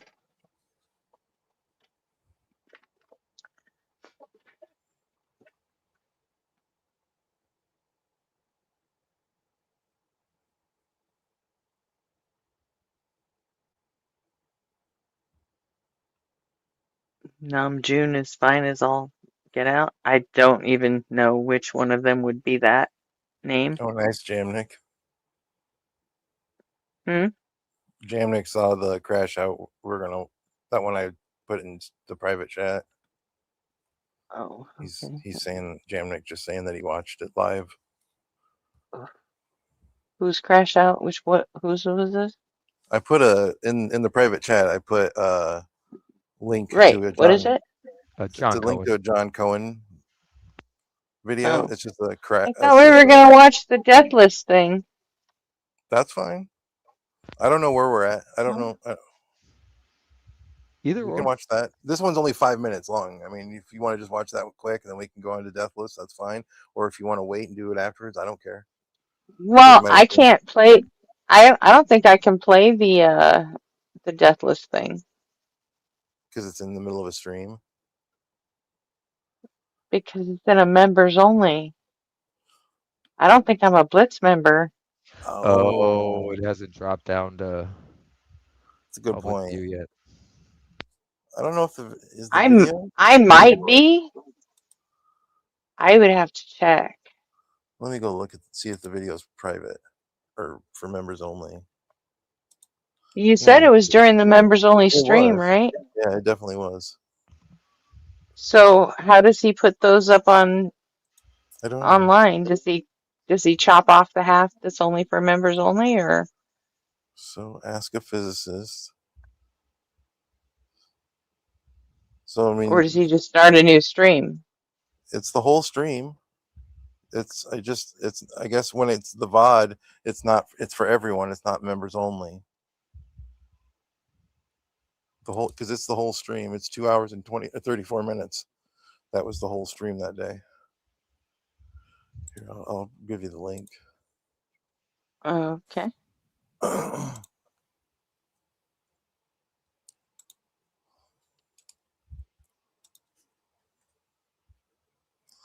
Then we just got to search for it. But it'll be past the halfway mark. Probably about. Oh, we shouldn't do this without RP and nobody, should we? Yeah, we can wait for them. They'd want to see it too. Yeah, they'll. Right. Well, throw it in the playlist. Yeah. Then. That's cool. Yeah, I mean, I the timestamp where he comes in.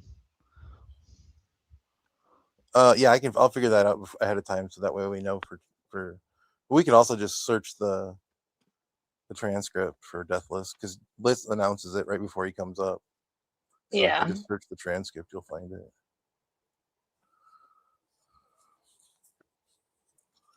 Yeah, I would feel bad doing that without them here. Yeah, that's a good point. We should consider them. Okay.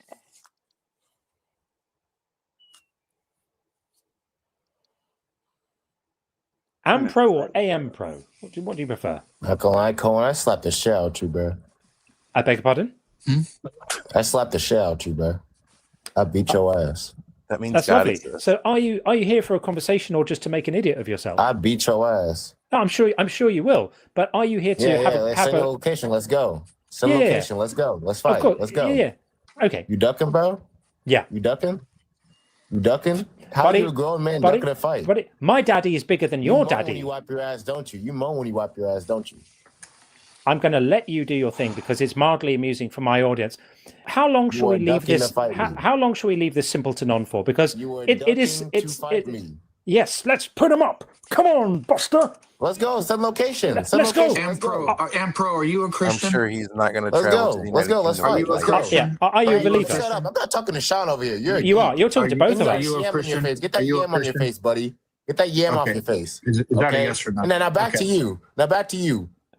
It's Let's so fight. Let's go. it's so cute how he thinks he can come in here and dictate turns. I find imbeciles like this quite entertaining. They present a difference from the normal type of interaction. So what kind of madman.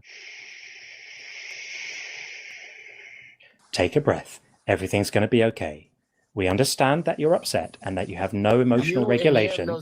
We understand that you have no emotional regulation, but it's going to be all right. I promise. Now, let's let the boy speak and see what he wants to say, because I think it's delightful. But before you carry on with your pathetic threats, could you just answer the question Sean asked you? Are you a Christian? Sean, I beat Sean's ass too. Are you capable of answering? Are you Are you capable of answering a question? We all want to know if you're a Christian, and there's a really good reason why, which I'll reveal after you answer the question. Sean, you need to go to you can't answer the question, can you? We're going to ask you again. If you're a complete if you're a complete daisy, then don't answer the question. If you're terrified to answer it, don't answer. Are you a Christian?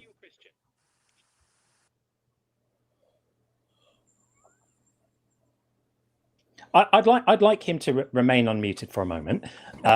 So beat your ass. Yeah. Okay. Lovely. Of course. Both niggas have receding hairlines and you got yams on your nose, but how's that possible? Lovely. Okay. So I'm going to imagine that you're not a Christian. So given that you're not a Christian, why are you up here arguing?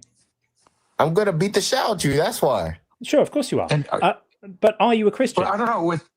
He's making fun of our receding. He's making fun of our receding hairline.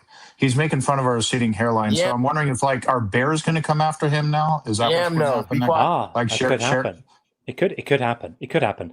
So basically, we speak to different types of people here, Ampro. Some of them come in trying to make good arguments. Some of them come in trying to make bad arguments. And some of them are so intellectually crippled that they come in here without the ability to make arguments at all. Which type are you? Does China still beat your ass? Yeah, they're lovely. Are you actually capable of answering a question or just not? I'm capable of beating your ass. Yeah. Okay. That's what Okay, well, run along, little child. Back to the playground. I'm capable of beating your... Yeah, I'm sure we're all terrified of your capability.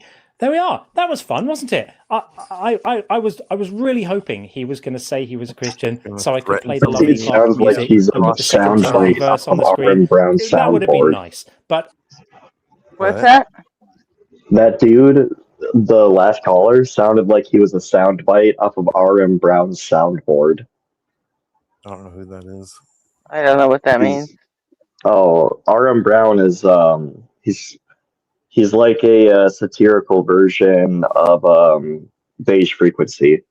He like covers similar type of topics, but in like I don't know what that is either. Way.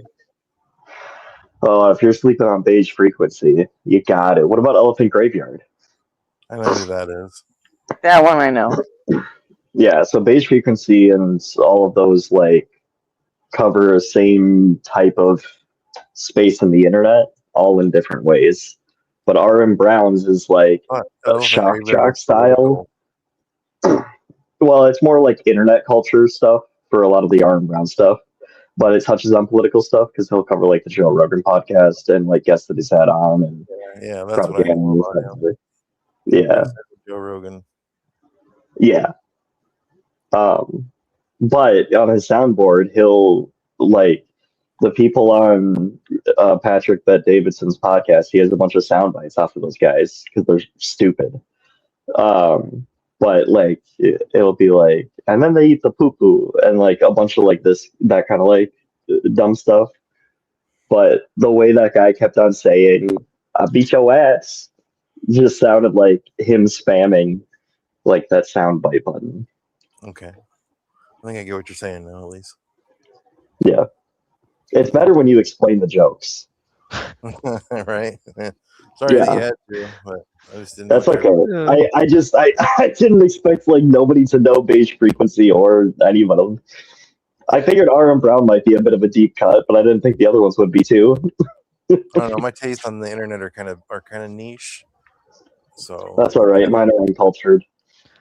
Yeah, I just got it like a week ago, so there's like I don't know really. Oh, is this over? You've only been on the internet for a week?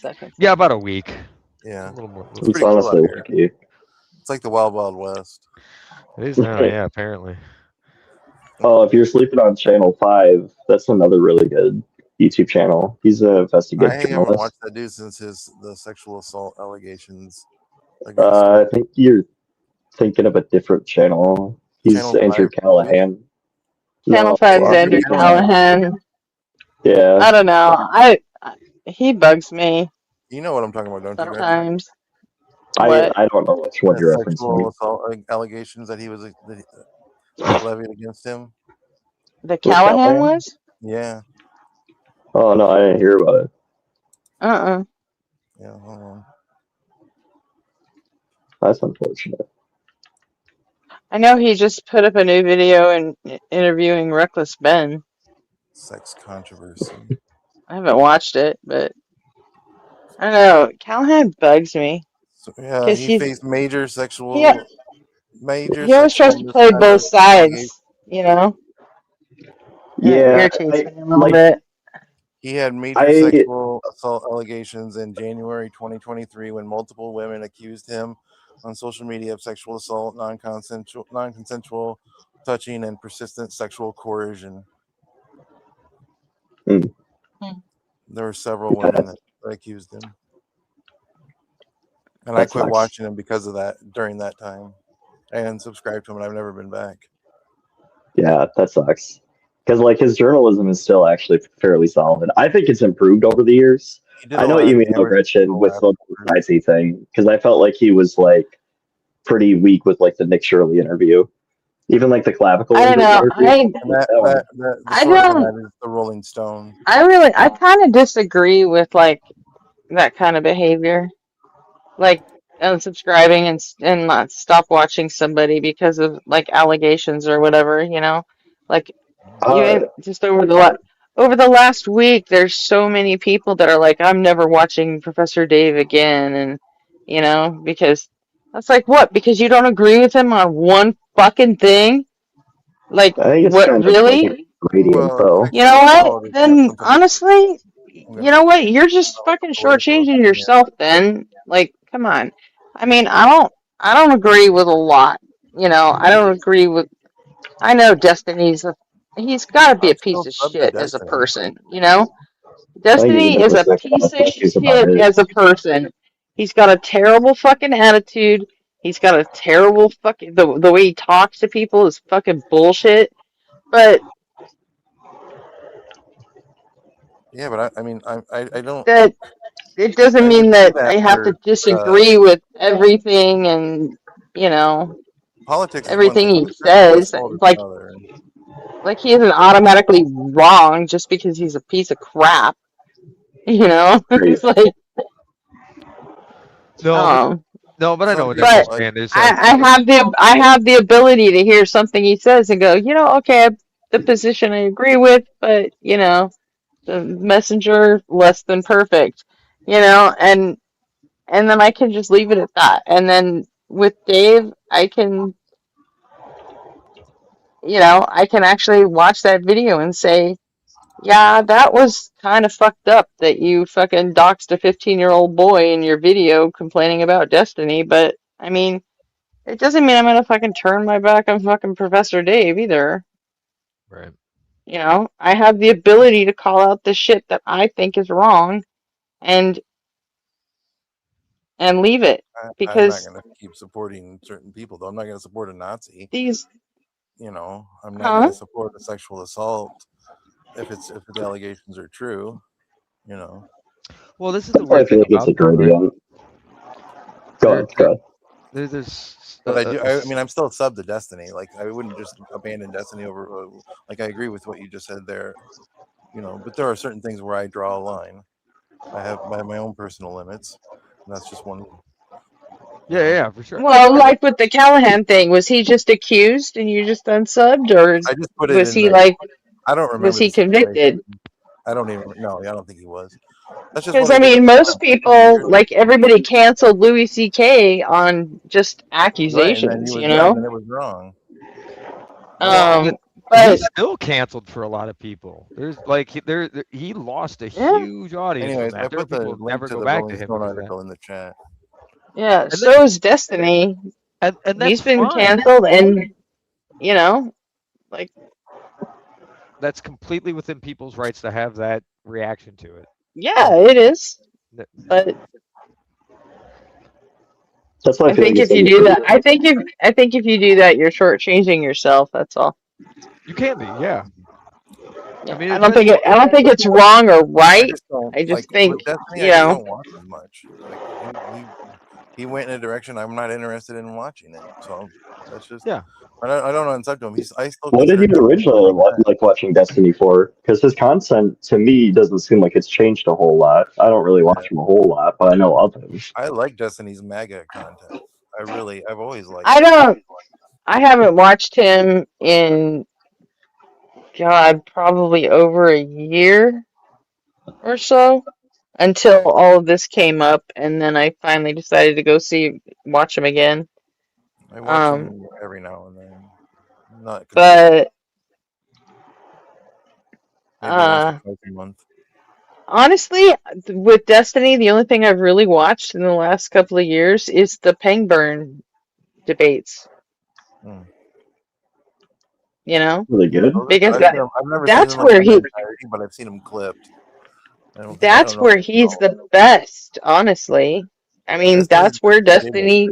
That's where Destiny fucking shines, is in the actual debates. Yeah, and other than that, I have no fucking desire to sit there and watch someone play a fucking game. So true. You know, while they, it's just like, why are you doing this? Just watch Whatever. somebody else entertain themselves. Like, would you want to watch somebody play solitaire? Because that's about what it feels like. Well, sometimes I think it's more about like having people talk in the background while also like having football on in the background.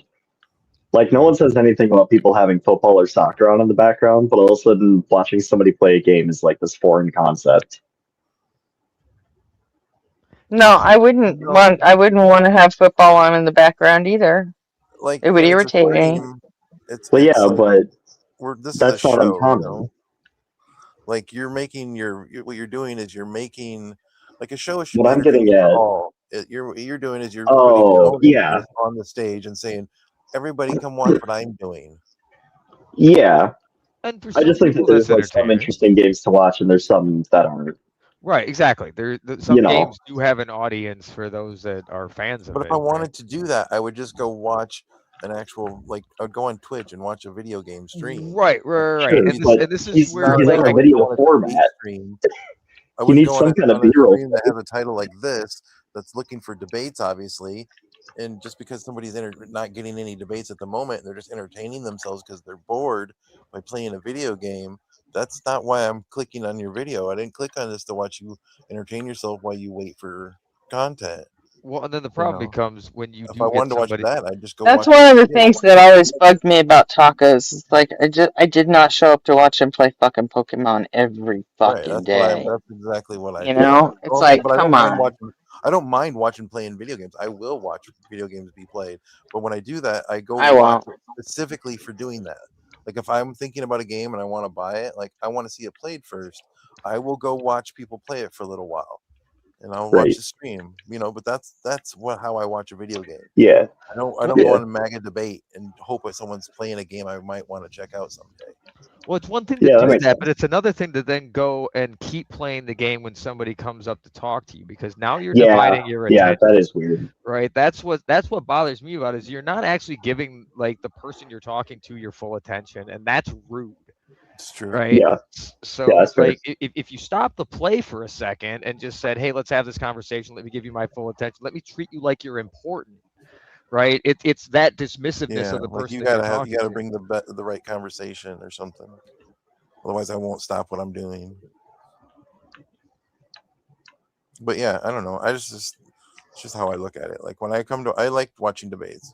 So I'd be more interested in watching people just shoot the shit about their own personal lives or whatever than I would be to watch someone play a game. So Me too.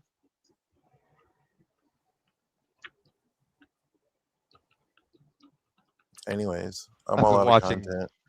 I've been watching Solid's debates on YouTube lately, and they're a lot of fun to watch because You've been watching what debates? Solid, super solid. What is that? Another he's one of Santana's cadre, I guess. It's a streamer. Yeah, but he's been doing a lot of he just recently came over to YouTube, so it's kind of a tiny audience right now, and it's a small group of cool people, so it's kind of fun to hang out in. But, what was the name again? It's super solid, which is kind of a fun play on the word super salad, but super solid. 719. So yeah, Yeah, it sounds about right. Yeah. His streams are a lot of fun. Cool. But they're usually but it's usually the same thing. Stupid people calling in, but the way he handles them is a lot of fun because he'll just immediately get into the fact that they're not qualified to have the conversation because they don't know the words that they're using. It's just a lot of fun with them just playing with stupid people that don't know how words work. Or what the meanings of them are, because they'll use a dictionary definition when they should be using like a sociological book definition, the sociological dictionary definition, right? Because they're those kind of terms, but yeah, it's he handles them with class. He's very mellow. He's fun to watch. He's casually rude as fuck to the people. Right? Like that's what I love about him most. He just slips in these jabs that are just subtle and it's beautiful. But he's also really smart. He's also former military. He's raising fund for a movie that he's doing about the infantry unit that he was in and his time being a black member there. He was a combat medic, I think was his role. And like just on his arrival in, I believe it was Iraq, he was getting like nooses from his bunk and shit, right? So like he was facing racism from the day he got into camp. What? A pink and blue shark. Do you remember that? Political streamer. Crystal? What? What were you wanting? Sarah. Crystal? Oh. Sarah.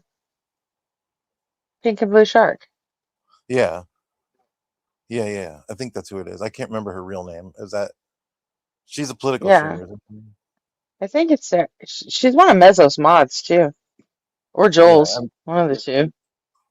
I used to watch her content a lot.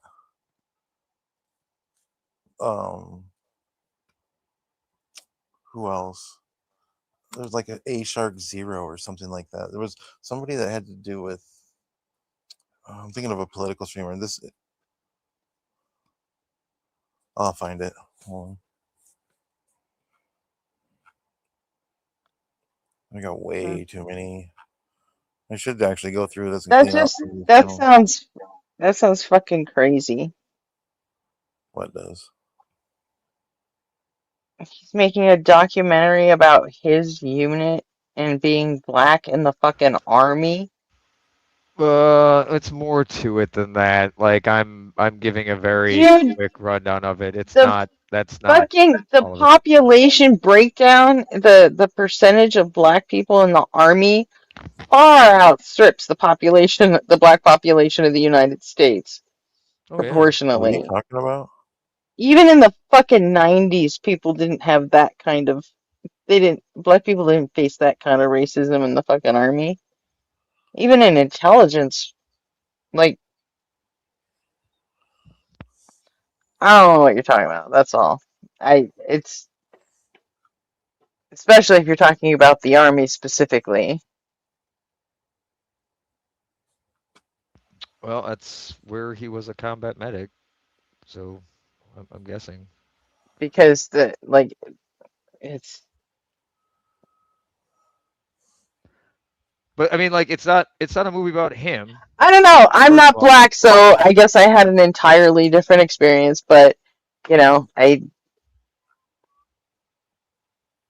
served with a lot of black soldiers, and that was not the impression I was ever left with.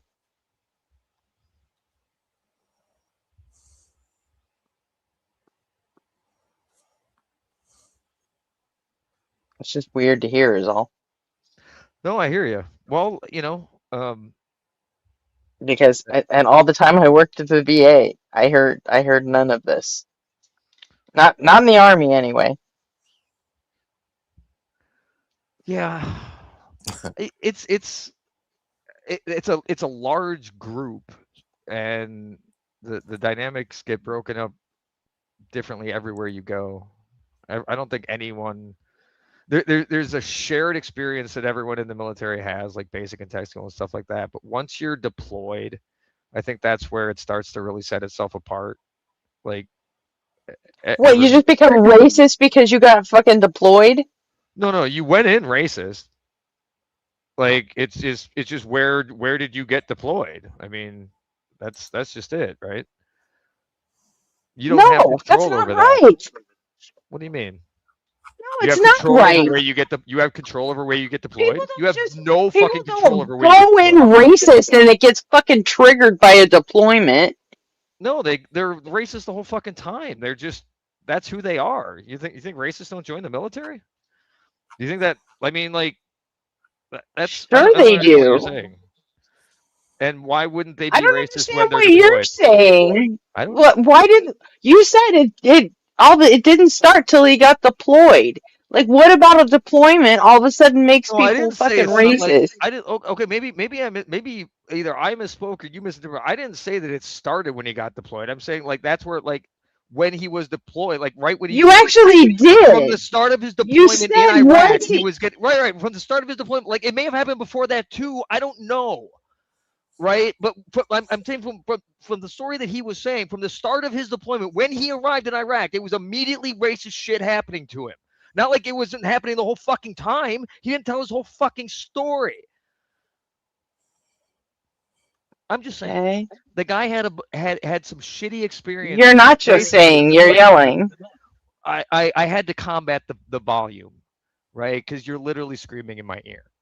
So I'm not. Your volume is loud in my ear. I don't know if it's like set differently. I don't know. It's loud as shit in my ear though. So yes, it's just a movie about people's experience in that unit, right? It has to do with people that he knew who experienced a bunch of shitty things that happened there. I don't know. I haven't seen it. He's raising money for it. So he's putting a team together. He's got a bunch of people that were there who experienced a bunch of different shit. They tell their stories, right? That's all I know. Sure. But to think that he like didn't experience racism, I don't know. That seems kind of absurd to me, given who joins the. I never said he didn't experience any fucking racism. Okay. You I didn't say that at all. That's what I heard then when you started saying you were talking about it like it was. You were talking about it like it's rampant in the army, and I had a different experience. That's it. That's all I said. I was saying it was rampant. I didn't think that I was implying that it was rampant, right?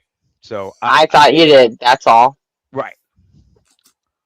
And I thought you were implying that because you didn't hear of any of the stories of it, that it wasn't really that big of a thing.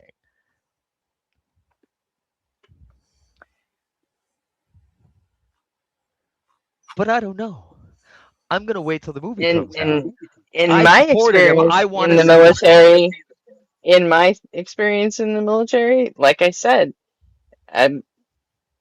most people were actually totally chill about it because there were a lot more proportionally the population of the army is way more, the black population in the army is way more than the Minorities. black population of the United States. You Yeah. know? Yeah, for sure.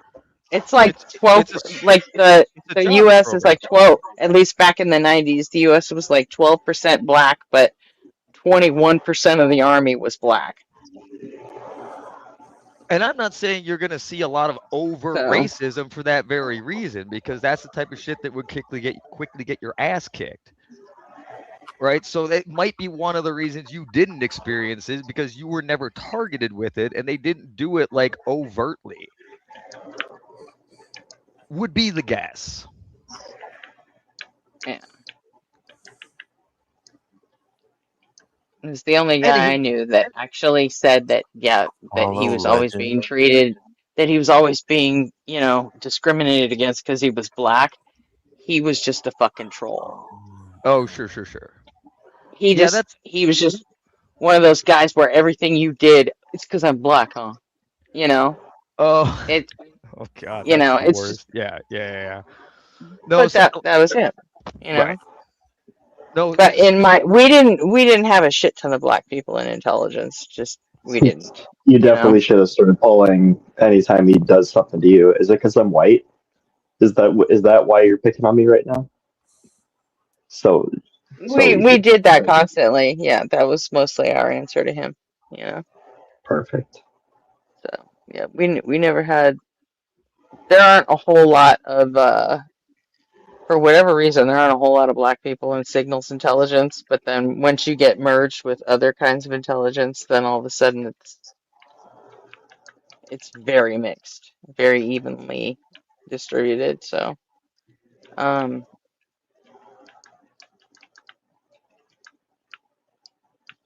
yes, Zap, my volume is loud because you're black.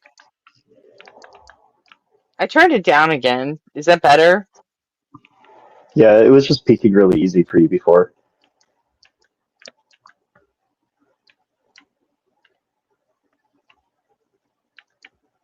So.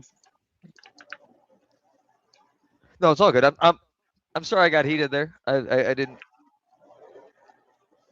mean to blow I think up we've or all had anything a if I did. ballet today. But A ballet of emotions.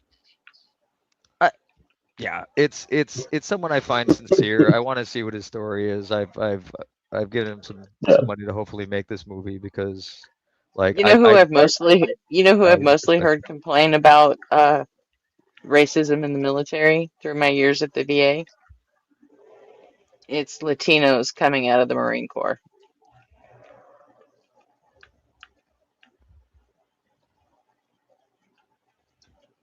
What's that stem from, I wonder? I don't know. I think he's trying to imply that they had it coming. That seems to be what he was implying. I'm just going to go with that. I don't think he was implying that at all. No, I don't think so either. I didn't think so. That's so weird. It's just Clearly, stirring up it's some because chaos. Just stirring up some chaos and controversy. No, there's no my friend Jose always used to make the joke about the Mexican crab fisher, and it was he's walking by and he sees the jar of crabs, but the lid's off of it, and he asks him, why don't you have the lid on it? And the guy just says, oh, these are Mexican crabs. As soon as one comes out, another one will pull them right back down. It's like, oh, dude, that's horrible. But it was like, dude, that joke has some truth to it. He was like, he'd go into like, That might just be regular crab behavior. I think In the ocean, it makes sense. It's a good defense mechanism. I think the Latino thing probably stems from the fact that, like, if you're in the Marine Corps, you're either in, you know, fucking North Carolina, Florida, or California. you know, and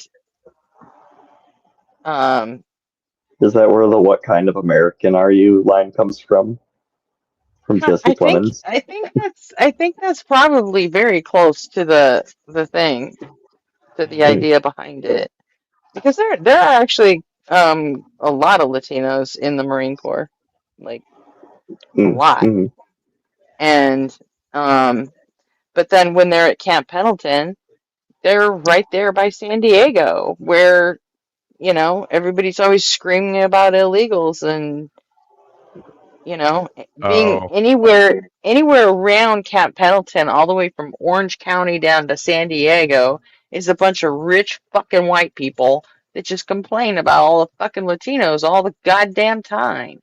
Sure. So anytime they put on their civvies, they're getting fucking harassed. Right. And then everyone else from the, you know, from the Marine Corps, they're all from the fucking South or the, you know, Midwest or some corn-fed, you know, dumb fuck state. And, you know, Somewhere. and they show up and like, oh, what's with all these fucking Mexicans? You know, it's like, so I mean, I could see it. Yeah. And also, Marines are fucking dumber than the rest. They just are. I'm sorry, they just are. No, it's okay. I knew the cranes tasted better over there. I'm not insulted at all. I was in the Air Force, so Air Force? That's the smartest. Yeah, that's the smartest branch right there. 100%. That is, they are the smartest and the pickiest. Dude, they send the officers to die. Yeah. Think about Yeah, it, you guys, right? Like they're the ones flying the fucking planes. Everyone else, all the enlisted people are back in an airport miles away from the front. Yeah. Yeah. It's the gig to have. Mm-hmm. I worked in communications computer specialist, so I would do a lot of receiving of classified information and transporting it to the people who needed to have that information. I mean, it's never really anything interesting because they need to be able to plot flight paths, right? So you need to know where the SAM sites are to make the safest flight paths. So those things are moving around all the time. So it's just the latest intelligence on where the SAM sites are and shit like that. So you can plot a good flight path. It's not anything that's super secret, except for, like, you know, everyone knows that's what they're using it for. But it's just. I was under the impression you were basically Tom Cruise, and I feel a little lied to. Oh yeah. No, the rest of the time I was supporting a Banyan Vines network because that was our fucking base ran on. If you can imagine how horrible that was. Couldn't even use like good technology.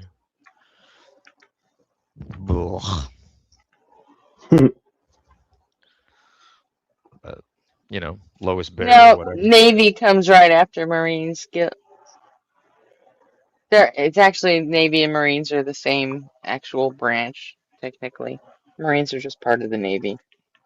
The only ones the only part of the Navy that I'll give like mad props to is the submariners. Those guys have strong mental fortitudes because they're underwater for 6 months. Either that or they're just so dumb that it doesn't fucking bother them. Maybe. I like that seems like the type of thing that I don't know. Like I don't think you can be.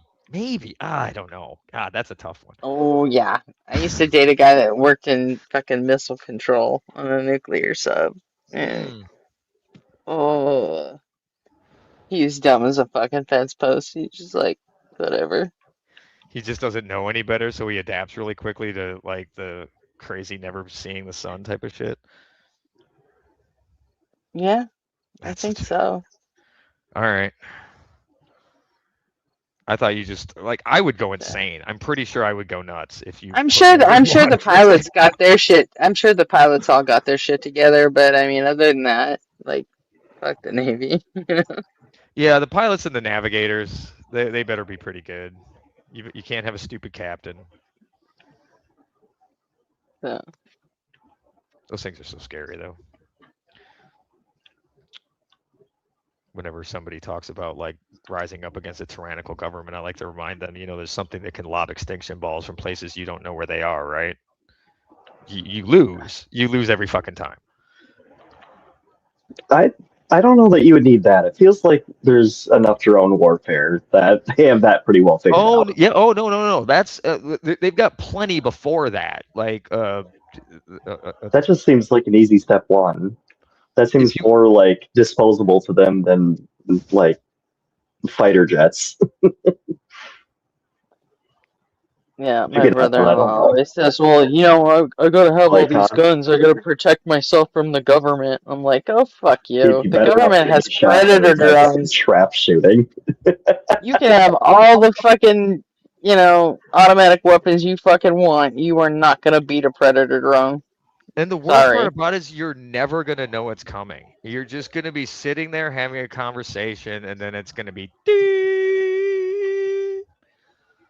dial tone. Yeah. So,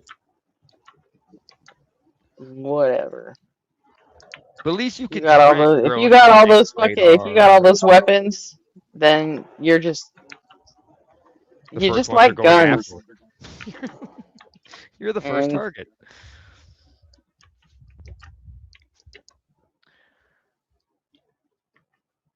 Yeah, it's just a gun fetish. Perhaps a large. I get it, man. Everyone gets a little amosexual a little bit. There might be some compensating going on there. You never know. There's that whole mentality of might makes right, and that's just this antiquated notion that the toxic men seem to cling to because they don't flex their mental muscle ever. Spent too much time in the gym and polishing my gun, so that's why they call in and immediately try to start fights with people like John Cohen, who I'm guessing has never gotten into a fight in his life, if I had to guess. He seems too smart to be around people dumb enough to start a fight. That's just it, right? Like, at what point was he around ruffians? I just don't see it. But I don't think he ever spent a lot of time working in dark smoke-filled nightclubs playing crunk music. So do I, Zap.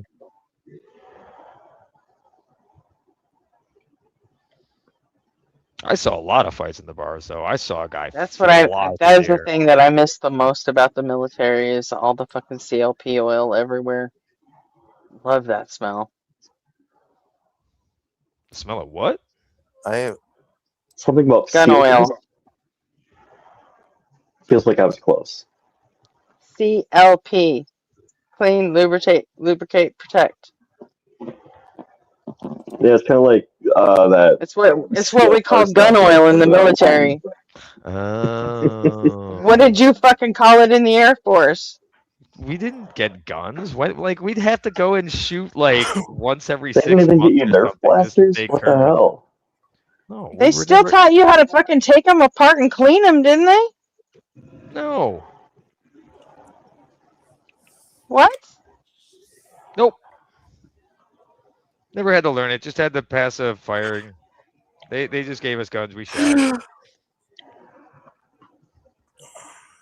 It really is that easy. No, it's all they just fuck with your head the whole time. That's how they wash you out there. Is they just give you psychological. It's a different kind of grinding.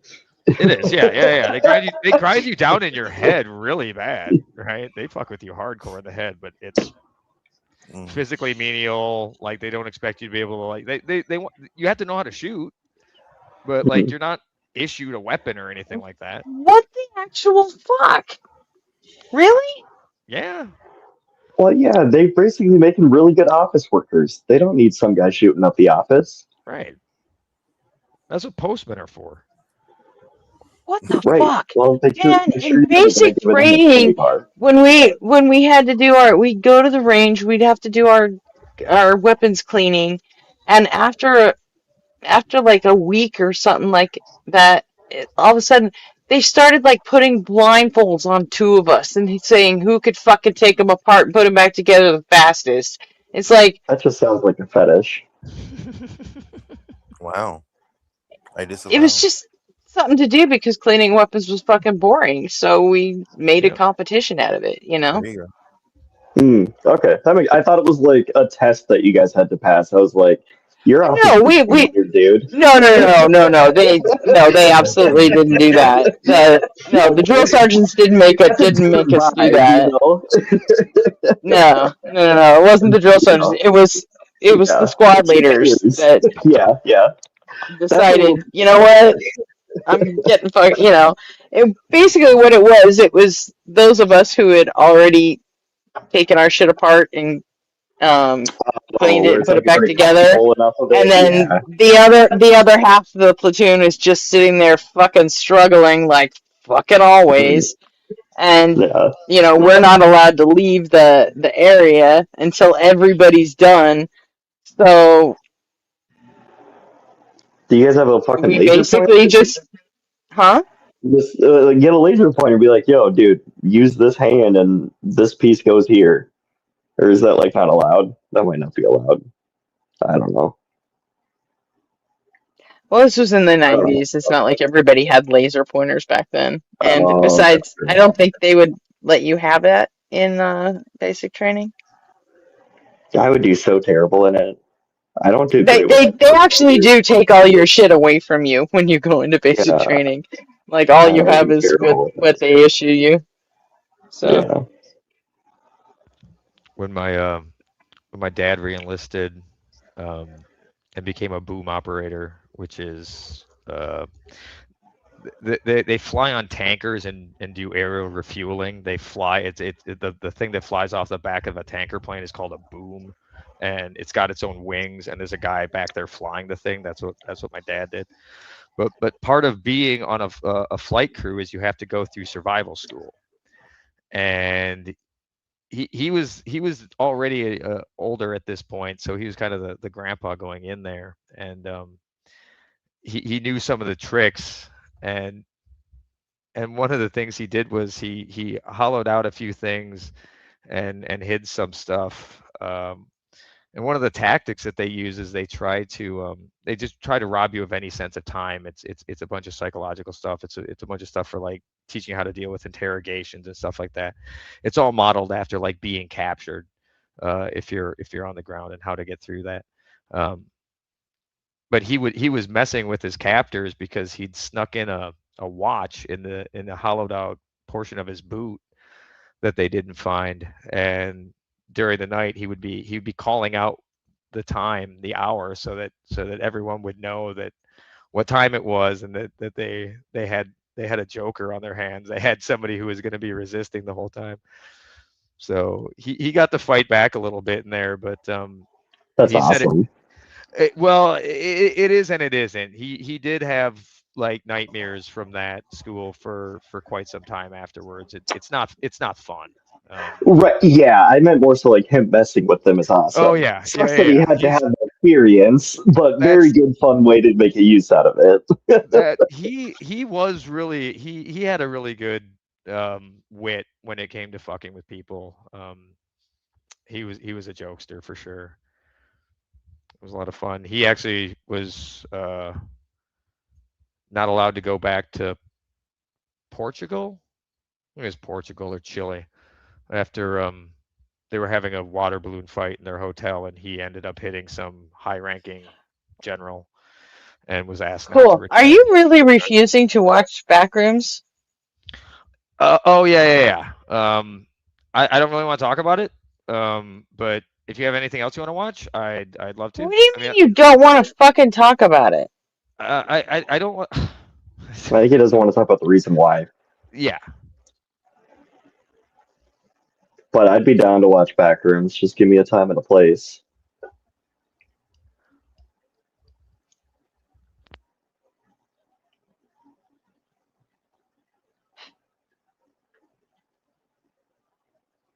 I mean, I wasn't gonna make you watch the whole fucking series. I was just gonna have you watch a fucking Nightmind video about it. Oh, I mean, if it just like explaining the concept of it. Oh yeah, no, that's cool. Yeah, I mean, I it is something I'm unfamiliar with, but the whole thing was just kind of unpleasant for reasons. What thing? You said you didn't know what Yeah, it was. I No, think he knows of it, but hasn't seen it. showing me like the pictures of everything. He was giving me some exposure to it, like going through like the pictures and everything, and like it. Oh, no, that was just different liminal spaces. That wasn't from Backrooms. None of that was. One of them is from the short story that it was based off of. One of the photos from last night. Yeah, most of it was from other stuff that, at least the part that I saw, most of it wasn't backroom. Most of that wasn't backroom stuff. Like Backrooms, there's okay. yeah, it started. Backrooms started from a liminal space looking, picture. Yeah, but like a yellow room. But then type of thing. once the actual story starts, it's not a liminal fucking creep show. Like the liminal horror aspect is like the space is the liminal space. That's the liminal part, and then there's just monsters as well that accent it incredibly well. Mm-hmm.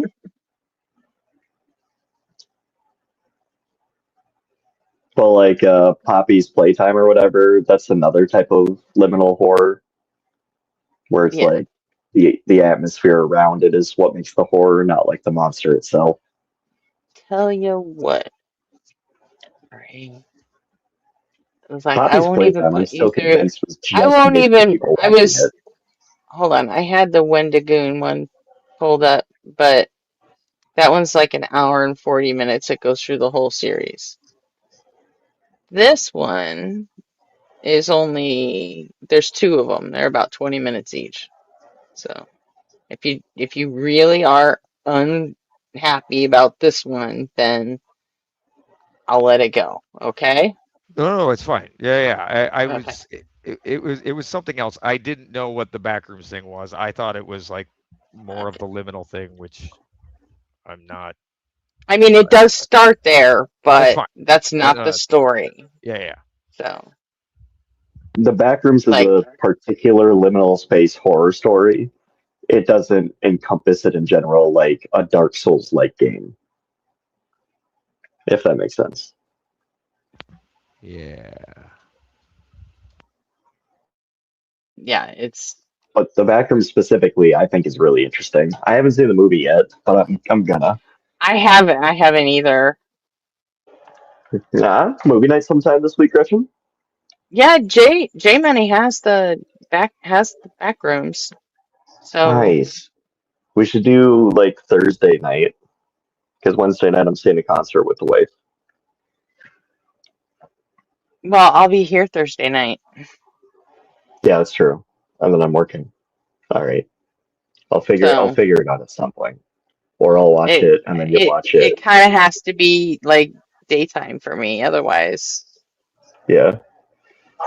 Or early evening.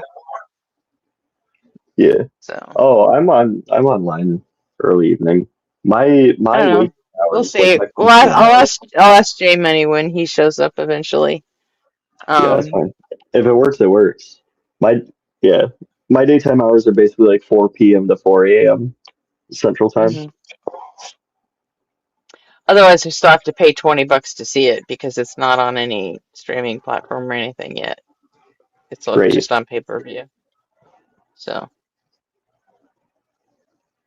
I haven't looked up when it actually comes out. So that might be actually good information to have too.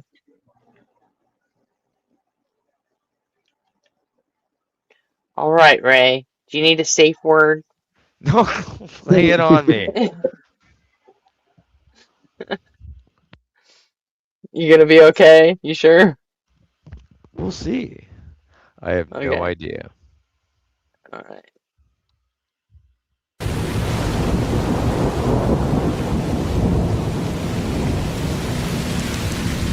Welcome back to Nightmind, friends. And welcome to, honestly, one of the craziest solar flares. Well, you know what? Let's keep it on theme and call it a lunar flare. I don't care if it doesn't make any scientific sense. One of the craziest lunar flare situations in online horror. The Backrooms found footage video.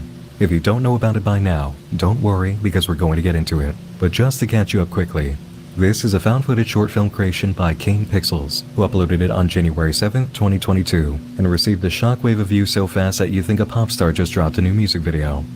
In 3 weeks, it picked up over 9,600,000 views, and for good reason. This video of the Backrooms took an old viral horror concept and brought it to life. And the fucking kid was 16. Motherfucker. Absolutely insane. In one of the most visually believable, terrifying, and well-crafted presentations you could ever dream of. The 9-minute, 13-second video opens with a default screen you would see at the start of a videotape, and we find ourselves on the set of an amateur film. But not that amateur, as a clapboard appears to mark the footage. Scene 7A, take 4, with the date of what seems to be July 4th, 1991. It's a short scene with a small but attentive crew.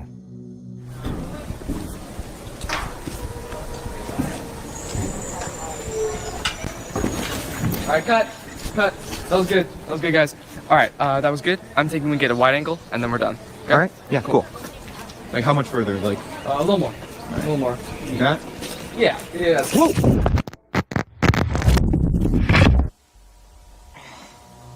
With no explanation or evidence as to how it happened, the camera operator slipped through a hole in reality, appearing in the Backrooms. The title card is granted to us, as well as the creator's full name, Kane Parsons. And it's here that I'm going to tell you that if you want the full, raw experience, you should absolutely engage in it. Really, watch the original video, at least the original video, even if you don't watch any of the following material. If you'd like to watch all the content that currently exists, which clocks in at around just 20 minutes right now, I have a playlist for you in the video description below. My playlist timeline is in the order of uploads, which is in contrast to the official playlist from Kane Pixels at the moment, because really, starting with the full Backroom short film is the jumping in point everyone should have, and Kane's playlist is according to narrative timeline. Seriously though, go see this. I'll wait for you here. Subscribe to Nightmind if you haven't yet so you can keep tabs on getting back here, and return after watching the Backrooms at the very least. We've got a lot to talk about with this project.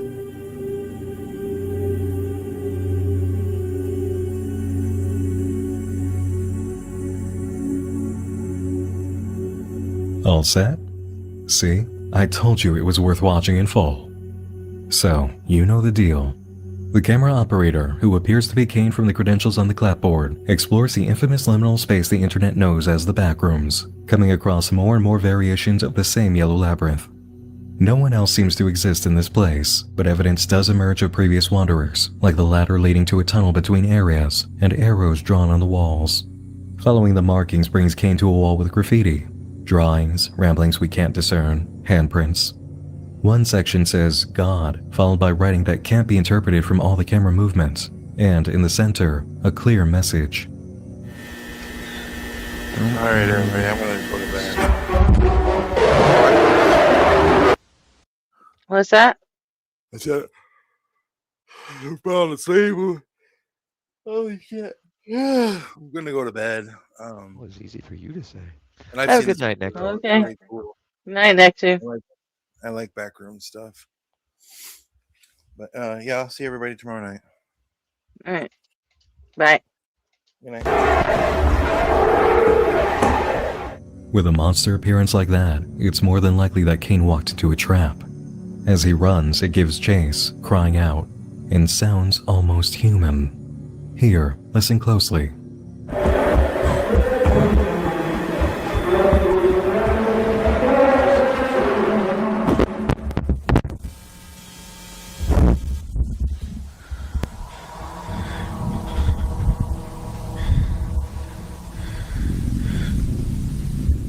Kane's movement takes him into a new liminal space, presenting a tough choice. Left, up, or forward. He takes the stairs and explores the area, giving us plenty of shots inside this unbelievable world. In time, he ends up in what seems like an abandoned art exhibit, and then comes across the most jaw-dropping moment in the short film so far.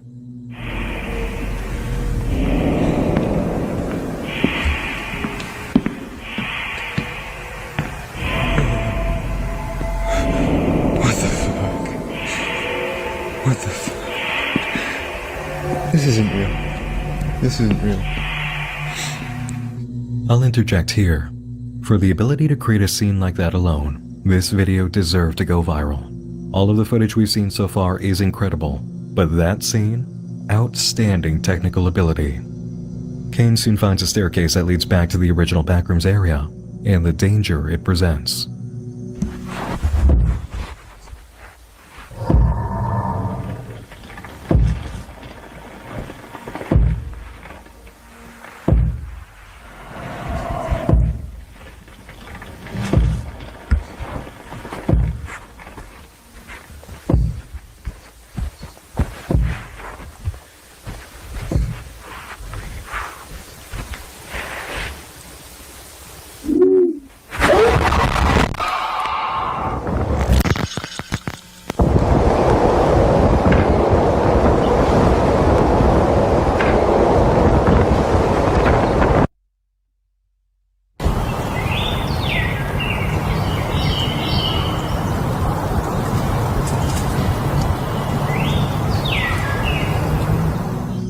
There are a few things we can replay here and really enjoy, but do you remember a moment ago when I said this was the most visually stunning scene? This ending, the camera falling from the sky, is its equal. I'm in awe of the abilities of this creator and all that's gone into the short film. And now, since we have the tools to do so, let's take a moment to examine that monster. From the shots we're given, it is so difficult to gauge what exactly this thing is. The best shot I can provide is here.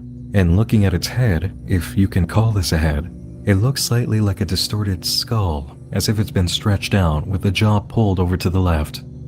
The entire creature looks like it's made of cables or some sort of metal, twisted out of a previously humanoid shape, or twisted to slightly resemble one. The still images you can take are fascinating. They invite you to keep scrubbing through frames, looking for clues, trying to make sense of whatever this is. In the video description, we have a different date than what was written on the clapboard at the beginning of the film, September 23rd, 1996. My guess is that this is when the video camera was recovered, which means the in-universe version of Kane stayed missing for over 5 years after falling into the backrooms. There's a distinct time anomaly between that reality and this one. And of course, we have that unlisted YouTube link, leading us to the upload, March 11th, 1990 archive.tar. A tar file represents an archive created by a Unix utility named tar, meant for packing files together for distribution. It came into use in 1979, and the name means tape archive. In this video, we're informed the date on the file is inaccessible. It reformats as we watch, loads the archive, and presents us with an image from a liminal space. A shot of circuitry follows, then another strange area filled with water, followed by a photo of somebody working on old machinery with a censored face. They're joined shortly by another person attending to some technology, shots of what seemed to be a computer lab in the process of setup, and our final photo of someone working. This man at a computer, recording the scene in front of him. The backrooms. An overlay image of a shot in the backrooms is shown. It's not easy to read the note associated with Null Zone 4, but you can make out quite a few words with enough replays. The best translation I can offer after studying the message is this. Due to the elevation discrepancy between panel 225 and 224, a small field is created. There's a word between small and field, but the letters aren't defined enough to make a sensible guess. Of the first part though, I am certain. An elevation discrepancy between panel 225 and 224. This archive upload informs us of a lot immediately. The backrooms are known to a group of people, they're being studied, and it's possible that this space has been manufactured, not discovered. The discrepancy between panels 225 and 224 may also be to blame for Kane slipping into the reality. The next video, the third test, is marked in the video description as dating back to July 2nd, 1988. The footage shows us diagrams of a device with visual overlays of the actual construction, all while music and narration play. That narration is difficult to interpret, but closed captions have been provided. On July 2nd, 1988, the Async Research Facility tested its low-proximity magnetic distortion system for the third time. Details regarding the results of the experimentation have not yet been released. During a press conference held in April of 1988, Ivan Beck, vice director of the Async Foundation, described the intention of these tests, stating that the program, if granted sufficient backing from the United States government, will offer a solution to all current and future storage and residential needs, and save billions of dollars on property construction and management. We're then presented with video footage from that day within the facility.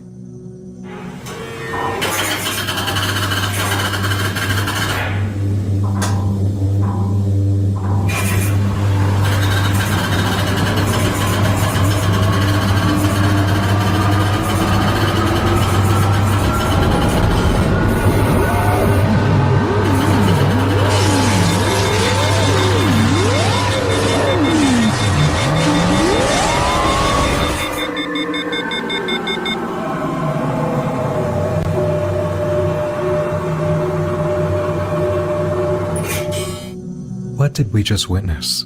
We know this is the third test of the equipment, but what was the aim of the machinery? From what it sounds like, the Async Foundation may know that liminal We just watched Async put a hole in the fucking world. Now you see where I got the name from? I do. And you said a Mhm. 16-year-old kid made this? Yeah, he was maybe 17, but yeah, he was 16 or 17 when he made it. Wow. Yeah. Why do we not see him doing things now? This is really impressive. Yeah. He's got some other super cool series on YouTube too. I'll link you up with him because he did a whole series about an underground abandoned mall and like an 18th century botanist, and it was fucking insane. It was really cool.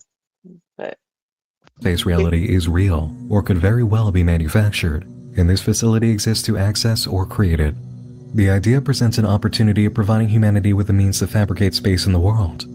The crafting of real, new, physical space where it once hadn't existed, and with all the materials inside necessary for modern civilization. Such a thing would be a discovery to surpass even the revelations of nuclear technology.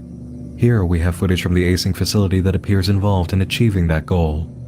First contact arrived after the test footage, a video from October 17th, 1989, according to the video description.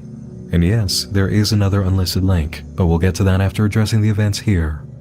We're given a warning about unauthorized distribution, exhibition, etc. of the following tape, and provided the Async branding. Test number 6 is underway, under an apparent code name.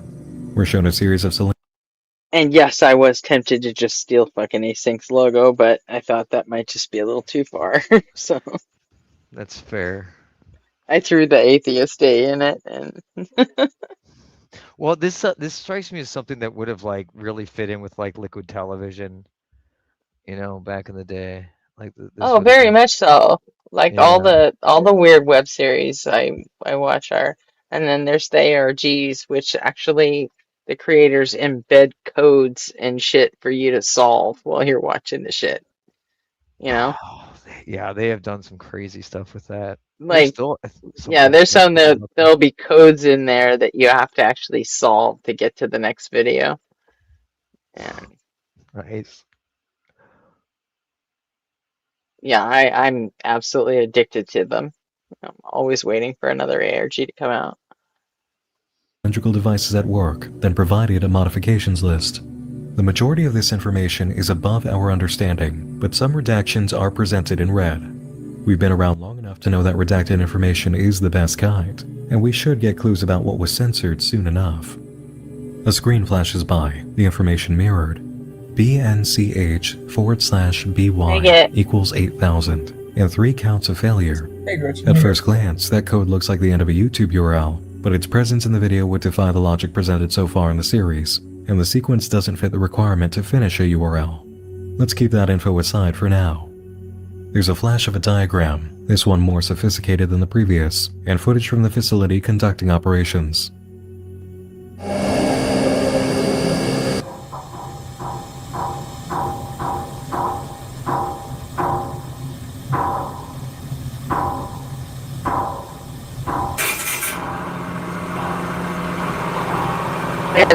There's that.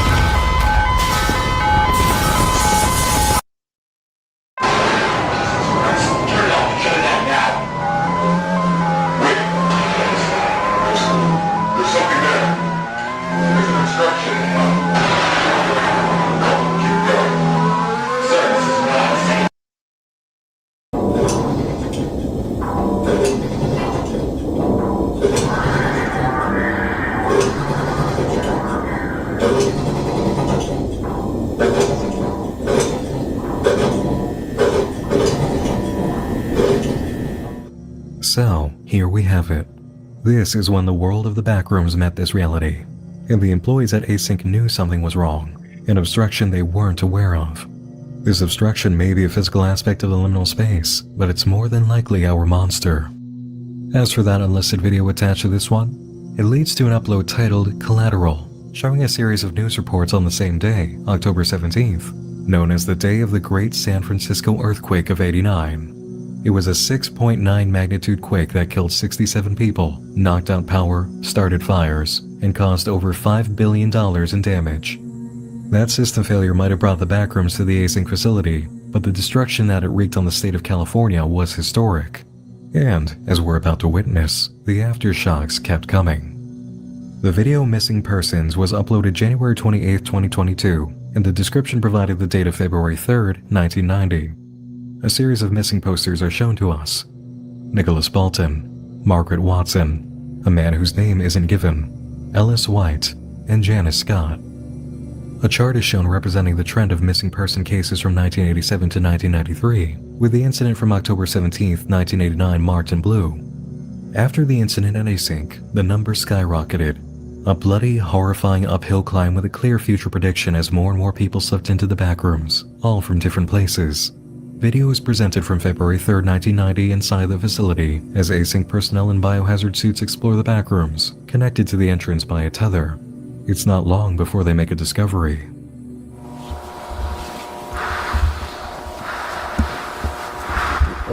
So, hold it. I don't know. I've never seen this like that. It may just be part of the environment.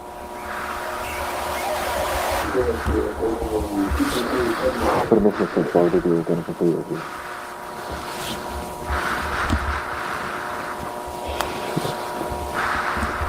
This makes no sense.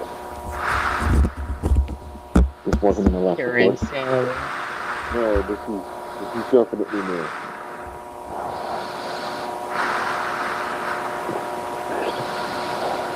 It's organic. It's some kind of fungus.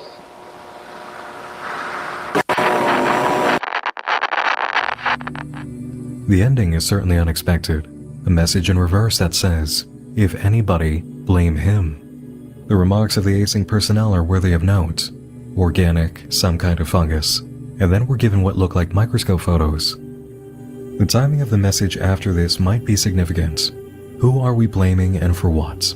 Are we blaming the man found in the backrooms? Is a study of the material coating his body something we should blame him for in the future? We actually have a clue that may tie into this, and it's through the coffee page for Kane Pixels. The monster in question is labeled bacteria, which gives us a new way of thinking about the creature and what it does to its victims. If this man was killed by a monster called bacteria, and Async took examples of the residue on the body into this side of reality, that spells some very bad news. It also gives us a better idea of what we're seeing in these frames, and just how horrifying this story might become. When the Backrooms short film first appeared, that's all it seemed to be, an astounding short film project utilizing a quick viral horror concept that circulated over a year ago. But with the follow-up videos that Kane has crafted, it's clear that this is a narrative series, and it is, by far, the most impressive found footage horror project to come online in years. I am not joking. There is very little that touches this caliber of work. I'm actually reminded that this is the same way that Marble Hornets came into being. A horror concept got popular online, sparked some imaginations, and from it, we received a series that changed the very course of online creativity, making a landmark in the history of unfiction with such popularity that it bled into mainstream awareness. The Backrooms was just another viral concept online too, spread around like wildfire, and look what we have now. A shot to the jaw in the form of the Backrooms series, which hits so hard and so strong that you're left spinning.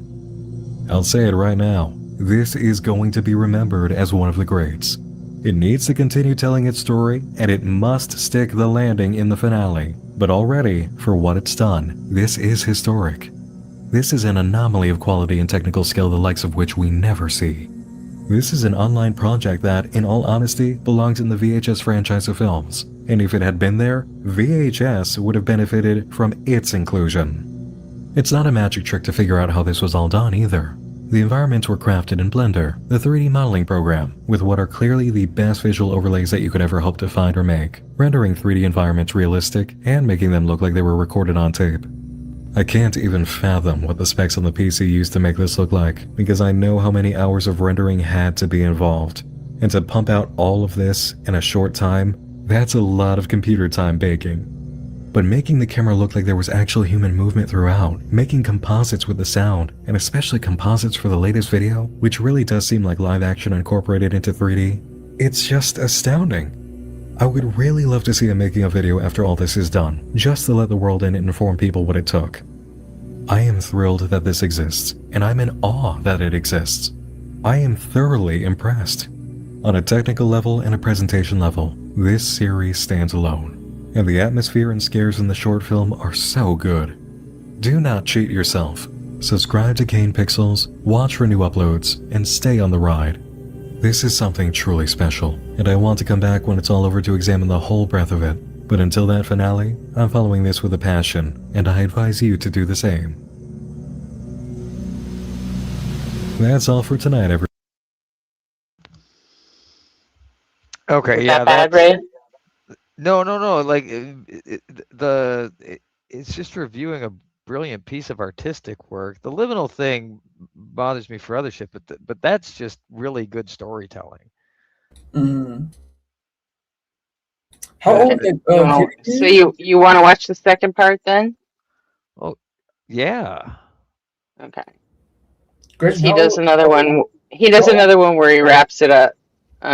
What? How old is that kid again? Who created or kind of like sparked the creation of this?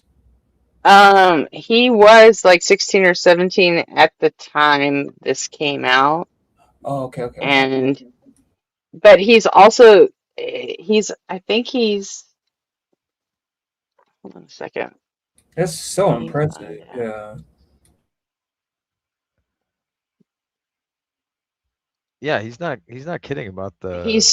He's 21 now. Okay. So yeah, that's so yeah, 4 years ago he would have been 17. So he would have been 16 when he was working on it. And he's the guy that wrote and directed the Backrooms movie that's in theaters now. That's out now. It's the movie's based on his web series. Apparently he started working on it when he was 14. Very impressive. I have nothing else to add. Yeah, no, Yeah. the attention to like capturing the VHS quality of everything while doing it in like modern rendering software, that had to take some research. He must have like found some old VHS tapes because he was getting the fonts perfect and everything. That's some attention to detail. Would you even be able to categorize this as like horror or just like suspense, I guess? Or yeah, I suspense probably. Yeah. There's I mean it is considered horror generally. There's like this guy Nightmind that runs this channel. He calls it unfiction. Unfiction. Okay. And that can encapsulate from the horror ones most of the web series involved in this kind of space usually have some sort of horror to them. Like a lot of them came from creepypastas, like Spring Hill Jack, or Backrooms came from just a picture somebody took of an empty place, and people made up a creepypasta about it, and then Kane Pixels sees that and comes up with his own thing. And like Slender Man started out as a creepypasta, but then he talked about Marvel Hornets. That was an entire Slender Man series. A lot of this kind of horror, instead of like putting it right in your face, it's almost like you're just looking for all the Easter eggs. Yeah. Yeah. You know what I mean? usually- It's like an entire series full of Easter eggs, and the Easter eggs tell the fucking story. Right. I feel very And also bad You know what I mean? when I see these long, rooms or I'm sorry, halls and stuff like that, and these buildings with no human beings whatsoever. But I don't. At the same time, it doesn't feel the same as like some horror of just like I don't know, like a beast or something like that, like or obsession. Like backrooms, Yeah. liminal spaces just invoke something entirely different in me, at least. It's like a different. I think it does in most audiences. Yeah. I don't know. I can't really articulate it. Yeah. Well, I it doesn't do anything to me. So I'm just down. I like the story. Yeah. I like the fact that like his whole concept here is that like people are just no clipping right into the back rooms. Right. And right, then right. you find out it's because fucking Async decided to fuck the world up and, screw with forces they didn't fucking understand. So, alright. Yeah, now there's a fucking hole in the world where people are just going missing and getting stuck in another dimension. Like, oh, you just like the actual lore. I like the Yeah. Yeah, I like the actual the liminal aspect to it does absolutely nothing for me. It really doesn't. It usually only ends up really touching or like affecting like younger audiences, like 30 and under ish, 35 maybe and under, because a lot of the horror in it is based out of like Gen Z type fears. No, not really. That's absolutely untrue. I mean, I was a kid when the movie The Shining came out, and a lot of people freaked out. Movie. Huh? I don't know that that's a liminal horror movie. Oh yeah, Like Shining is a little different. It was shot in an empty fucking it was shot in an empty hotel. What are you talking about? Every room in the hotel is. But it did have it wasn't like that drab color. The type of horror, like it's not shot like Backrooms is shot. Like the scare isn't like a backroom scare. It's not a liminal horror. It's just a different type of horror. It's like an atmospheric horror probably. But the liminal spaces is specifically poking and prodding people's anxiety and existential dread for not knowing how far that thing can really go. Like it touches on the same people's anxiety for not wanting to talk to a person and rather ordering in through an app because of this, that, and the other. It touches on those feelings. So to me, it's not surprising that it's not very scary to you because those things don't scare you very much in general. Like what's rooted out of doesn't scare you. Whereas like slasher movies and this, that, and the other, when that was popularized, like that was more of like what was scary then kind of thing, because that was the directors and this, that, and the other. No, like, that never scared me either. Well, sure, but you in fact, the slasher movies always actually kind of fucking bored me, to be honest. But you get with the sentiment of what I'm saying. Like, this subgenre of horror is coming out because of a new type of like anxiety and fear from a new generation of directors. Similarly to how like Stephen King ended up having his type of horror that was kind of revolutionary for like that time period specifically because of his experiences and stuff. With some of do you think, Pete, that some of like Stephen King's were like let's take It for example. Like do you think there are like a lot of like Lovecraftian elements there? Do you think he deliberately took from like a Lovecraft or whatever? I think when you're blasted on coke in the 80s and your main goal is to write something scary, it's going to be real hard to separate your subconscious from writing out scary shit. So like if his subconscious was really touched by like existential horror or cosmic horror or like dude, okay, we're not going to sit here listening to a Gen Z dude try to fucking psychoanalyze Stephen King because like no. That's not happening. I'm sorry. Stuff I'm sorry, but no. Yeah, that's fine. No, I don't. You don't get to do that. Period. I don't know. It just doesn't. It seems like if Stephen King was, stuff a little bit. it seems like if he had like inspiration or whatever from, what's its nuts? Who was the original author of Cthulhu? I don't remember. Of what? Cthulhu. H.P. Lovecraft. H.P. Lovecraft. Yeah. Yeah, that's why it's called Lovecraftian. Yeah.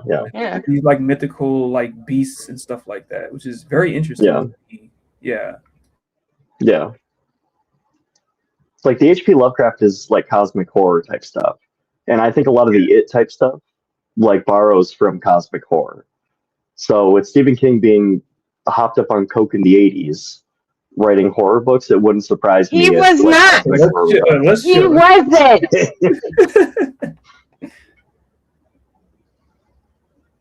That's an awful big assumption, man. Okay. It's a horror piece to me. My Stephen King's a understanding. big hero of mine. Don't talk shit. It's not talking shit. You can do what you want. He's still alive and kicking. It's not coke, man. He's just a brilliant guy, man, who like wrote a lot of good. Right, but saying just because it was the 80s, he was hopped up on coke. No, it's because I heard that when he wrote his best-selling book, in an interview or autobiography or something, he had mentioned how he had a lot of drug type stuff with it. But my gleanings and remembering of it was he was super high on coke when he wrote that specific bestseller. I don't remember which bestseller it was, but I'm trying to find it now. I don't know. I like a lot of his. I like a lot of his work, especially when directors or a lot of people try to put into his. I think it was probably Carrie. What were you saying, Gretchen? Oh, Carrie? Yeah, that would be a. Yeah. Yeah, but that was written in like the late 60s, though, wasn't it?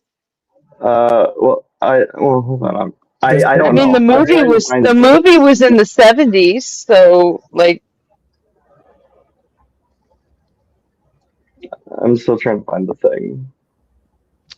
I have a hardcover edition of The Stand that I pull out every now and then and go back through. But one of my favorites was always Eyes of the Dragon. Yeah, The Stand was one of my favorites. Just the description of the Carrie, The Stand, and Firestarter, and The Dark Half. Needful Things. Those are like some of the books that were the ones that he wrote well under the influence of some of his problematic drugs. And of course, The Dark Tower. I mean, Tower. nothing wrong with that necessarily. I don't know. No, I agree. I just think it doesn't really explain after he got in that car accident and then became a Christian for like 5 years. And like, I think there was a comedian who said it best. Brain damage makes it really easy to have conservative values.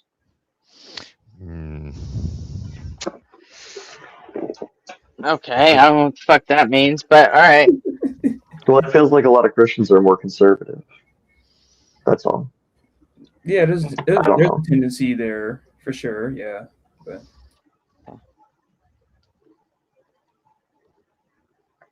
Anyway, still a great author. Love his work. Yeah. Welcome back to Night Mind, friends. And welcome back to everybody's favorite never-ending Yellow Nightmare. It's been about 10 months since our first foray into the backrooms, and it feels like enough time to check back in.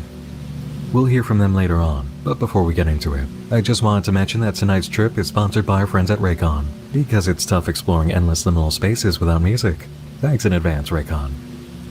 Now, to say that the popularity and notoriety of the backrooms has certainly spread since February would be an understatement. The work of Kane Pixels has made the awareness of the very concept of the backrooms greater than it's ever been. This year's Streamy Awards Creator Honor was awarded to him for his work, and that's all that really needs to be said of it, isn't it? And as for anything else that could be said, you've already seen where discussion of it has taken place in your own circles of online entertainment. It's quite literally everywhere. But as you well know, in our corner of the internet, numbers are just trivia compared to the heart of the matter. What has become of the work? How has the story grown, and how has the telling strengthened? There are enough installments now that we can put these in order of the timeline presented in the video descriptions. And for purposes of not treading over too much ground the majority of you have already seen, as I do encourage you to do before we proceed naturally if you're not caught up on the series, we're going to take an approach worthy of async research and be clinical about this, with a focus on the noteworthy. As always, I'll give those of you who haven't caught up with the Backrooms a moment to do so over on its channel. I've provided a link in the video description. You may also want to stop by my first video on the Backrooms, going over the premiere lineup of episodes in depth. It'll give you a good starting point for understanding the reality that we're looking at. Do whatever prerequisite viewing that you need.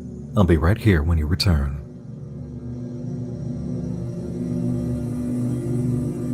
All set? Okay, let's open the barrier and step back inside. The first timeline upload is Prototype from May 10th, 1982, courtesy of Oak Ridge National Library, conducted under That's insane. The first one, he only had a few thousand subscribers, and this time when he showed Kane Pixel's page, it was 1.9 million. That's fucking nuts, and it was like a year span, you know? Blew up fast. Yeah, it did. It really fucking did. Revision of Philip R. Heyman. We witness a small-scale machine that, naturally, will lead to development of Async's threshold device. It's also a good video for establishing just how long this work has been pursued. There seem to be voices mixed into the audio near the end of the clip, which may be for atmosphere, and also may not. Difficult to discern what they are at this point. The third test, 7288. According to the narration within the video, on July 2nd, 1988, the Async Research Facility tested its low-proximity magnetic distortion system for the third time. Details regarding the results of the experimentation have not yet been released. During a press conference held in April of 1988, Ivan Beck, Vice Director of the Async Foundation, described the intention of these tests, stating that the program, if granted sufficient backing from the United States government, will offer a solution to all current and future storage and residential needs, and save billions of dollars on property construction and management. We've already witnessed the recording of the third test. Moving on now to First Contact and Collateral.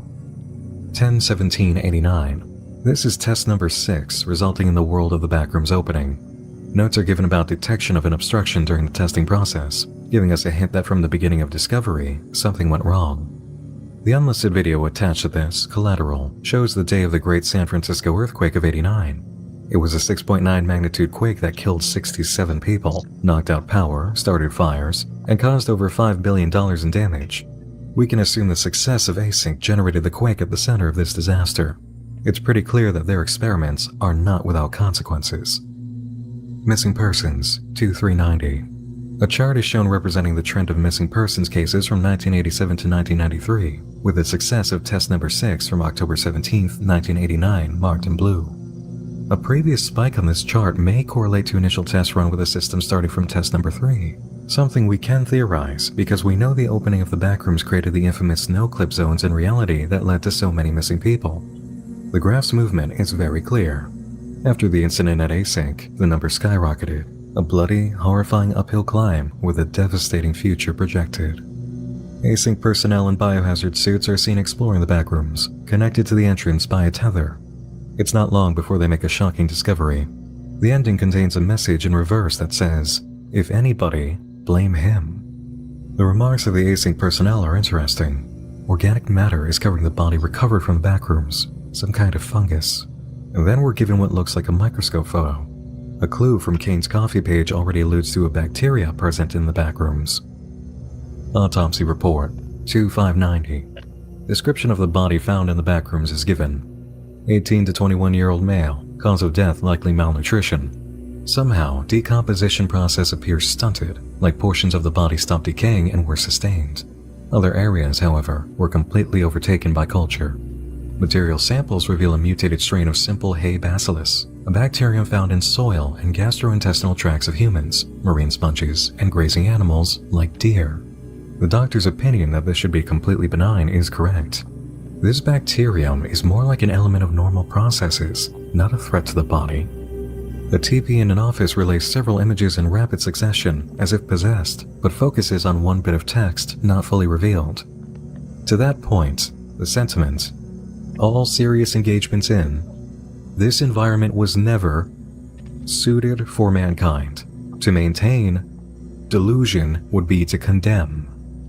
It's already quite clear the environment Async has discovered isn't suited for mankind. The mystery presented here is in the same line as the one that rose from the message about the John Doe. Who is interfering with this footage to speak to us? And if the bacterium is a strain found in digestive tracts, what does that mean for the backrooms? Is it home to something that produces an excess of this mutated bacteria? Or is it like a massive intestinal tract? As others have said, mostly in the comment section for this video, the voice acting in this is superb. You really can hear the increasing anxiety in the scientist's voice. It's a wonderful performance. Informational video 22990. A Project KV31 Research and Development Team video. The study and development of the Async Low Proximity Magnetic Distortion System, aka the Threshold. The project is known by many codenames, including Backrooms. Unauthorized usage of these terms outside of the Async Research Facility is strictly prohibited, the video states, and a blue screen message interrupts, which says, not that it would do any good, but, and there's maybe an if followed by an O, possibly another F? Whoever is speaking has the impression that saying these terms outside of Async doesn't matter. Interesting. A timestamp is given, 2/29/1990, 11:36 a.m. This is an episode many people have seen for its highly substantial look into the further reaches of the backrooms, and its admittedly good drama. A research team is sent in, and one member gets distracted by sounds down a hallway like you might hear at a party. A reality shift occurs, looking like a glitch in a system, and this researcher is now separated from his team. In walking around, he discovers some weird black fungal material on the floor. The lost team member continues walking, and soon finds himself in some sort of control room. The alarm goes off, the lights go red, and we switch to an overview of chalkboard mapping of the area. Motion detected, 3590. 7 modified video cameras are optimally positioned along lateral division A.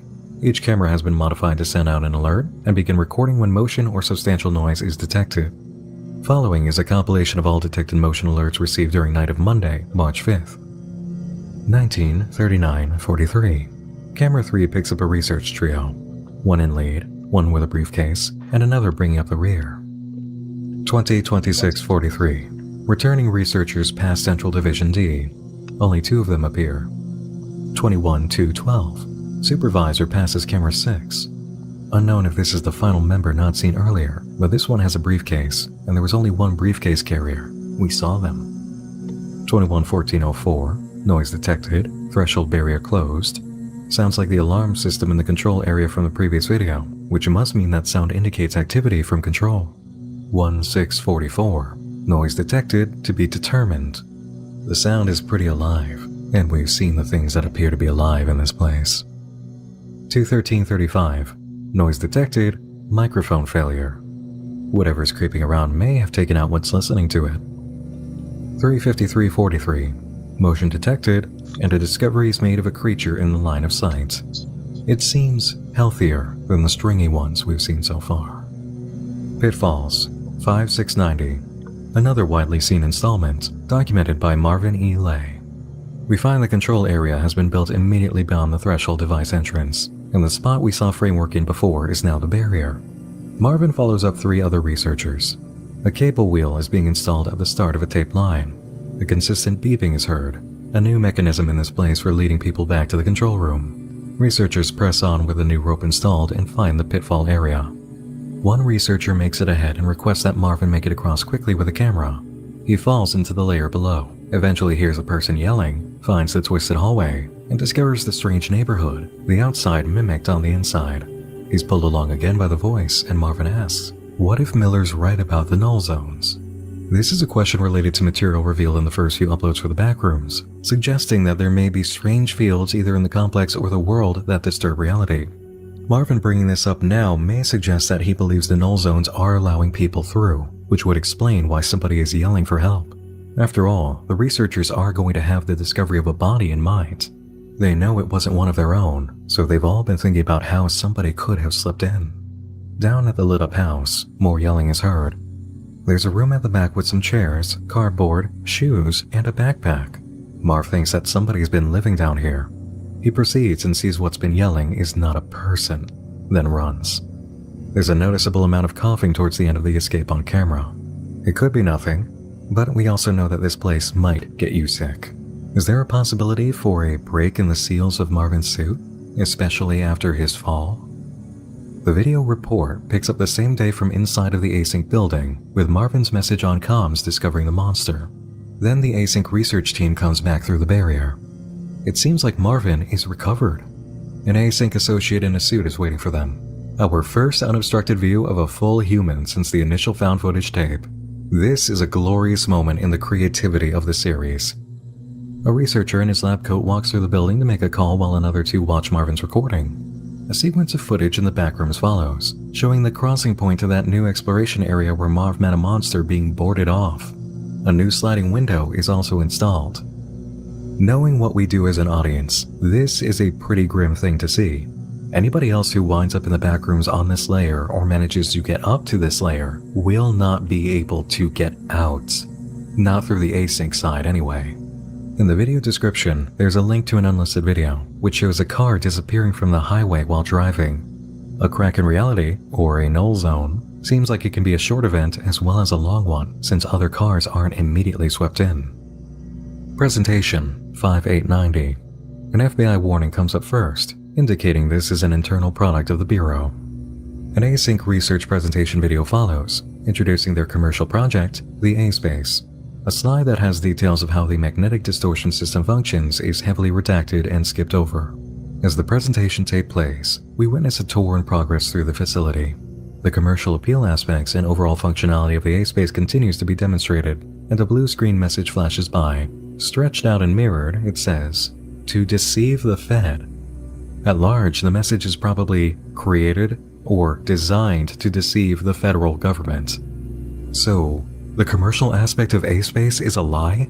This video is all meant to secure funding or ward off the Fed for a different purpose? Perhaps this is why the footage is in their hands now. We see footage from the Department of Energy tape archive. The visitor on a tour is a government agent, and he's wearing a button camera. He's escorted through the control room and into the lobby of the complex, where the scale model is placed with some furniture and wall art. The threshold's barrier alarm goes off, the lights power down, and the door starts closing. Researchers are shown at their office set up at the desk. The black and white footage and the distance from the desk makes it hard to gauge whether or not the person in black suit with a white shirt is still the agent, as the overall figure looks slightly different. But discussion seems to still be in line with ideas being pitched to the government about A-Space being a commercial pursuit. This could easily just be a trick of the eyes and the entire group is here, but if that's not the government agents, then were we just informed through visuals that they left him behind to die? Because the Bureau got their hands on the information, I assume that's not the case.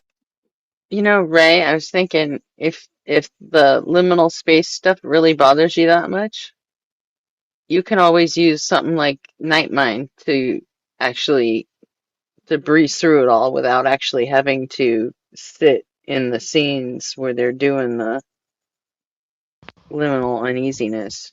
No, You know what I that's mean? the thing that doesn't bother me. It's the fact that it doesn't bother me. Like I'm in the same boat you are. Like it doesn't do anything to me. And you're probably right. It's probably like a generational thing that like this isn't affecting me. But it's the other reminder that that's the problem. But this is just like Okay, but this is just all story. Okay, cool. yeah, Got that. it's documentary, so it's all removed. Yeah. So.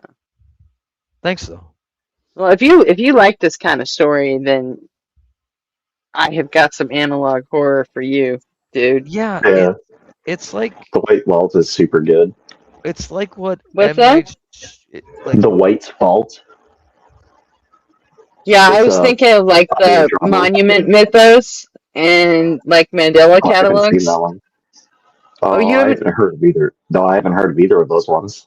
Are those Oh, podcasts really? as well? Audio drama? Yeah. They're more straight up analog horror. Like Okay.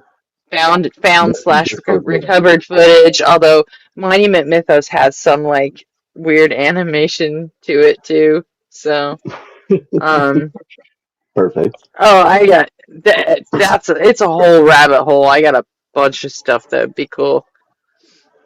So, Keep going with what you were saying, though, Ray.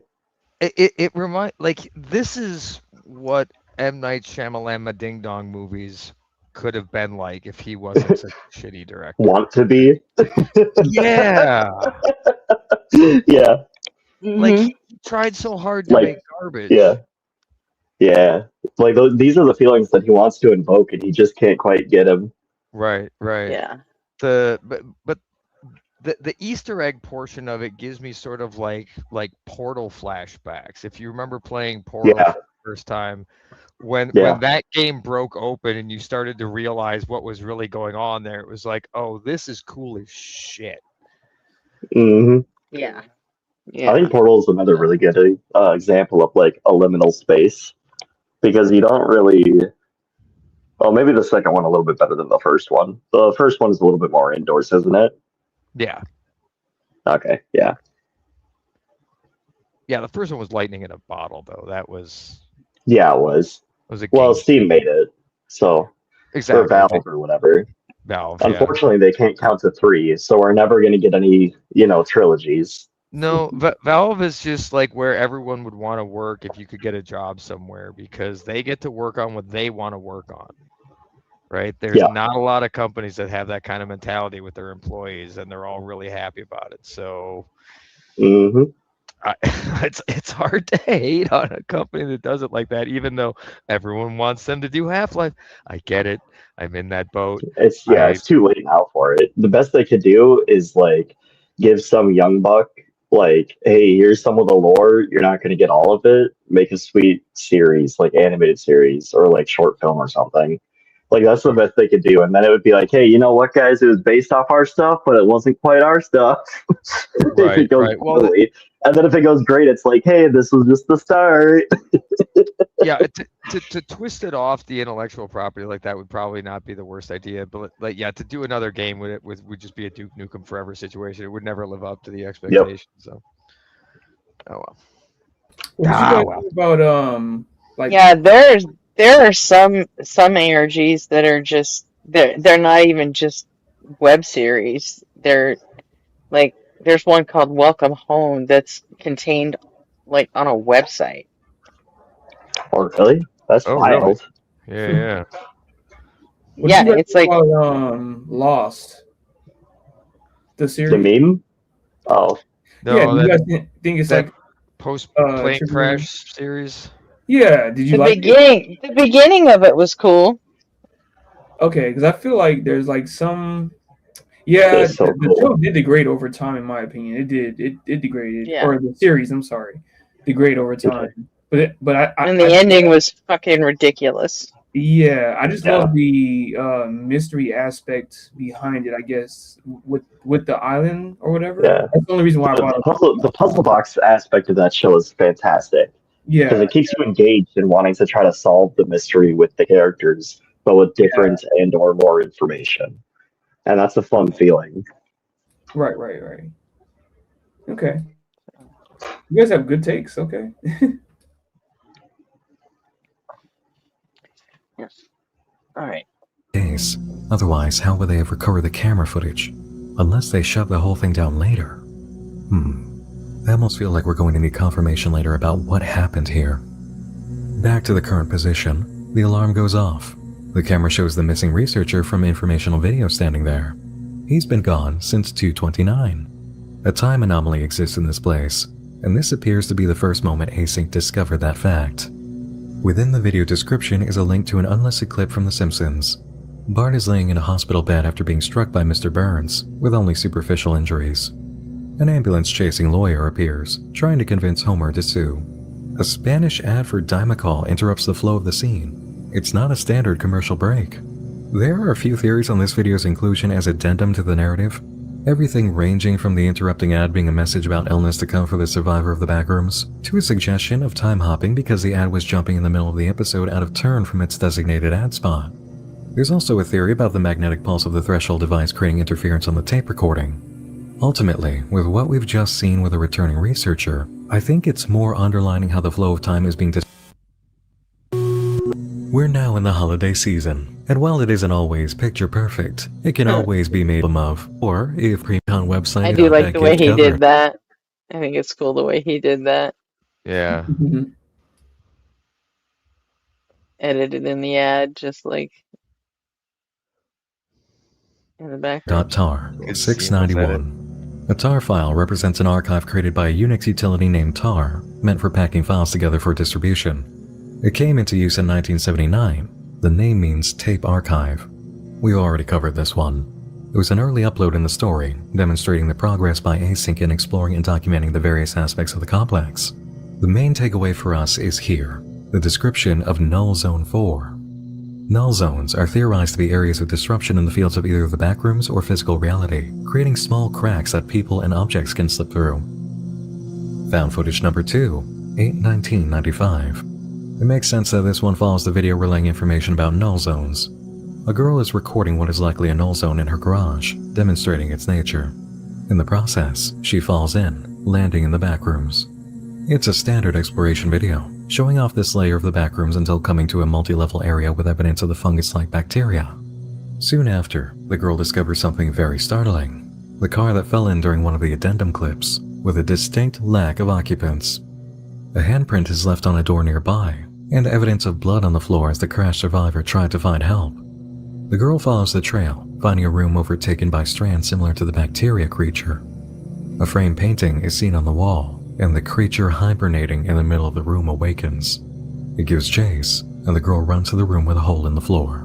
That leads to an area with glowing green light ahead of a pool. Eventually, she's cornered, and an intense green glow races through the walls. The final shot shows the no signal text on a TV connected to a VCR. So either the girl escaped and we're seeing this from her perspective later, or someone is watching this on the regular plane of reality in a home setting. Home 27647.move. This is an unlisted video attached to found footage number 2. It's all mainly home video recordings of a vacation, but features an odd burn-in image that seems to be a photo of a woman. Later on, a sunset is featured that resembles the one from the end of the autopsy video, the one played on TV. Is this a hint that the person using the camera is the ghost in the async facility that's been communicating? And what is this shot? More ceiling bacteria? The tape ends with a shot of a family, and in the background, focusing in, is a wall painting. The same painting from the overrun room where the found footage girl met one of the monsters. Did the environment change to reflect someone who entered that room, whose memories were captured in this tape?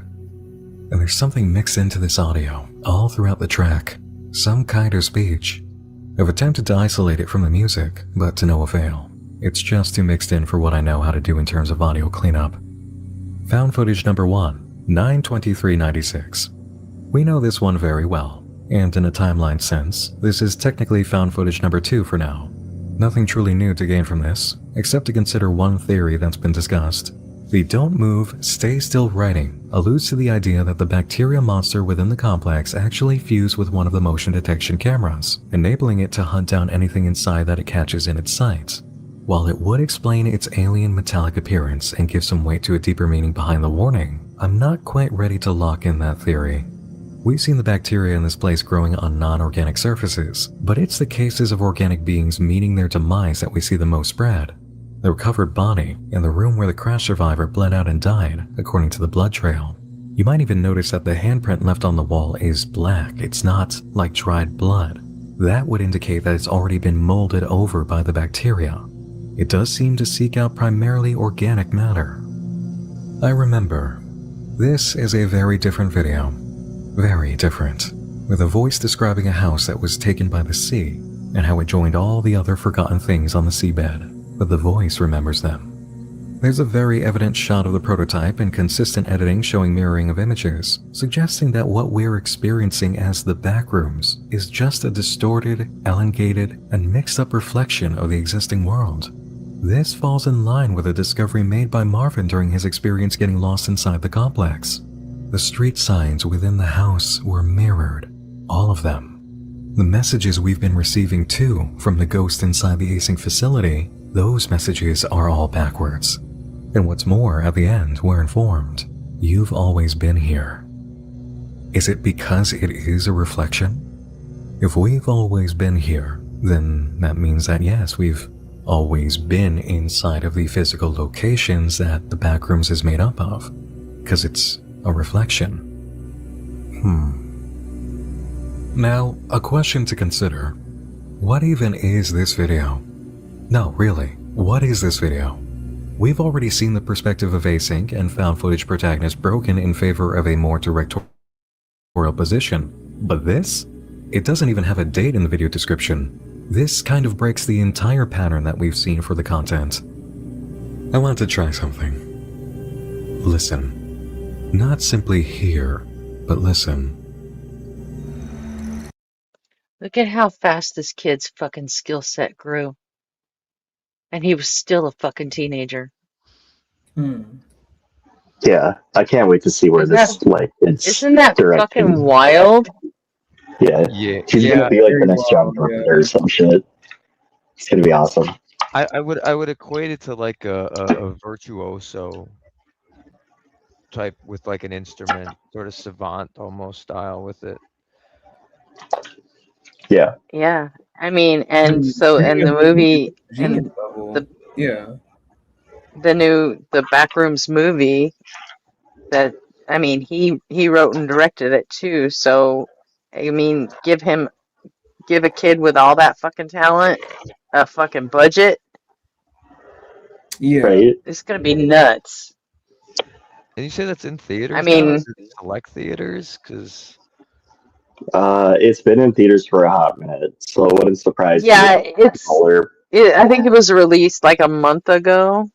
Okay. Yeah, something like that. Wasn't it So it's probably Obsession out of theaters, or it's in like the budget theaters by now, probably. But I could be wrong. me Wasn't see. it just right behind Obsession in the box office? I could be wrong there. I don't know. I don't know. Yeah. I haven't looked at box office shit in so long. I know they were both really well received. Yeah. Okay. I've had some people tell me it was horrible, and I'm like, don't fucking say anything else, because I'm going to see it. And they're like, well, go watch it. And I'm like, no, I'm not going to go to a movie theater and suffer through all that shit that because it's uncomfortable and I hate it. Yeah. So I don't do movie theaters, but it's like score across like IMDb, Rotten Tomatoes, and Fandango is decent. It's not tanked. I think it probably is because of the nature of it. There is an audience that's going to be like, I don't get this, right? And that I think is what this numbers reflect more than. I expect in like 10 years it's going to be kind of perceived similar to like Pulp Fiction. Yeah. It'll be like in general well regarded, but it really only has like a core fan base. Yeah, it's certainly not pulling Princess Bride, but right. Like it's not lightning in a bottle for a wide 8 out audience. of 10. I think it's lightning in a bottle for a horror audience though, because like Jordan Peele, he's been putting out bangers, and then like with this up and coming director now, it's nice to see some like horror that's not just gory. Well, that's the thing, right? That's going back to the M. Night Shyamalan Ding Dong thing, is like if you put the right Easter eggs in and you make it entertaining, like as you're doing it, you're gonna get people talking about it just because the way you have to think about it, like you see one thing and it doesn't mean what you think it means. Now you got to reframe that, which means you have to remember the other things that were associated with it. It becomes very analytical and neural, and that's I dig that aspect of it. I love picking up on those type of elements because that's why mystery box movies are one of my favorites. Good question. I can try to find it. IMDb took away the release dates? Where'd they fucking put them? You can watch the last time I actually went to the movie theater. Holy shit. Yeah. You can watch it on YouTube, Apple May TV, 29th, 2026 was the theatrical release. Was when? May 29. Okay, yeah, so a little over a month ago. Apparently, you can watch it on YouTube now for $20. Yeah, Not or too shabby. Amazon or Apple TV or Fandango or Peacock or yeah. yeah, but when can you watch it for fucking free? That's what I want to know. As soon as you know how to sail the seas. Let me get back to you on that. Let me All of my people see. talk to your people. July 14th. Priced at For $24.99 and $19.99 for rent. Yeah. Where does A24 put all their movies on Max? HBO Max? There's like a horror movie, kind of like how Crunchyroll's for anime. There's a horror movie version of that, and I think A24 and Blumhouse put their stuff Oh, on you mean that. Shudder? Yeah, but Yeah. A24 has a contract with Max, Oh, with a and they different. all. Oh, gotcha. Yeah. Because I think that's where like Civil War went, and like all the A24 movies, they all end up on HBO Max, and I just watch them for free there. Gotcha. Does Netflix host a lot of like I guess quote unquote good movies? I haven't. They have a lot of Netflix for years now. October. It's gonna be a late September or October 2026 release on Max. Netflix struggles with keeping good shows. They'll start banger series and then put out one season, maybe two, when the show clearly needs like 3 seasons or some kind of finisher, something to tie the knot off. Well, but, actually, I have a friend that works for Netflix, and they said the reason for that is that a lot of their series like tend to come out of the box real big, and they get real popular, and then by the end of like a second season, all the people on the shows want to go break away and go do movies or other series or shit like that. They have a problem keeping their cast together when the shows are super successful right off the bat. Interesting. I don't know because sounds like a contract issue to me. Supernatural, but I don't know. I've Have you ever seen Heroes? Oh, what was that? Have you ever seen Heroes? No, I haven't. If you like Supernatural, you'd probably like that show. It was good in the early part. Second season, Pete, I just got bored with Supernatural. I'm not gonna lie. I just got bored with it. Seriously, that show had me hooked for 15 straight years, man. Yeah, there's like love Supernatural. Yeah, there's like multiple seasons, I think. Like, but for me, yeah, 15. Yeah, that's crazy to me. Given the fact that most shows don't survive after like the second to three seasons or something like that, like you just said. Mm-hmm. Yeah, most of them peter out. Yeah, unless you're Firefly and you get fucking one. Oh, they got shafted so hard. I like Firefly, yeah. I know. That was just a money thing, though. Yeah, it was. It sucks though. It was all money. Yeah. Because the movie Serenity, that's like a sister to that series, is super good. Yeah. Mm-hmm. It's a fine movie if you haven't seen Firefly, but I think it's a really good movie if you have seen Firefly. Oh yeah. Yeah, it's awesome. Okay. And they're still mulling over like ways to do sequels to that movie. Power to them. If they can make it good, I'll take it. They built a cool universe. I talked to Joss Whedon about it, and he was like, "Here's the thing, I fucked up when I killed Wash." Yeah. Because he doesn't want to do any other Firefly anything without Wash. Yeah. And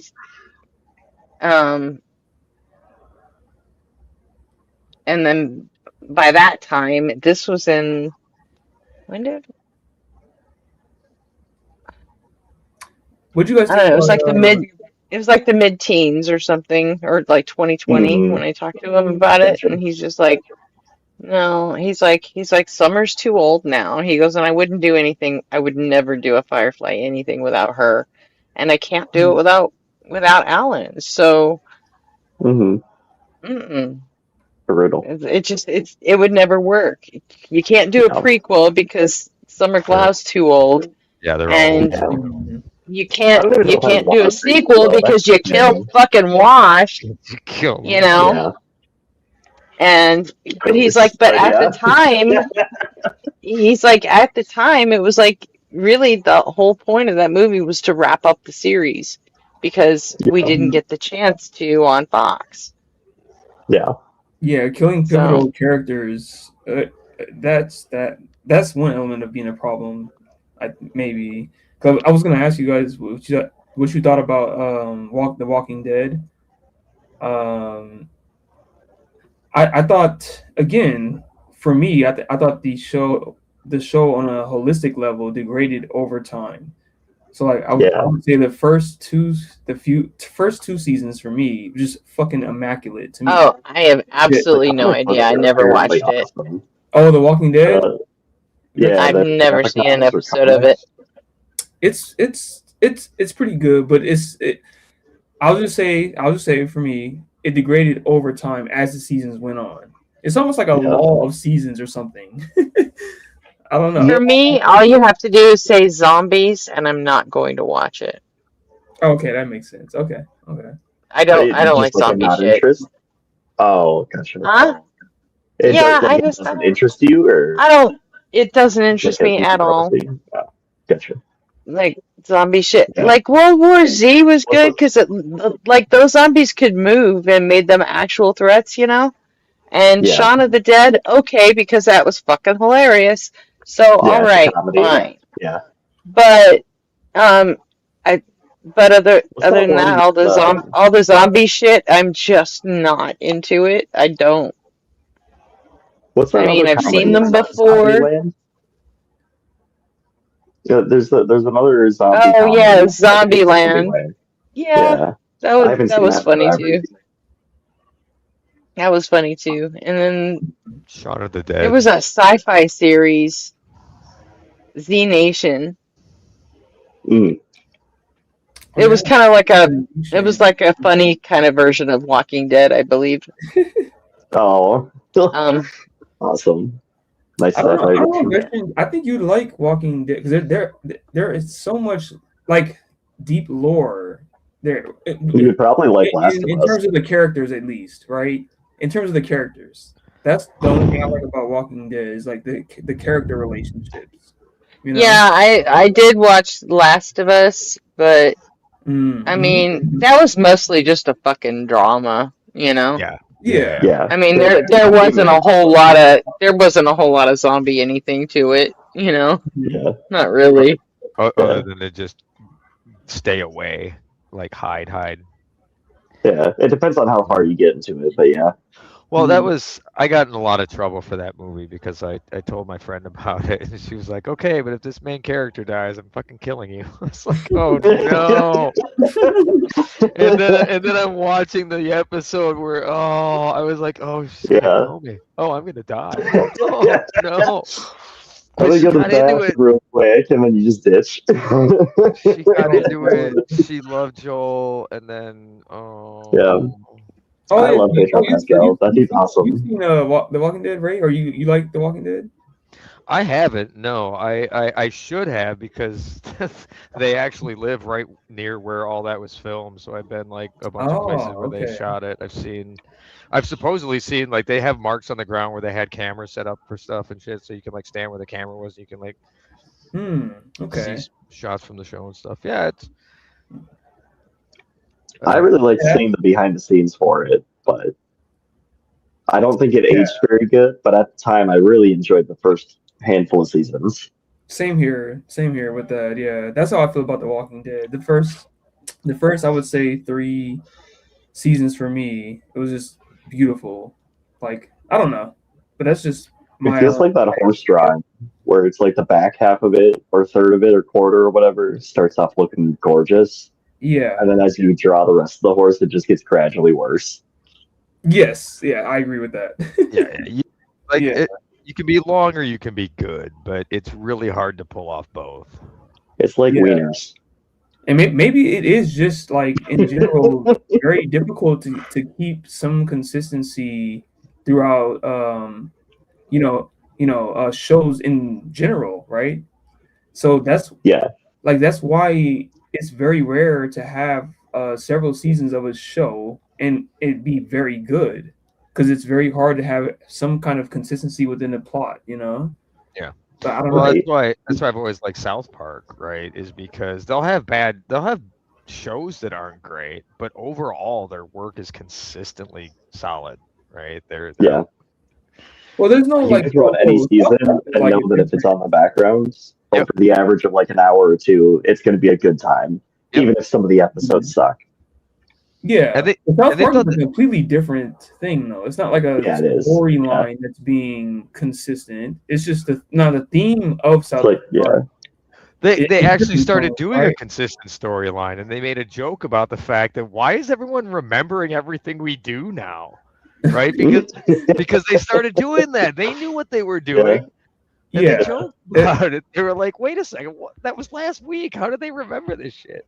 Yeah, don't get me wrong. I love South Park too. I fucking love South Park. That's their brilliance. Yeah, I just South Park is just pretty much just like social commentary to me. It's just commentary on what's going on. If you listen to what they're saying, they're a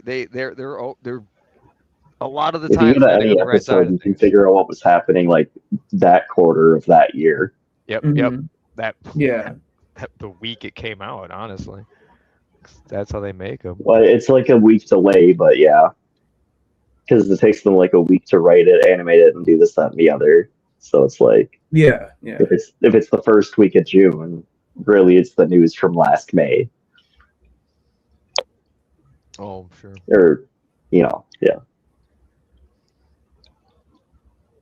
Anywho, I'm working on your movie for you, Gretchen. We'll make it happen. What? I can't really say anymore, but well, here I'll tell you in Discord. You're working on a movie for me? Well, no, yeah, the back rooms. Oh. I mean, J Money said he had it, and we just need to set up a time to watch it in Discord with him. Oh, J Money already has it. Okay. Yeah. Yeah, where is J Money? I don't know. He's been here in a couple of days. Yeah. Okay. So. Yeah, as soon as I guess I could like message him and ask him. So. Yeah, I still need to see Backrooms.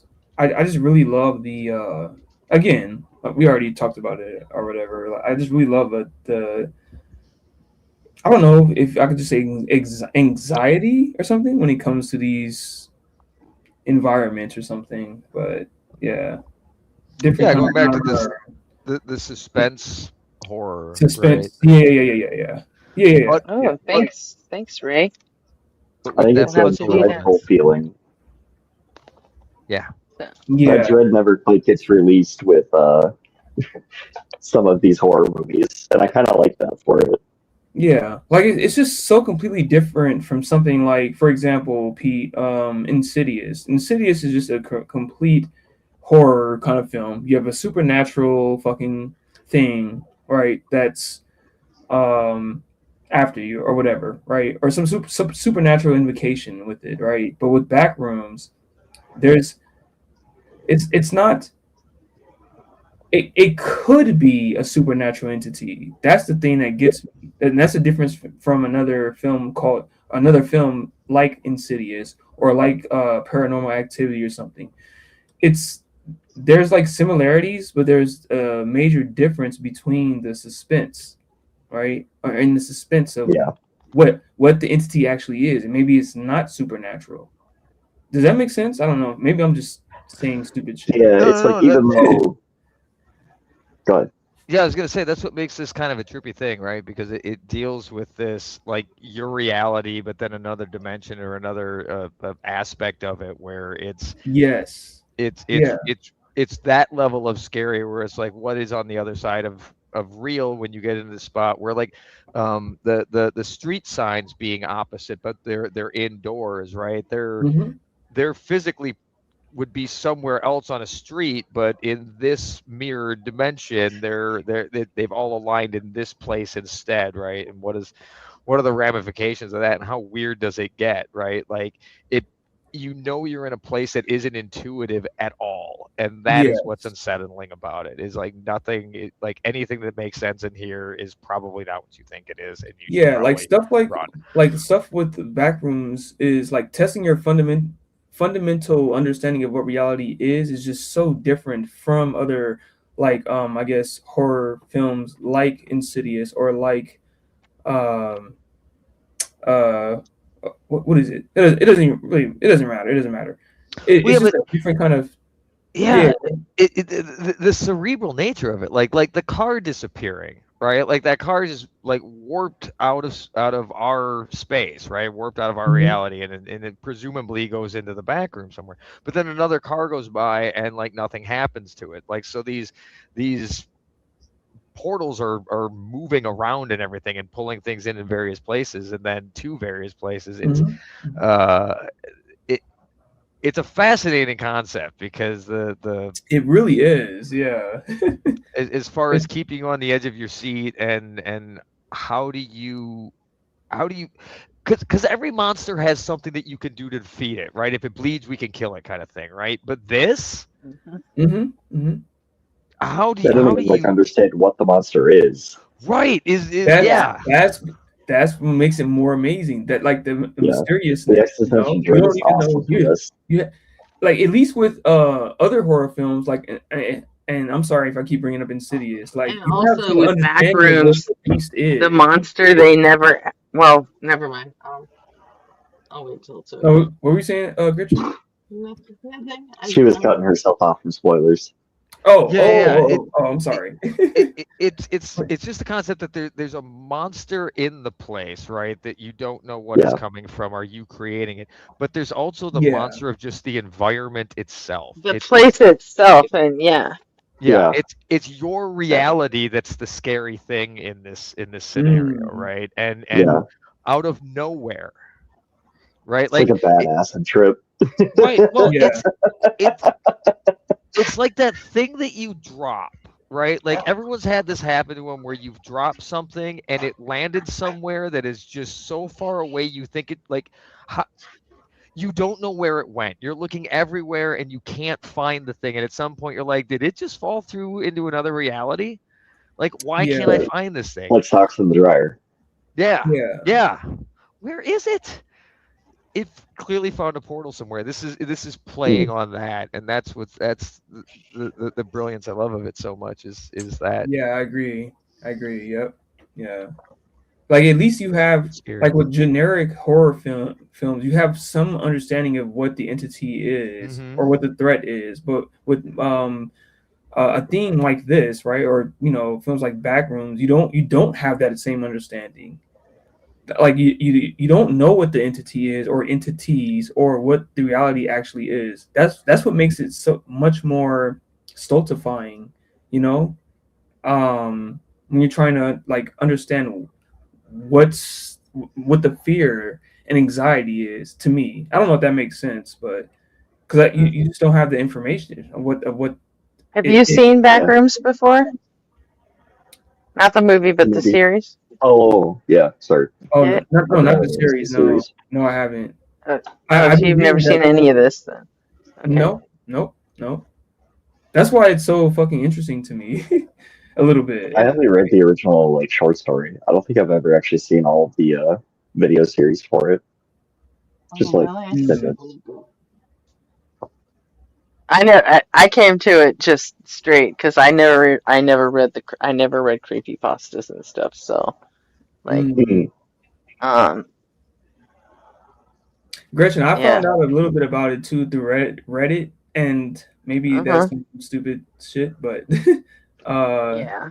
I found out through Reddit, and some like I forget. Yeah, I can always tell who the analog horror people are because they'll see my name in YouTube. They're like, "Does that have anything to do with Backrooms?" Like, yep, absolutely fucking does. Oh yeah, I just learned that, man. I was like, oh, that's where I stole my name from. Absolutely. Yeah. Now it all makes sense to me. Yeah. That's dope. Well, not having the background with it, I thought it was like the A was for atheists and the sync was That's getting a what I bunch of thought atheists in too, sync, right? right? Like it's got a dual meaning there. That's fucking dope. Yeah, that was the meaning, but the async, I straight up fucking swiped from Backrooms. It is a good double entendre because it's Yeah, Eh. quality piece of work that this guy's putting together here. Yep. Yeah. Let's see. Go back to it then. All right. There's only 11 minutes left, so.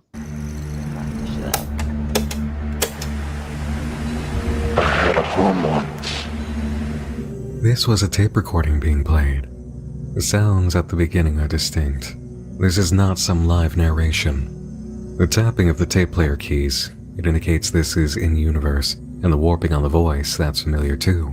It's the same kind of torn edge we hear in communications in the async facility. We know that async has installed microphones inside of the complex for the purpose of picking up noises. Is this something recorded from one of those? An eternal ghost is spoken of, and there is a ghost we appear to be dealing with throughout the story. Some force at work, attempting to communicate through technology. Its message is reflected, just like we've seen from the road signs in the house that Marvin found.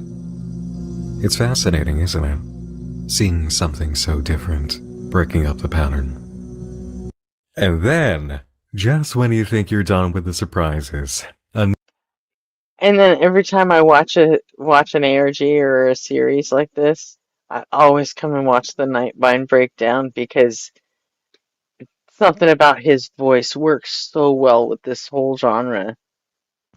You know? Oh yeah, this guy is narration gold. Perfect. Yeah. Oh, he's a straight up voice actor, and it just fucking works. You know. He also catches a lot of shit that I don't pick up on. So, Wendigoon does too, but he's got that fucking Kentucky drawl that, like, it doesn't hit the same, you know? It just doesn't.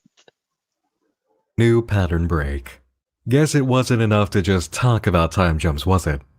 I'm coming to you now days after this audio was originally recorded, and just a little over an hour after the upload of the video, Reunion.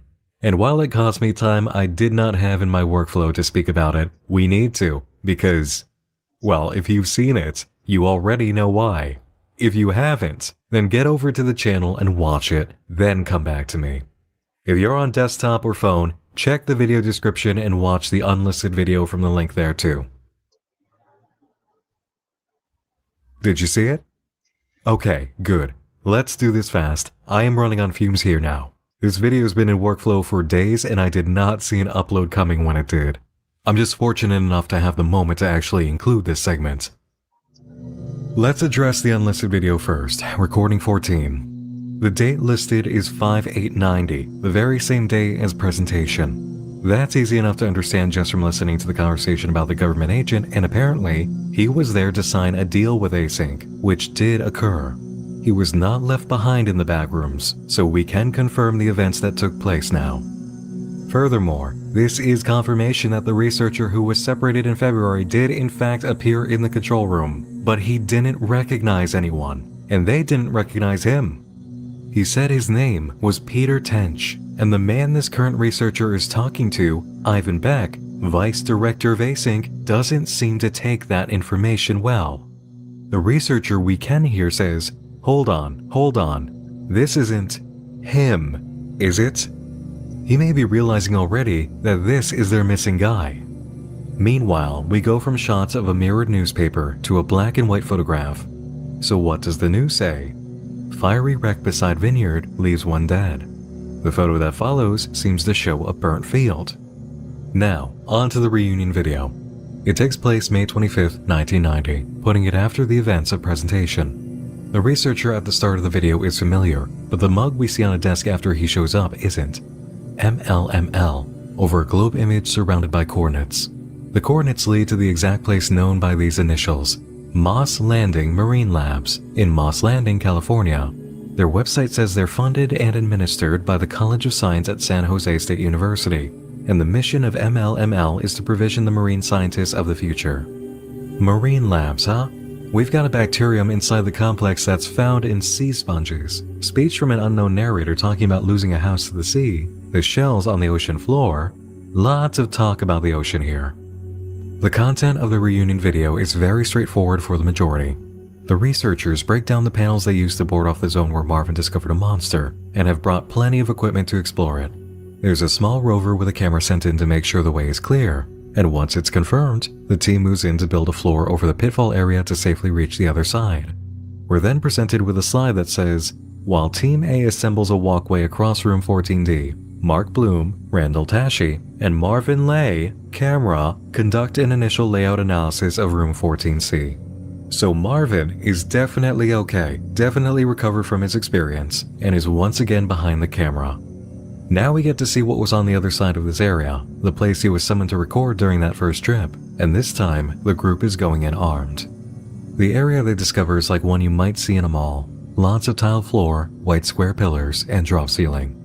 The researchers group up after one discovers something incredible, a map drawn on one of the pillars. Right, it does look like some kind of map. Yeah. You know, it almost looks like... I think this is around here, 14C. Yeah, it's, Team A, come in, this is Mark. That's the area we came through, that's 14C, and there's 14C. Team A, this is Mark, do you copy? There's B and A. Standard, do you copy? Repeat, this is Mark, do you copy? No, the signal's dead, we've gone too far. We gotta go back. What? You sure? We're not that far. Well, that's all the more reason to get... Well, if we do get back and they say it's just a non-issue and you just come back around, I don't see what the... Oh my god! He's got my gun! He's got my gun! He's got my gun! Don't move! Never you move! Okay. I don't want to hurt any of you. But I will. If I have to, so please, just answer my questions and I'll be gone. How many people are out here right now? Down the hall, how many people are out here? Wait. I don't know. Peter? Oh shit. Marv? Marvin? Yes, it's me. Is it really you? It's me. How? It's been months. We thought you... I know. That's what they did. They took my life from me, Marv. Everyone thinks I'm fucking dead. My wife and children think I'm dead. Could you please put down the gun? Barbara, just tell me. Did they hold a funeral? Yes. This is Team A. Do you read us? Yes, A-Team, this is Mark. I read you. Mark, don't. What are you doing? We need immediate armed support at room 14C. My team and I are being held at gunpoint by a hostile. I repeat, Stop. Please send Don't shoot him. immediate armed support to room Stop. 14C. Don't. Sorry. Peter. This is Peter Tench. This is also Peter Tench. Do you remember the last reflected screen in the video before reunion? It was a researcher in a hazmat suit, one becoming two. Peter Tench, in a suit, ended up in the control room, but nobody knew who he was. Peter Tench, out of his suit, is here in the back rooms, having survived since he went missing. There are either two Peters, or the one in the suit only claims that he's Peter, but Marvin was part of his original team. As for the newspaper clipping, Async faked his death. He had a family, and they faked his death, using a fire to cover up his disappearance. Give me a moment here. I want to play what I originally recorded for you as my ending to this video before Reunion was uploaded. This is such an incredible moment to actually be able to put forward in my coverage. Here, listen. The only critique I can offer at this moment is that for all the episodes we do have, the unveiling of the actual points of the narrative and the conflict is occurring at a slower pace than we might be accustomed to. There is very clearly a plot, and it is bubbling up for sure, but at moments it comes in leaps, such as Autopsy, and at others tiny drips, like Prototype. A more consistent rollout of narratively focused content that conveys information to present new questions while resolving previous ones, that would make for a more compelling dramatic experience. Marry the reveals of new information that drive the plot and mysteries forward with the excellence already displayed in dramatic tension and visuals, and the work becomes stronger. My initial concerns for Kane's ability to weave a narrative beyond the found footage short film back in January has been cured. What we need to see now is a stronger confidence and foot forward from Kane the writer to match the muscle of Kane the designer. I believe in his ability and trajectory towards this though. He has a distinct sense of drama that keeps occurring in the work. The ability to deliver more of these moments per episode and unveil more details for us to invest in and build connections with is what's needed. Well, guess what? He did it. In a single upload, he did exactly what I had written about. He shut me up before I could even put the words out there. Bravo, Kane. Excellent development, excellent progress, wonderful advancement in storytelling. This is what it means to make your audience more invested. This is what it means to increase dramatic tension, answer questions, and give us new ones. I am so glad I got to witness the reunion upload before finishing this video. And you know what? There's nothing left for me to say now. That was a mic drop he just uploaded. I'm gonna sit back, smile ear to ear, and shut up while you show us where all of this leads. Once again, bravo. That's all for now, everybody. I hope you've enjoyed this moment of checking in on the backrooms. Thanks again to Kane for making the backrooms, of course. Thanks to Raycon for sponsoring this video. Thanks to all of you. Okay. I can't believe he got a missile company to sponsor him. I'm just kidding. That's Raytheon. No, that's Raytheon, yeah. Now do you see why I like this? Why I like this so much? I do. That's I brilliant. find the lore fascinating. Yeah. I like the horror though, because I like that existential dread feeling that those movies have. Yeah, I don't I do mean, horror you very did well. hear him say async in the clip. This is the series I stole the name async from. Yeah.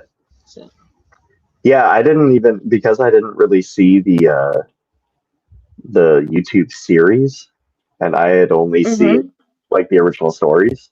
It had never even dawned on me that your symbol or channel logo was even a reference to anything like that. I just thought it was unique. yeah, the original Backroom Stories, King Pixels, like he put his whole stamp on that, and you know, he basically wrote an entire movie just using Backrooms as a backdrop, really. Yeah. Yeah. Where did that come out? Which 22, I believe. I think it used to just be a creepypasta on Reddit originally. Yeah, it started out. It's been like a decade plus since I read It was written about a picture that was taken in a like basement somewhere or something. Yeah. But Gimlet. and everybody started writing their creepypastas, and that gave Ken Pixels an idea, and he thought of a whole ass story to put on top of it. And I was like, yeah. I thought that was cool. Yeah, the behind the scenes and everything is super, super interesting for it. Yeah. There's a podcast called Gimlet and like the drink. And they covered the like history of the backrooms of the backrooms. And then they ended up finding the guy who owned the space in the original photo and then had like a little interview with him. It's pretty cool.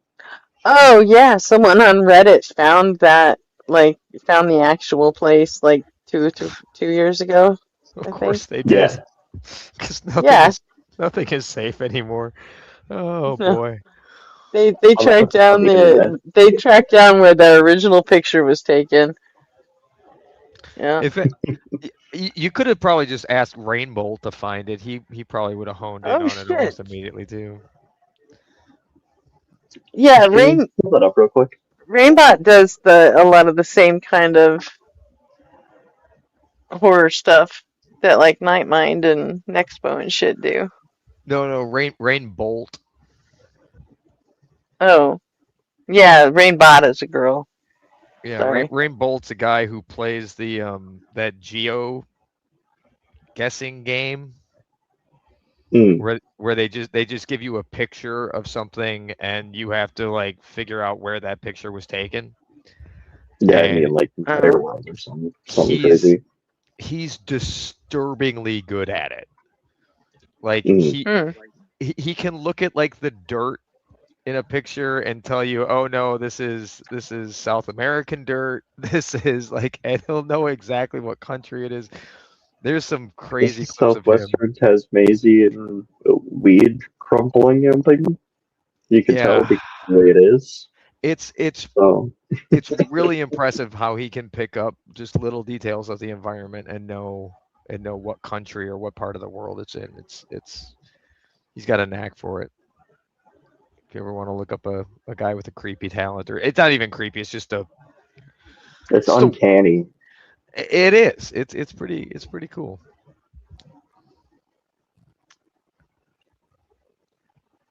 But I've had a few of his shorts pop up, and it's just been he can just clouds one time. There's a couple of where he was just randomly guessing, and he would get with like that one. I couldn't believe, but you know what? I wonder.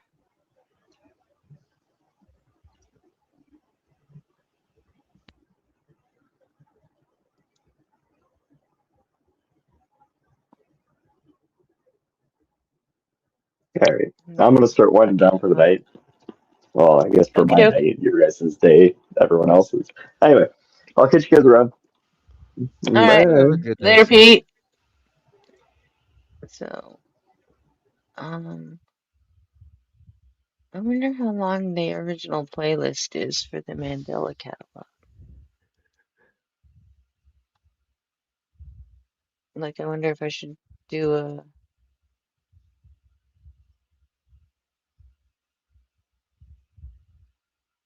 Mandela catalog full correct order.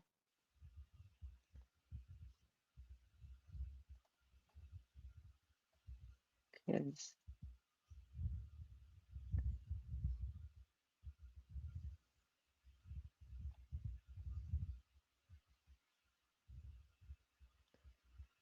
let me see.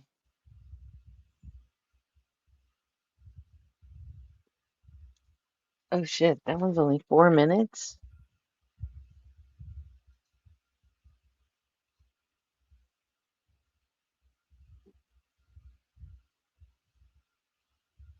Because I'm wondering if, like, if I show you more of this stuff, like, should we just go with the deep dive like Nightmind just did with that? Or should I just, or do you want to just watch the originals? Well, I can't do it tonight anyway. No, not tonight. Not tonight. We're not gonna. No, I've got a meeting in 4 hours, so I need to take a nap. Yeah. It's like 4 minutes, 17 minutes, 5 minutes, 8 minutes, 20 minutes, 26 minutes, then 2, 3.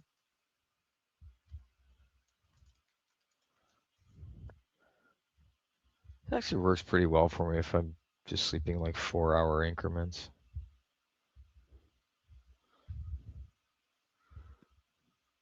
Usually they drop to 3 or 5, but I just wonder if you know.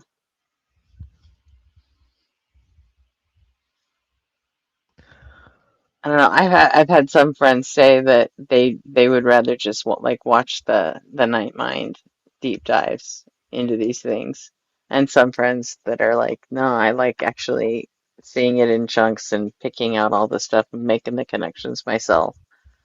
Oh, yeah, I'm kind of torn on that, right? Yeah, I mean, I like doing both, so it's a total coin toss for me. Yeah, because there's the stuff that I'm gonna see, but then like to really understand what's going on, you really want to get somebody else's perspective who's caught the stuff that you've missed, and seeing if Yeah, you find things that they don't get. That's another fun one. Yeah, if it's just an analog horror, if it's just a story told in pieces, I'm okay just watching like the Night Mind stuff. Yeah. But if it has actual codes in it that needs to be solved, I don't like watching that. I gotta go watch the originals first. Yeah, I remember that. I wish I remember what game it was. There was a video game someone put out a while back that like had a bunch of hidden Easter eggs like that, where you had to like call a phone number. It would play a signal that you had to record and put through like a signal analyzer that would give you another code. It just got really, really deep into it. Yeah, that's essentially what ARGs are. Yeah. Only they put them on YouTube, Yeah. or websites, Well, it becomes a fun And scavenger hunt. usually when a new good one shows up, we form a Discord group like real fucking quick, and then we all work together. That's awesome, though. So. Again, it's another cool way to like take a media like that and use it to bring people together in a way that never would have been thought of Yeah. 20, 30 years Like ago. Avenged Sevenfold did one for the release of their last album. Really? Yeah, that was a fun week in the Avenged Sevenfold Discord. That was crazy. It started with earthquake. It all started with a tweet basically saying that the band got hacked, Oh, all right. Yeah. Because they put out a tweet saying that the two summer concerts that we had scheduled aren't going to happen anymore. So sorry. And then the drama band comes out and begins. says, "Wait, we didn't post that. We think we got hacked. We didn't. The concert's still on. Just chill, and everybody's like, freak. And for the next like 8 days, we found a new channel in the Discord that just showed up out of nowhere. And so, and they had us buying NFTs, like, because they made NFTs part of it. So, yeah, I mean, it was like they're only like 1 cent NFTs, right? Sure. But the more we minted, the more we're getting different parts of a sequence of a picture, and which ended up being parts of a sequence, and then they actually put some money into it too. So and thought they even put it they put some money into it, and they even forced all of us who were actually playing the game to get to a point to where we could work together or just take the money. And that was super fucked up, but oh, more drama. Yeah. Oh yeah, they got us good. Oh, that makes for a nice left turn in the situation. You think it's going one way, and all of a sudden you're turning on one another. Yeah. Oh yeah. Yeah, and Ren did something like that too. He did he made an ARG for his Money Game 3 release. It was based on the 7 Deadly Sins. It was pretty good. So. Yeah, creativity abounds when you have the tools and the know-how. Yeah. And that Backrooms kid's got his act together. He's going places, as Yeah. they used to say. Mhm. You never know. He might just be a one-trick pony. Well, actually, no, I don't believe that at all. It seems unlikely. Well, because I've seen like he has another series called The Oldest View. That's the one with the botanist in the mall and all that. Yeah. I've seen that one too, and that was also very good. Same sort of suspense thriller type of. Yeah, Okay. yeah, kind of, but yeah, and also no. Never mind. All right. It would be hard to explain. That also rings true of a good story. So something else to check out. Right now, I need to check out a pillow though because Yeah, you do. So you're not late to your meeting. yeah, alarms are set. I'm already logged in. I just have to push the button, Frank, as soon as I get up. So it's all good. But thank you. Sorry, nothing I got a crashed into the couple middle more of the hours to go. Yeah, that was a little bit of a letdown, wasn't it? Yeah. Leave it to Musk to disappoint again. Can't even Right? Can't hit the even fucking moon. crash right. What the fuck?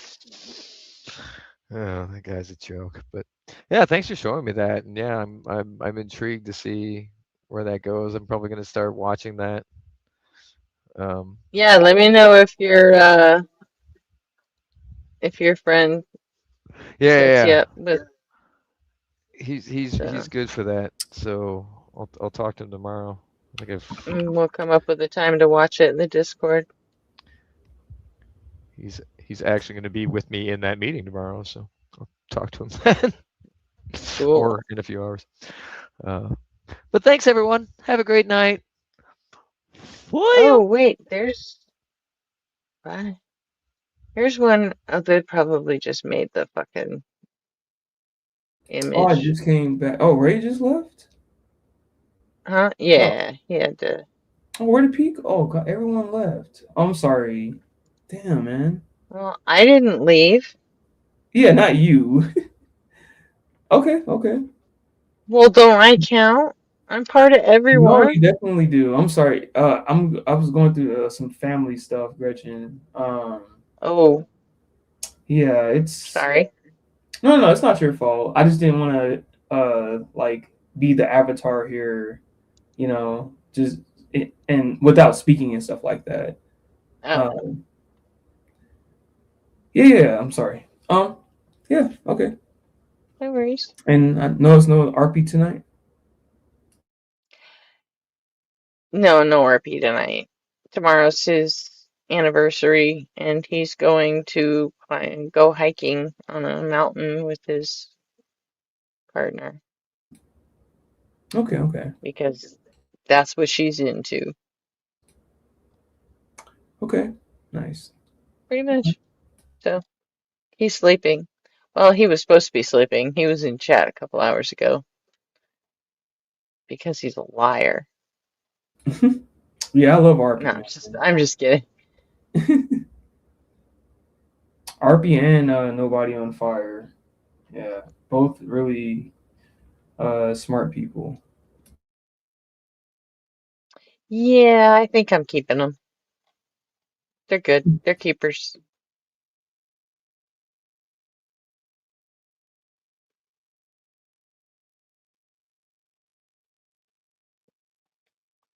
Let me see. What the hell else are we gonna watch?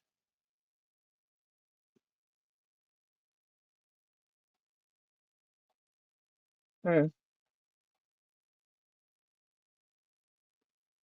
Oh, well, that did interesting things to my algorithm. Displaying the backrooms.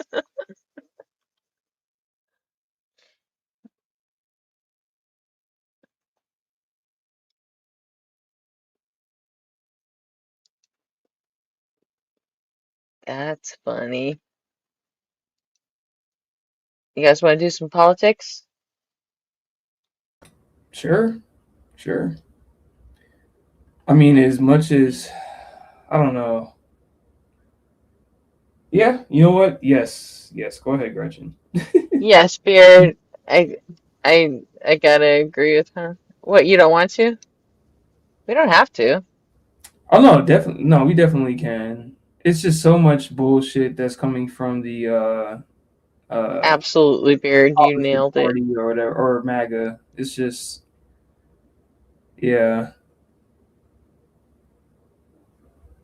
You know what? To be very honest with you, Gretchen, I haven't even really been keeping up with politics because it's just a lot of predictable bullshit from MAGA. So it's like at this point, I'm just like, you know what? I don't even care that much. I don't even care. Like after these primaries or whatever, the primary or whatever, right?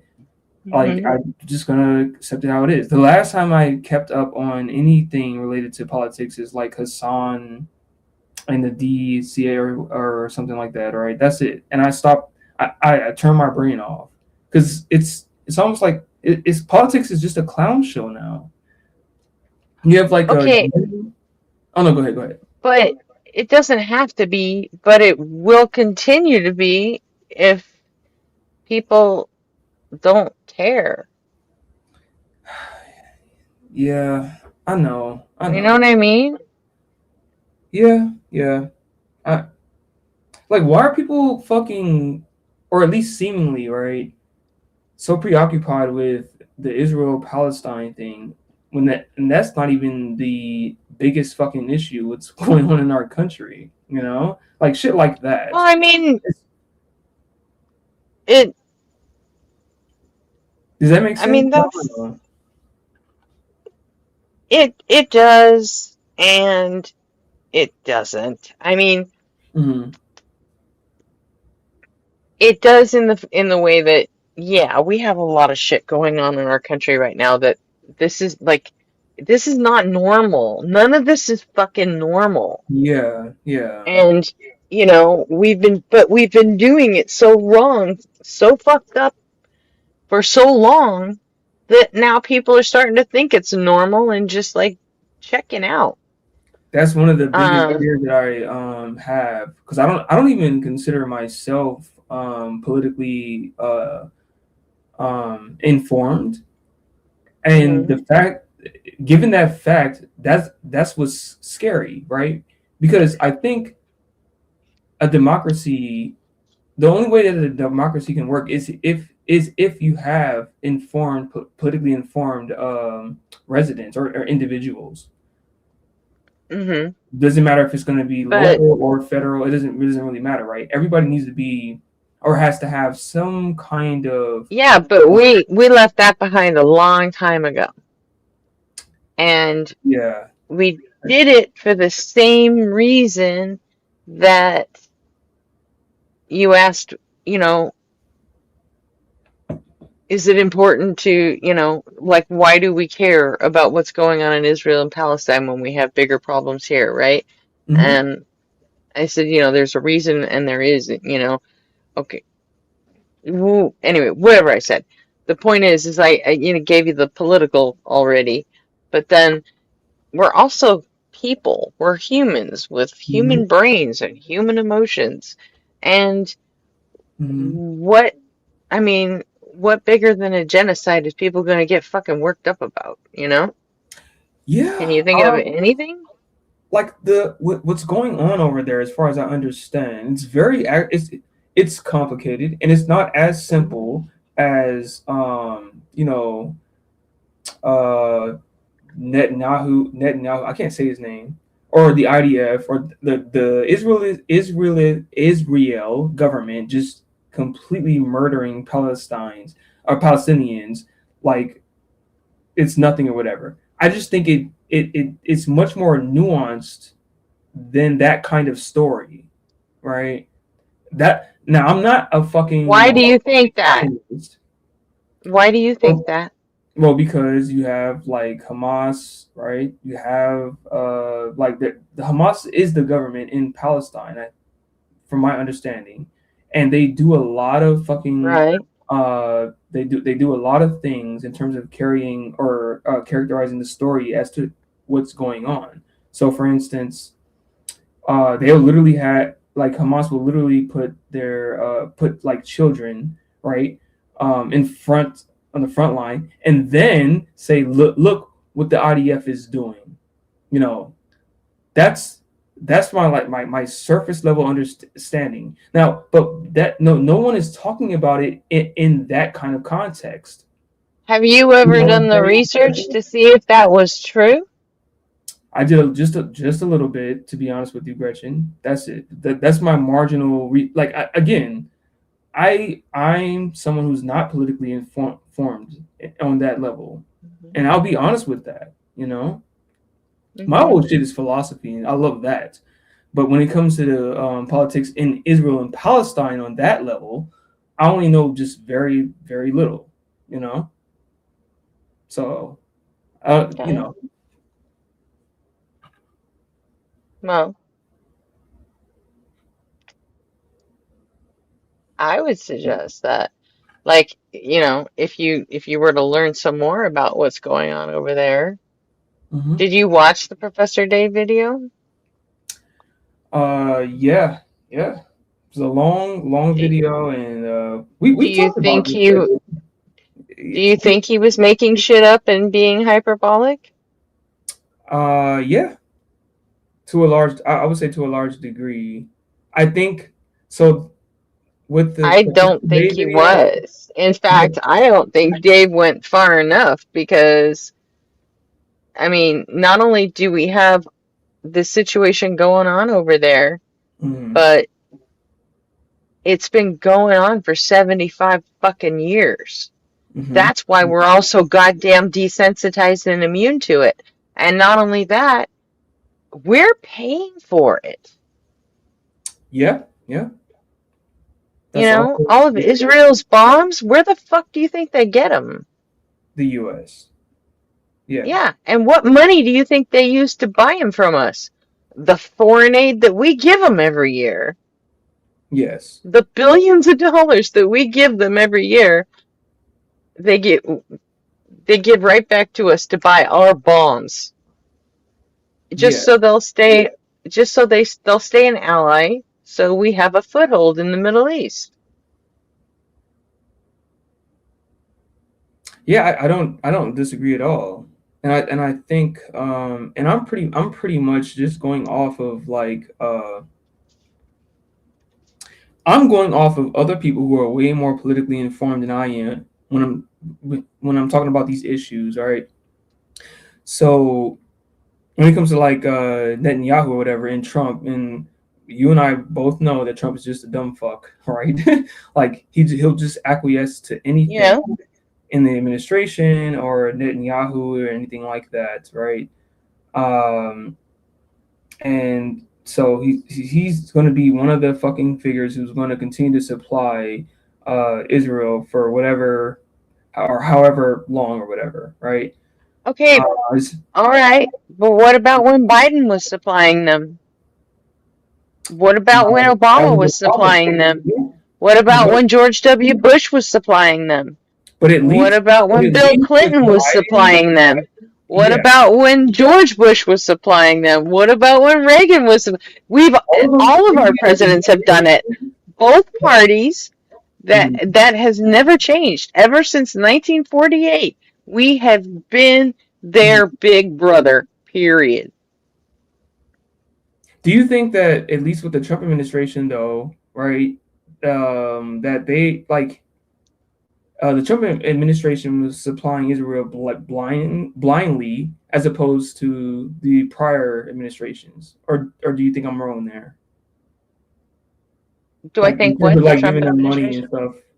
In terms of like just giving them money to, fight back what happened in October 7th and stuff like that. Do you No, think the Trump administration can't just give them money. That's Congress. Only Congress can do that. Well, apparently, Congress is being skipped during this last administration. The entire time, like Trump has skipped Congress. He doesn't even care about Congress at all, or the Trump administration doesn't even care about Congress. That's why he's just having. But it doesn't matter. He doesn't have the White House doesn't have the checkbook. Yeah, but why? That's why he had to go start a fucking fake war in Iran. Because he can't just give Israel more shit. That's one example. Because Congress has to approve that. They used the war on terror to start fucking up Iran. Yeah. Because that we can use our military to do. But we can't go help Israel. And we can't give them any more money without Congress okaying it. That's what it should be, yeah. But we already have a precedence of this administration skipping Congress, though, right?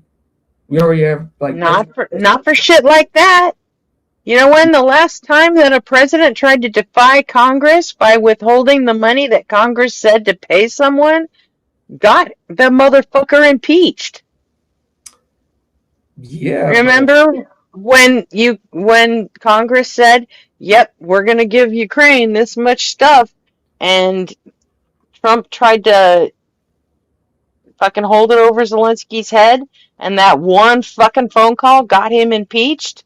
Remember that? We'll never be able to be. That's what happens when you try to defy Congress, because Congress holds the fucking checkbook. Period. Yeah, which is full of fucking. Not only can you not spend money without Congress's authorization, but if Congress authorizes it, you have to spend that fucking money. Otherwise, you have to do some sort of like tricky accounting. Well, what is Okay, Gretchen. What is Congress doing right now, right? With the House and the Senate being full of fucking Republicans who are like consistently, working with. When I say working with MAGA, I just mean, not passing any fucking bills whatsoever. Not passing any bills for the bipartisan bill with the immigration at all, right? They're pretty much just falling in line, and I could be wrong. Correct me if I'm wrong, Gretchen. Falling in line with whatever the Trump administration wants to do. Am I wrong there? Like with the House and the Senate, and with like, I know the House is gonna. They're not though. Okay. They're like the Republicans. They don't even have a big enough majority to get their own shit passed. They're not going to pass a bipartisan anything. Yeah. Saves passing because there's not enough. The SAVE Act just isn't doing anything right now. Yes, that's correct. They're ignoring it. They're pretending it doesn't exist. Yes. The only one talking about it is fucking Trump. Yeah. Well, there's a reason for that. And if they don't pass, because the midterms are coming up. Because nobody wants to take an unpopular vote like that right before the midterms. Because they know it'll make them look like douchebags, and they don't want to do it. So they'll come back after the midterms and they'll vote on it then. What's going on with I just want to add, what's going on with fucking Mitch McConnell, man? What's going on with that? Is he dead or not? Like, what's I just if he's not, I haven't checked on it, but like what's going on with him, like what's going on with Mitch McConnell? If he's He's probably either like comatose or catatonic.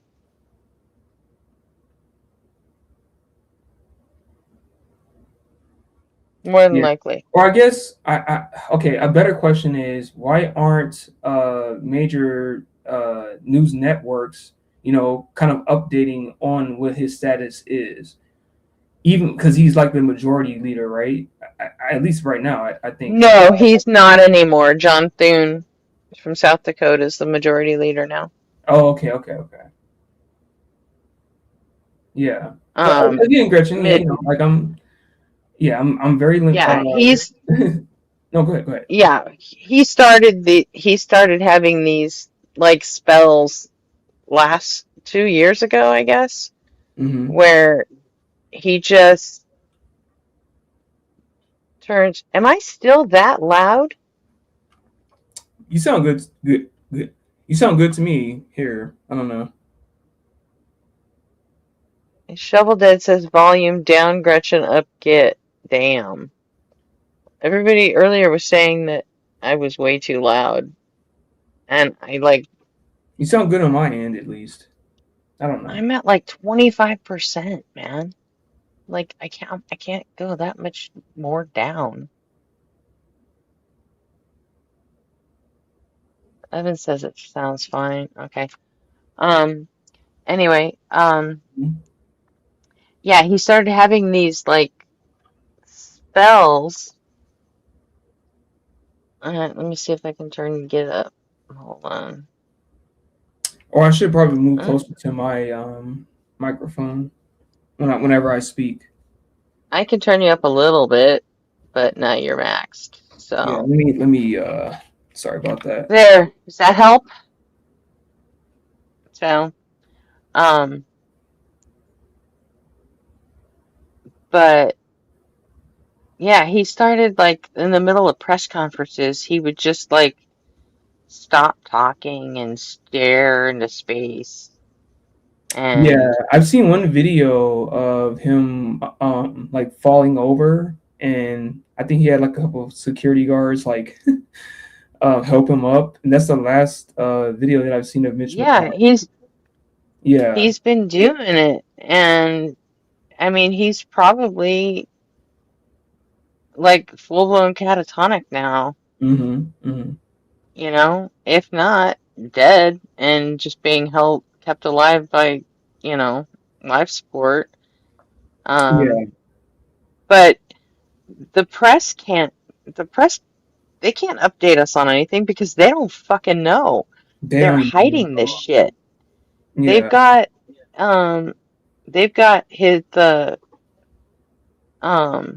even though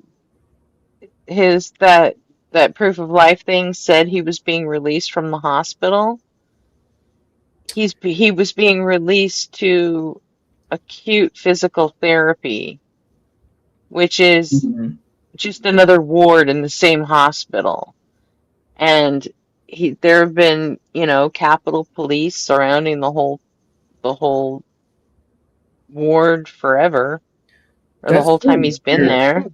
Yeah. Nobody can get through. You have to have like a, Yeah, that's so and fucking nobody weird. can see him. They don't let anybody see him. They've probably got the doctors and the nurses that work there, like stitched up with NDAs, more than likely. And that's so weird, man. So like no journalists are able to even gain any information. No. You have a fucking like police. No. Like not even around the entire hospital. Nobody. Even not even other fucking senators are allowed to go see him. Yeah, that's strange, dude. That's so fucking strange. And maybe strange isn't even the word. It's John Thune, as the Senate Majority Leader, hasn't been to fucking see him. Yeah, that's crazy. That's just crazy to me. Yeah. It's absolutely fucking insane. And all they're gonna do is they're gonna piss Andy Bashir off to the point where he's gonna haul off and say, you know what? fuck all of you. You know what? Show me fucking Mitch McConnell's fucking corpse, or I'm gonna appoint a goddamn Democrat to this seat. You know? Gretchen, And are you what's the word? Not pessimistic, but optimistic with the upcoming elections and I would even say the general election coming up. Are you optimistic or well, I'm when it never comes to like getting the optimistic. fucking maggots out of fucking office? Well, I'm generally not optimistic about anything. I always tend to like expect the worst. Okay. As far as the house, yes, I think we're going to take the fuck out of the house. That's not Okay. optimistic. It's kind of like what's gonna happen. Yeah. I don't think we're gonna get the Senate. I know a lot of people are getting excited about that, but I don't think it's gonna happen. And if it does, we won't be able to take it by enough seats to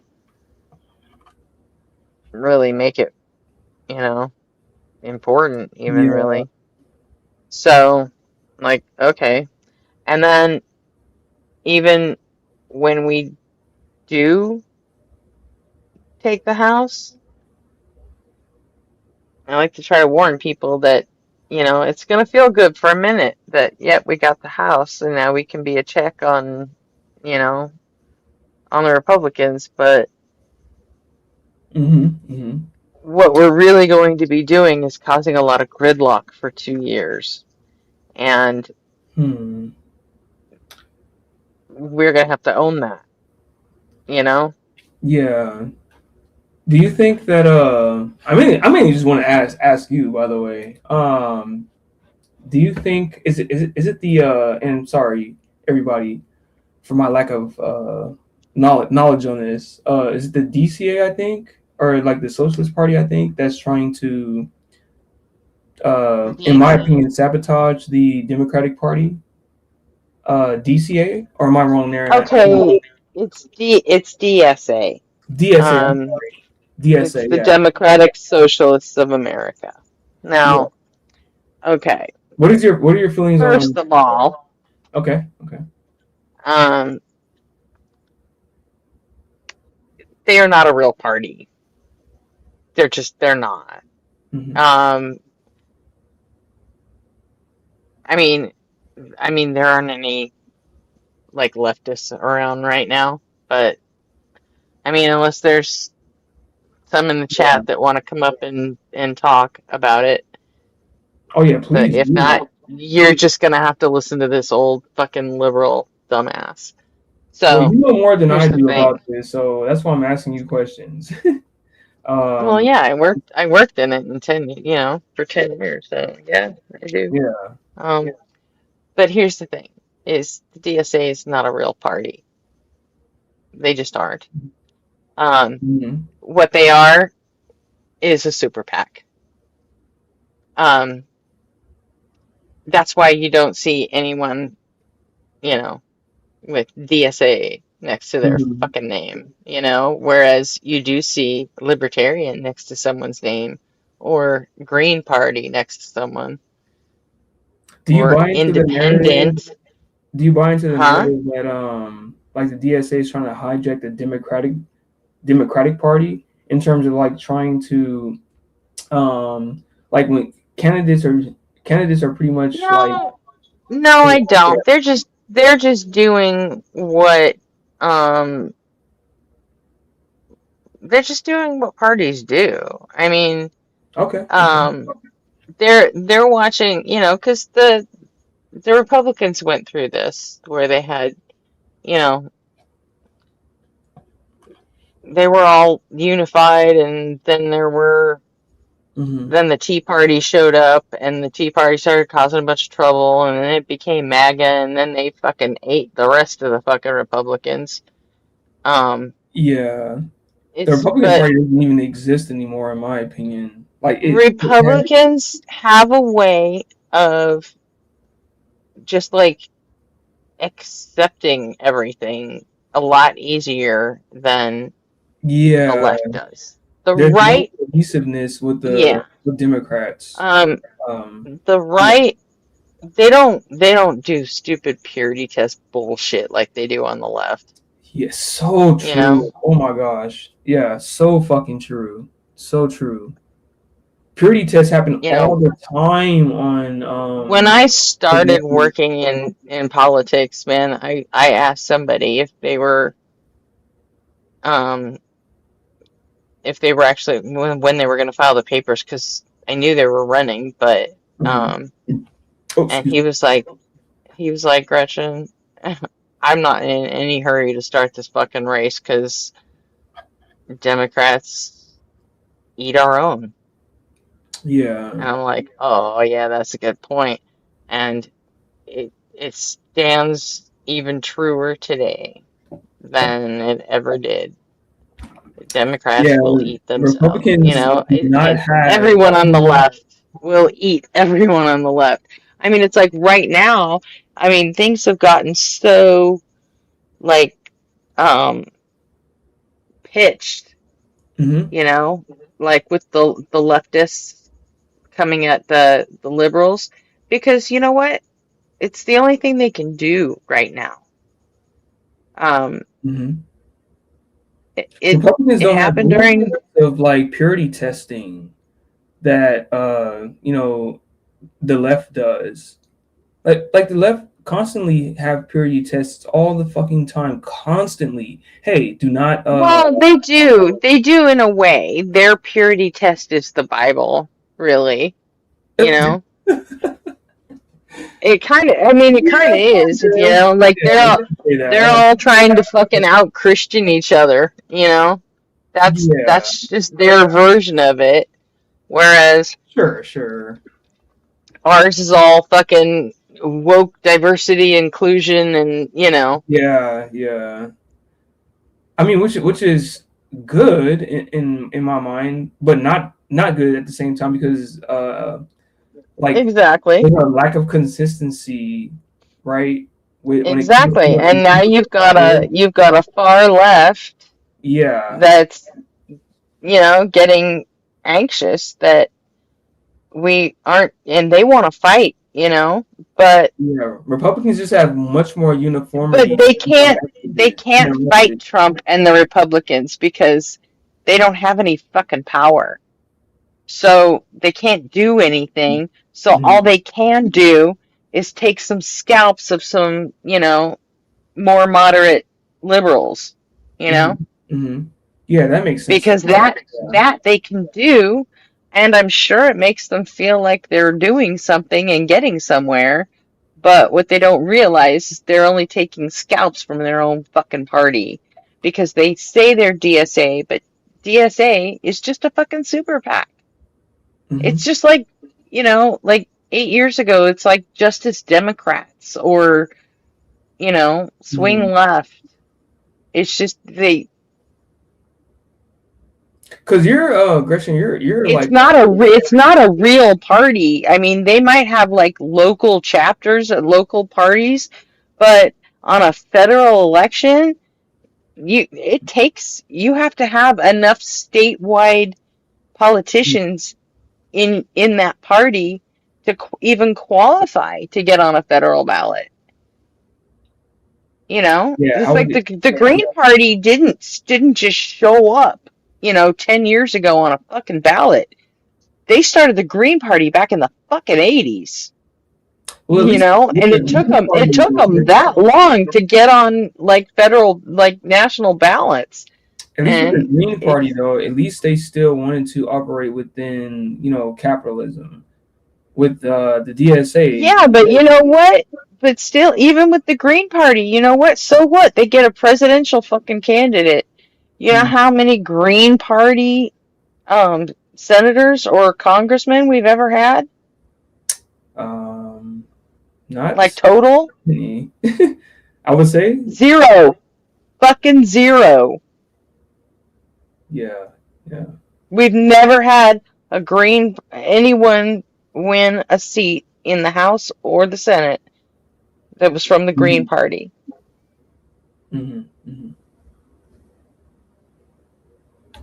We've had very few independents. Yeah. No, I hear you.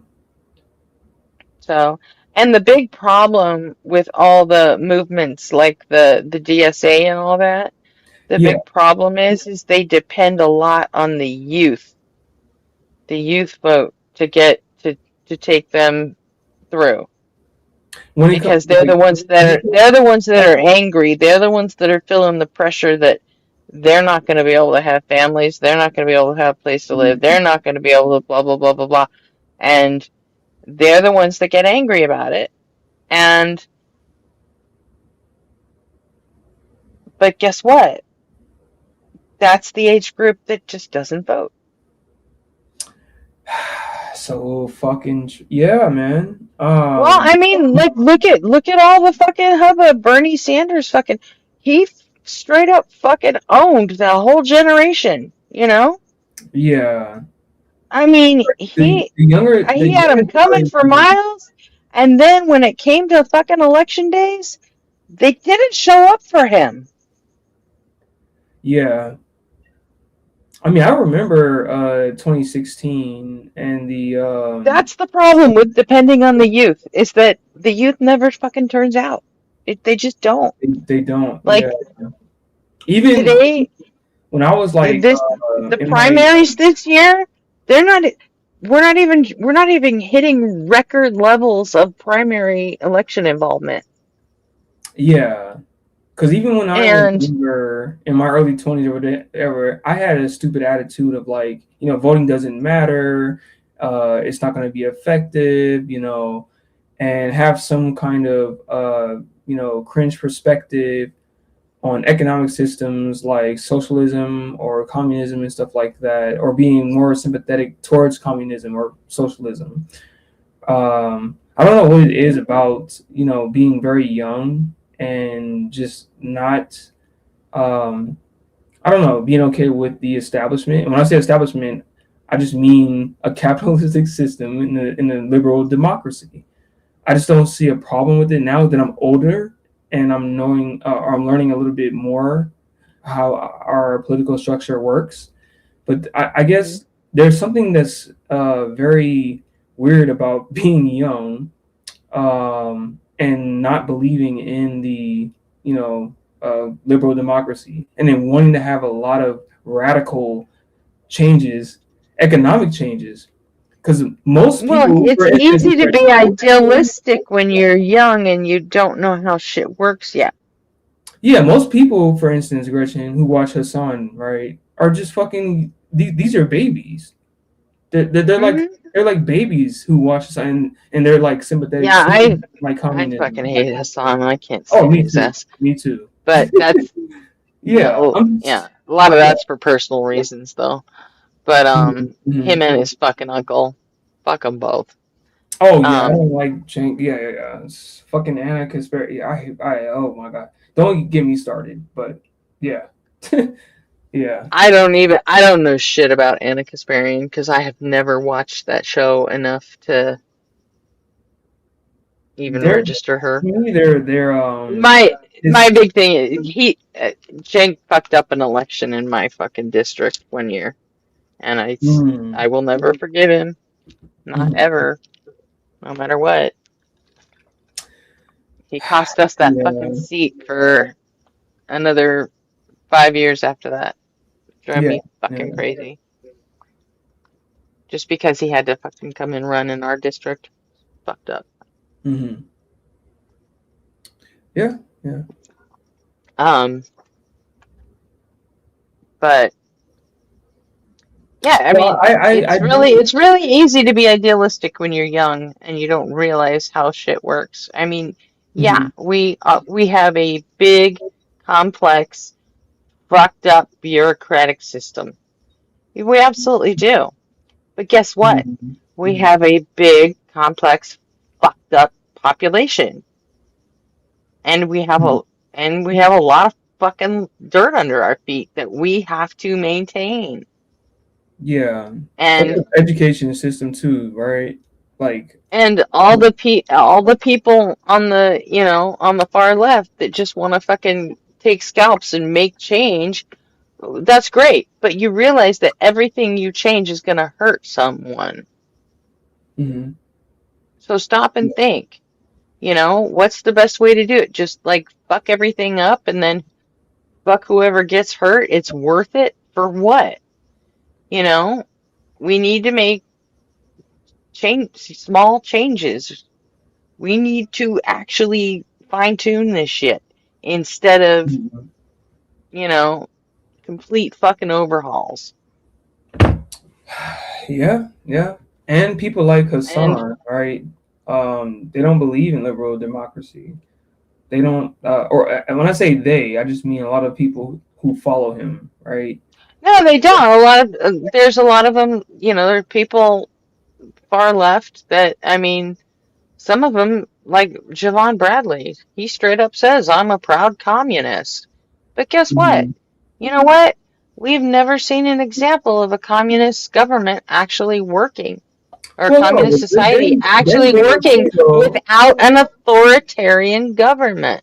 well, Gretchen, that's It, not true communism. That's not real, huh? right? That's not true, quote unquote, communism. It's not real communism. That's like a bastardization of what the true spirit of communism is. I'm being sarcastic, by the way. Yeah, I know. I've heard all that. Yeah, right. And the problem is that they're talking about communists as just an economic system. But Yeah. the thing is you know what? I'm sorry, we're still people. Did you forget we're people? Someone has to be in fucking charge. We're still people. Yeah. I mean, there's still gonna be crime. Don't tell me just making sure everybody's fed is gonna stop crime. It's not. Yeah. Because some people are shit people.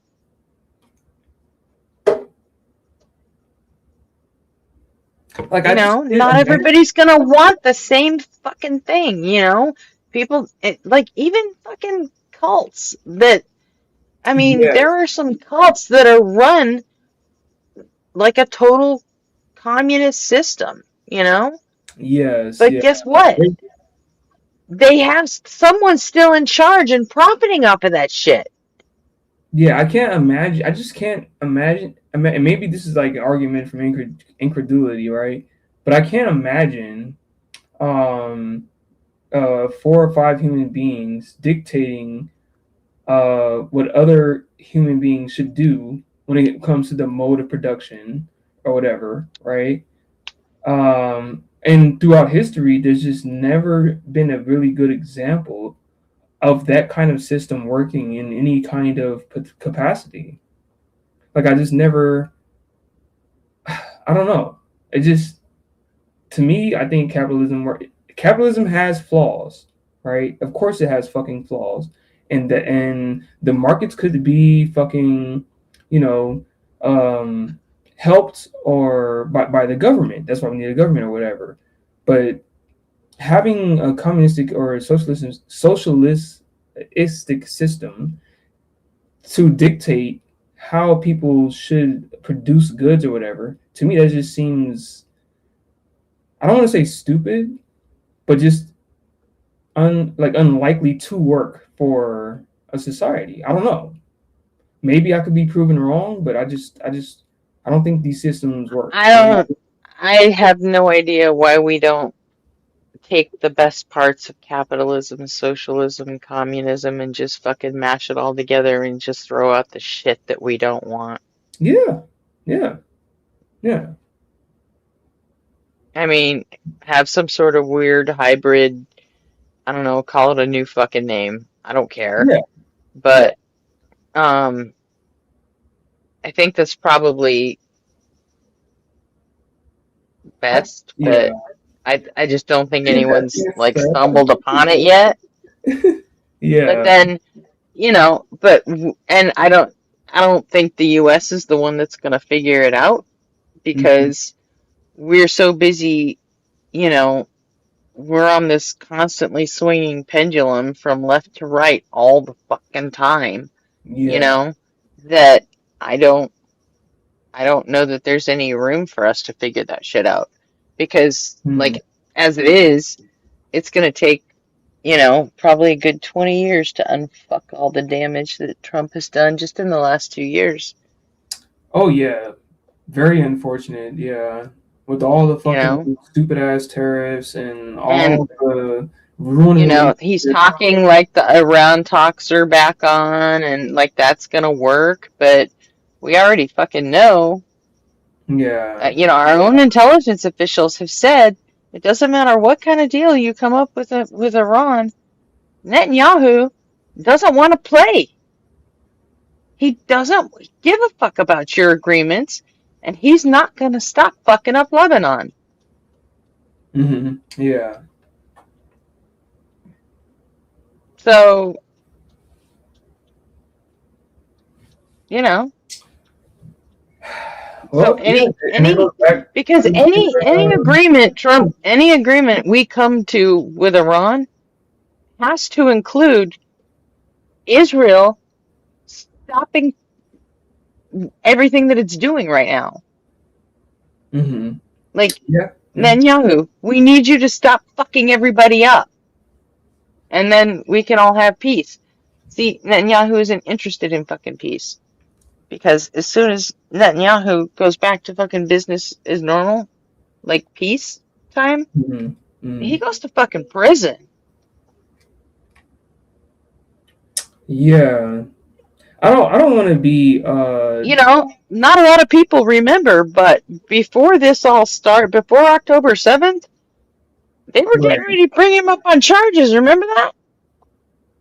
Yeah. Remember when he tried to shut down the fucking Supreme Court of Israel?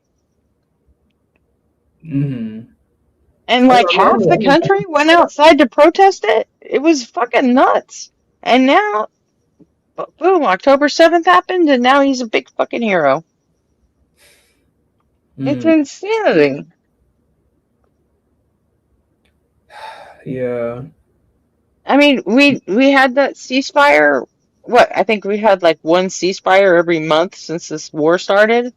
I mean, at this point, ceasefires don't even. But who breaks the ceasefire every time? Fucking Israel. Every fucking time. Yeah. To the point where even our own intelligence has said, he's not going to let you play ball. Sorry. So don't make the deal. And Trump goes and makes the fucking deal. And boom. Like an idiot. Yep. Yep. Yeah. And then Netanyahu stabs him in the back again. Because he doesn't care. After this conversation, Gretchen, I feel more pessimistic now. Of how things are going with. Cool. Do I need to tell you how it actually is a genocide? Because I could do that too. Of course, yeah. I mean, not only just with our foreign affairs with Israel and Palestine, stuff like that, right? But even with our own issues in this country, it's not looking good, man. I don't think so. You know, with the breakdown of. What do you mean? You literally have a person, right? You literally have a person like Trump, who doesn't give a fuck about the Constitution whatsoever, talking about running for a third term, and I don't think that was a fucking joke. I don't think it's a joke. I think it's a joke. Really? I don't think so, Yeah. Bretton. No, I think he's fucking serious. I don't think he can physically handle it. I don't even think he's going to live to see 28. I mean, that's true. But the fact that you have, and I think he fucking knows it too. Yeah, but the fact that you even have an entertainment of that, right, is a problem. That's a fucking problem. You've never seen other like presidents in like prior. Well, I think him saying it is just talking shit. I think other Republicans actually getting behind it, that's the problem. Okay. But him saying it, I think it's just trolly fucking self-aggrandizing bullshit. But I don't know, man. Yeah, I don't know. anyone else, I think that's a fucking problem. Yeah. What do you think about But I don't think he can physically do it. Anyway. He's probably about to die. Yeah, he does not look good. He does not. Yeah, he doesn't look good at all. Yeah. I mean, imagine having to run a country and a campaign. Yeah. At 83? Like, what? No. Not in his shape. Fuck no. Do you think it's a like high probability of let's just say like J.D. Vance in the next general election becoming the president? Or even Tucker Carlson. Even Tucker Carlson, I would say. I would say Tucker Carlson has a much better shot than JD Vance does. JD Vance? Okay. Yeah. Jesus. Yeah. Yeah. I think either, I don't know, probably Tucker Carlson or Marco Rubio, maybe? Yeah. I mean, that makes sense. I don't know. Because I think the Democratic fucking party is completely done, I think. It's just, it's done. So now... No, it isn't. You don't think so? Or you think so? No. I don't know, man. See, maybe I'm just more pessimistic than you. Why do you think the Democratic Party's done? Because you have like the DSA fucking shit up. Like so?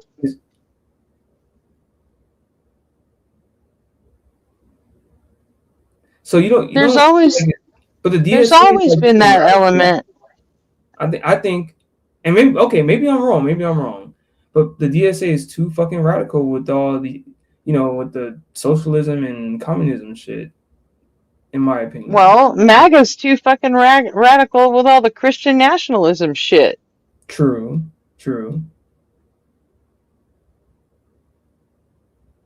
Okay. That doesn't mean the Democratic Party's done.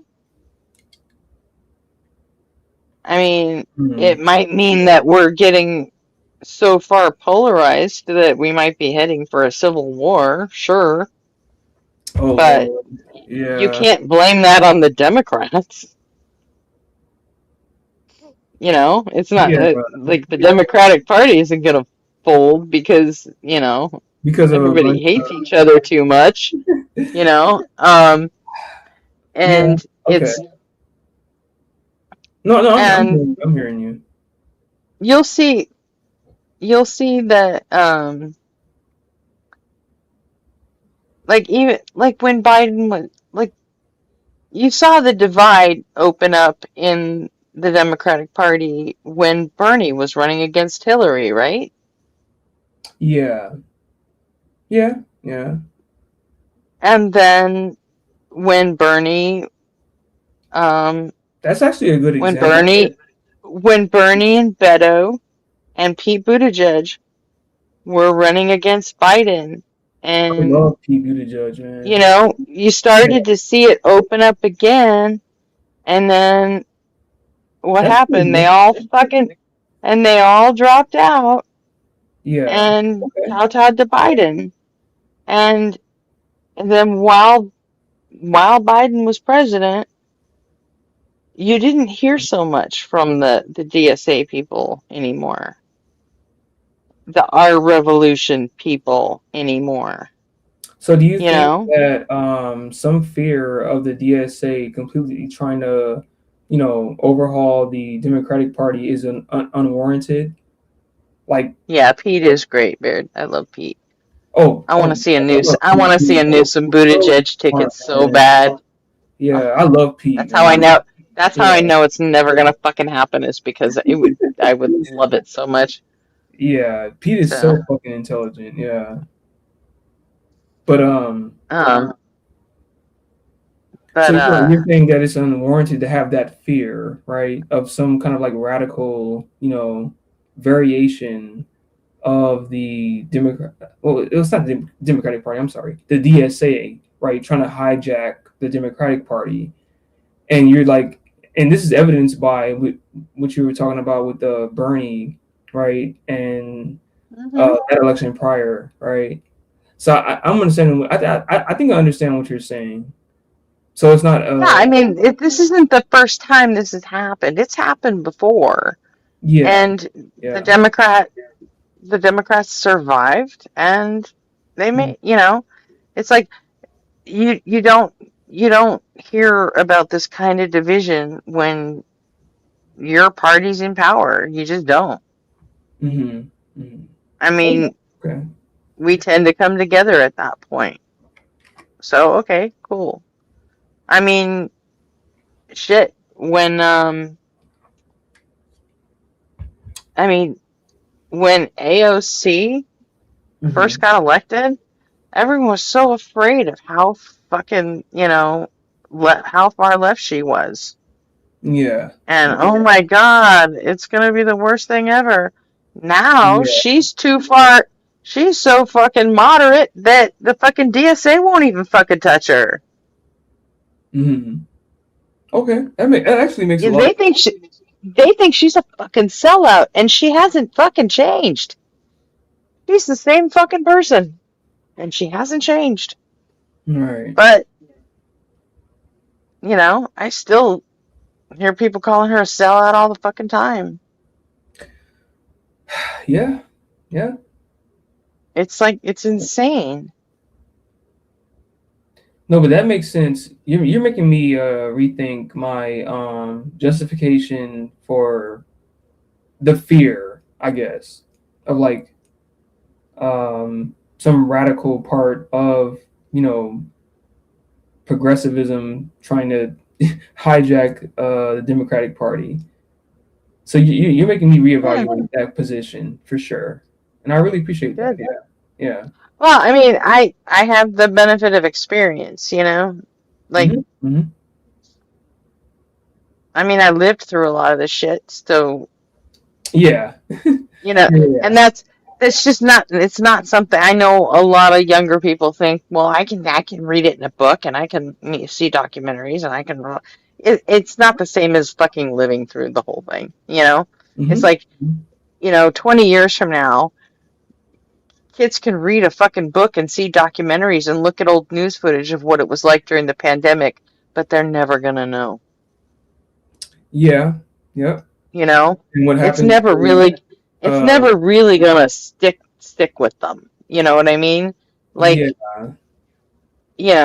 I'm sure you heard about. I'm sure you heard about the Black Plague and smallpox epidemics from history, right? Yeah. But kind of hits different after COVID, doesn't it? Yeah. 100%. 100%. And then also, like, reading about there's just really different. There's absolutely no substitute for experience. I mean, you can gain all the knowledge you want, but until you have the experience, you can't. I do not disagree with that at all. You can't. It's different learning about something and remembering something. They're just it's. I don't think we disagree on much of anything, Gretchen, or on most, especially when it comes to politics, right? I don't really think we disagree. I think at all, really. Yeah. It's because California is awesome. True.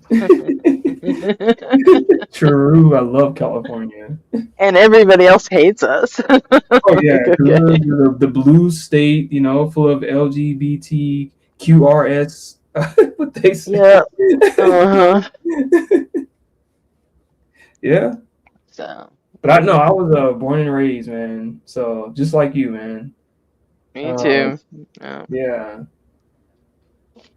And isn't So, yeah, I mean, while the DSA is a movement, yes, and they do have, some valid concerns. I mean, they're not totally wrong, but calling them a party is a little far-fetched at this point. And I think shit's just gonna change once the blue team is back in power, and it will happen. There is no such thing as I mean, neither party, while we have a two-party system, neither party is going to fold. It can't, because the other party needs the other party to be alive. Do you think that at least when it comes to messaging, right, with the Democratic Party, that they need to become more aggressive when it comes to talking about the Republican Party? Because with the Republican Party, they're always on the offense, right? So, for instance, they're always they always say that when they talk about trans people, right? Even though trans people issues are not a big fucking deal at all when it comes to the Democratic Party, right? But the Republican Party has expressed it as such. So they said that the Democratic Party cares about these kind of issues, like with trans people, right? So that's one example. And so do you think that the Democratic Party needs to become more offensive when it comes to this type of messaging? I don't know, fucking make shit up just like the Republican Party does. Let's just say, I don't know, the Republican Party believes in raping kids or something. I don't know, make shit up because they make shit up. Like the Democratic Party wants trans children. They want to make your children trans or something like that. That's just a made up bullshit lie. Yeah. So just play their fucking game and just make shit up. Like, oh, the Republican parties want rapists in your family, just or something like that. I don't know, because they're not. Yeah, the Democratic Party aren't playing the same fucking game as the Republican. That's kind of the bent that Gavin Newsom's on lately. Yeah, that's not a good example. He's like, I understand the desire to play it clean, especially we're always apologizing. Like, no, as Democrats, well, we're the fucking good guys, right? Yeah.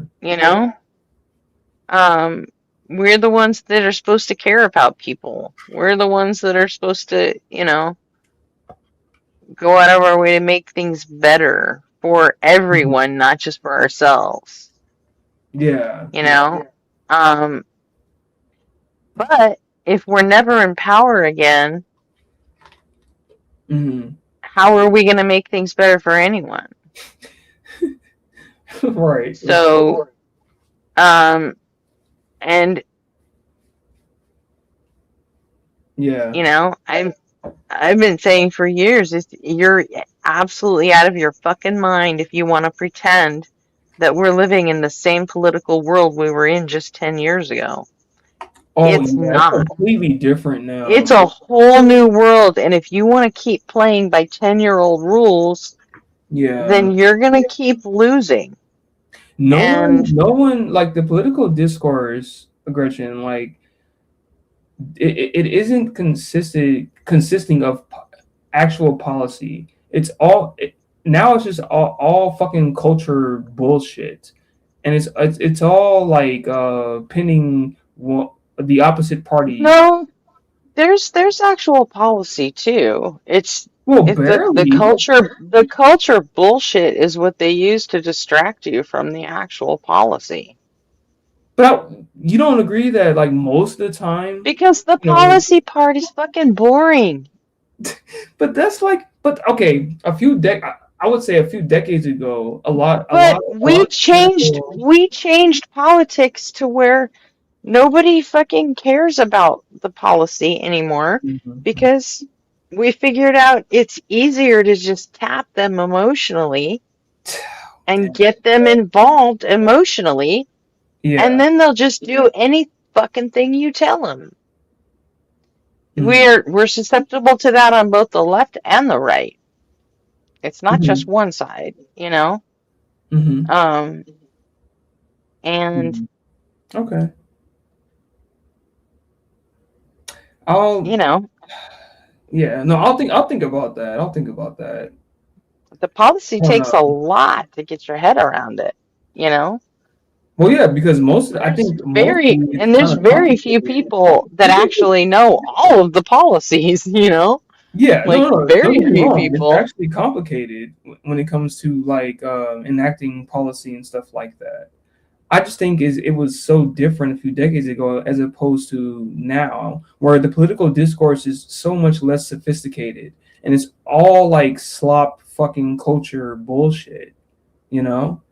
Like Well, yeah, because the right in general, the right is like 100% emotionally tapped.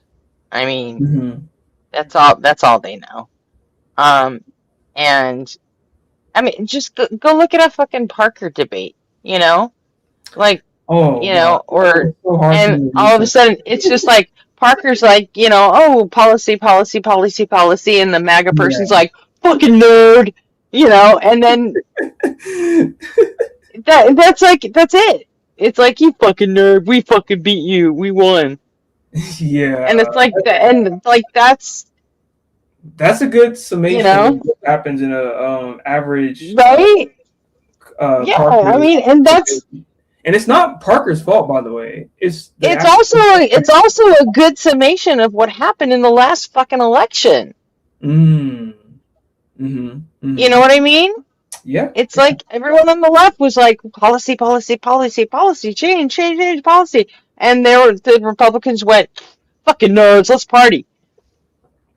And gas price, and we got Trump back. So fucking ridiculous. Like, gas prices lowered or something like that. My gas prices were my gas prices were lower. Food was you know, cheaper. Everything was cheaper under Trump or whatever. And then now that Trump is in office, everything is higher. These same fucking I should not say that. I'm sorry, Laguerre. Let me go back. I shouldn't say a slur. Thank you. Okay, Thank sorry. you. These cognitively deficient people, I'll say that, are now just you can say idiots and morons. Okay. I'm sorry. No, I'm not trying to be insensitive. It's just it riles me up though, man. These same people are like, oh, now when you give them evidence of like higher gas prices because of Iran and all that stuff, it's like, well, I mean, it's justified for us to go to war because they have nuclear, you know, bombs and stuff like that, or they have the potential to have nuclear bombs. It's like, dude, what the fuck? Just a few years ago, you were just saying you voted for this person for lower gas prices. So it's not about the gas prices, right? It's not about it's not about that. You're just a fucking. Oh, it wasn't even gas prices. Remember, it was all about the price of fucking eggs. Of eggs, yeah. Like, oh my god, it wasn't even gas. It was eggs. Yeah, it's so. Come on, man. Yeah, it's not even defensible to be a Trump supporter. I'm sorry. I'm so fucking sorry. It's not even defensible in my opinion. It's not. This guy's insane. The administration is insane. And yes, again, I'm voting for him because, you know, he promises to lower gas prices and all that shit. He's anti-war. Well, now, you know, and there have been. I'm pretty sure you've seen a lot of Parker's debates, right? Like. Now, some people are just like, you know what? I regret my decision to vote for him or whatever. Some people are kind of like, you know, coming to their senses when it comes to this administration. You know, I haven't seen a whole lot of those, but then I don't really watch Parker that much anymore, except like when I play his videos on stream or something. Yeah, I get too triggered from the call. I get too triggered. But I'm like, I can't do this. Fuck this shit. Yeah. Yeah, when I jumped on board with Dark Brandon, I didn't even have time to watch all that debate shit anymore. So that's when I started watching Carbon because he was on late at night, and you know. Yeah, I still miss Carbon, man. And that was Yeah. I did too. I actually talked to him like last week. Oh, nice. Yeah, he was in a debate on a Christian's TikTok live. I was like, "Yo, Nice, Carbon," and nice. he's like, "Hey, Gretchen, how's it going?" I'm like, Now I gotta "Get go your on fucking podcast back on YouTube, bitch." Now I gotta go on TikTok, man, to see Carbon. Yeah. I'm like, "Never mind, I gotta go." Yeah. So, yeah, I've been trying to get Logic to come over here too.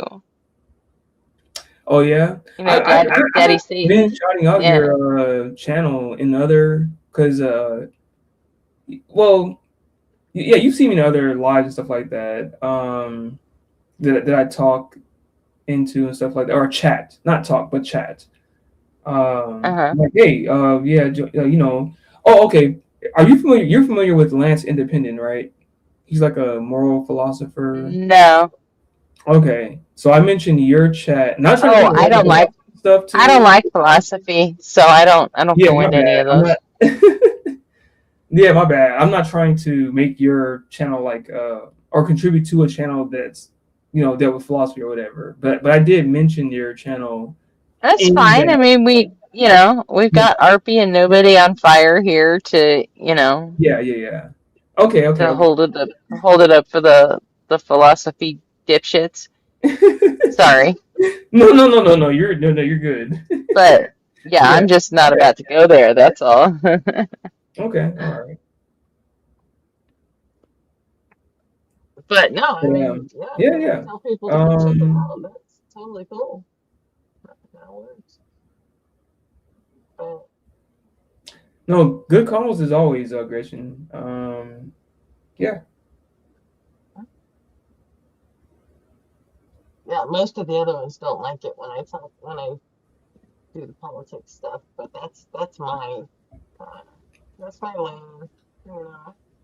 Oh, you're kind of in now I can hear you better. Now you can hear me better?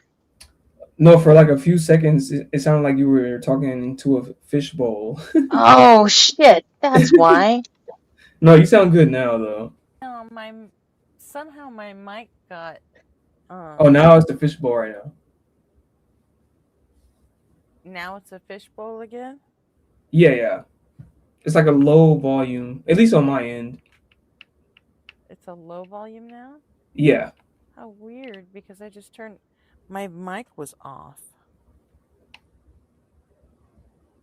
and it was just using my. It was just using my earbuds. The mics in my earbuds. I could barely hear you now. What about now? Now I can hear you well. Yeah.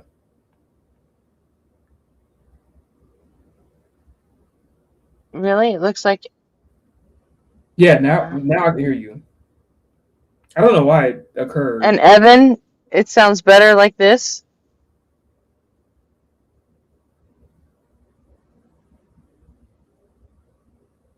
You sound good on my end now.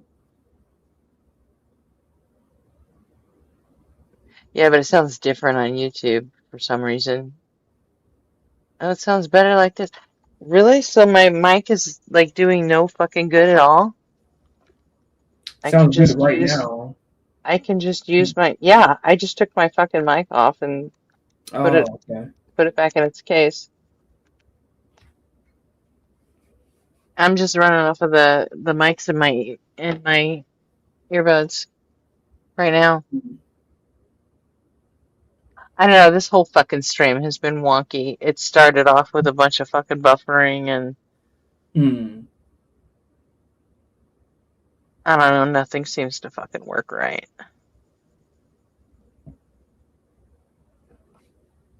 So Whatever.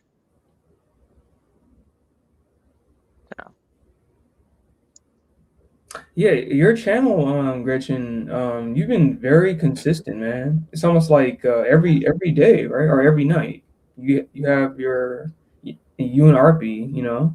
Yeah, it's been every night since you guys haven't missed one night or one day. since I brought Arpy on. No, we haven't missed any nights. Yeah, it's awesome. So, It's awesome. and then I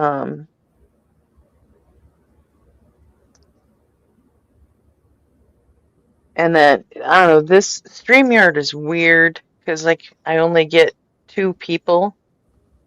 Mhm. I get myself and one other person that can actually run streams and like bring people up and shit. Mhm. Whereas on the old platform we were using, all 5 of us could do that.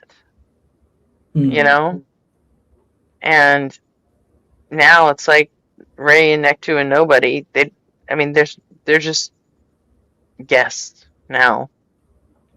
Yeah. Because StreamYard wants like 20 or $25 a month for every additional co-host after the first one. Oh wow. Yeah, like I did fuck not know that. that. Damn. Yeah, it's fucking ridiculous. You know. So It's like a lot of work that goes into restreaming and stuff like that, or like hosting lives, pretty much in general.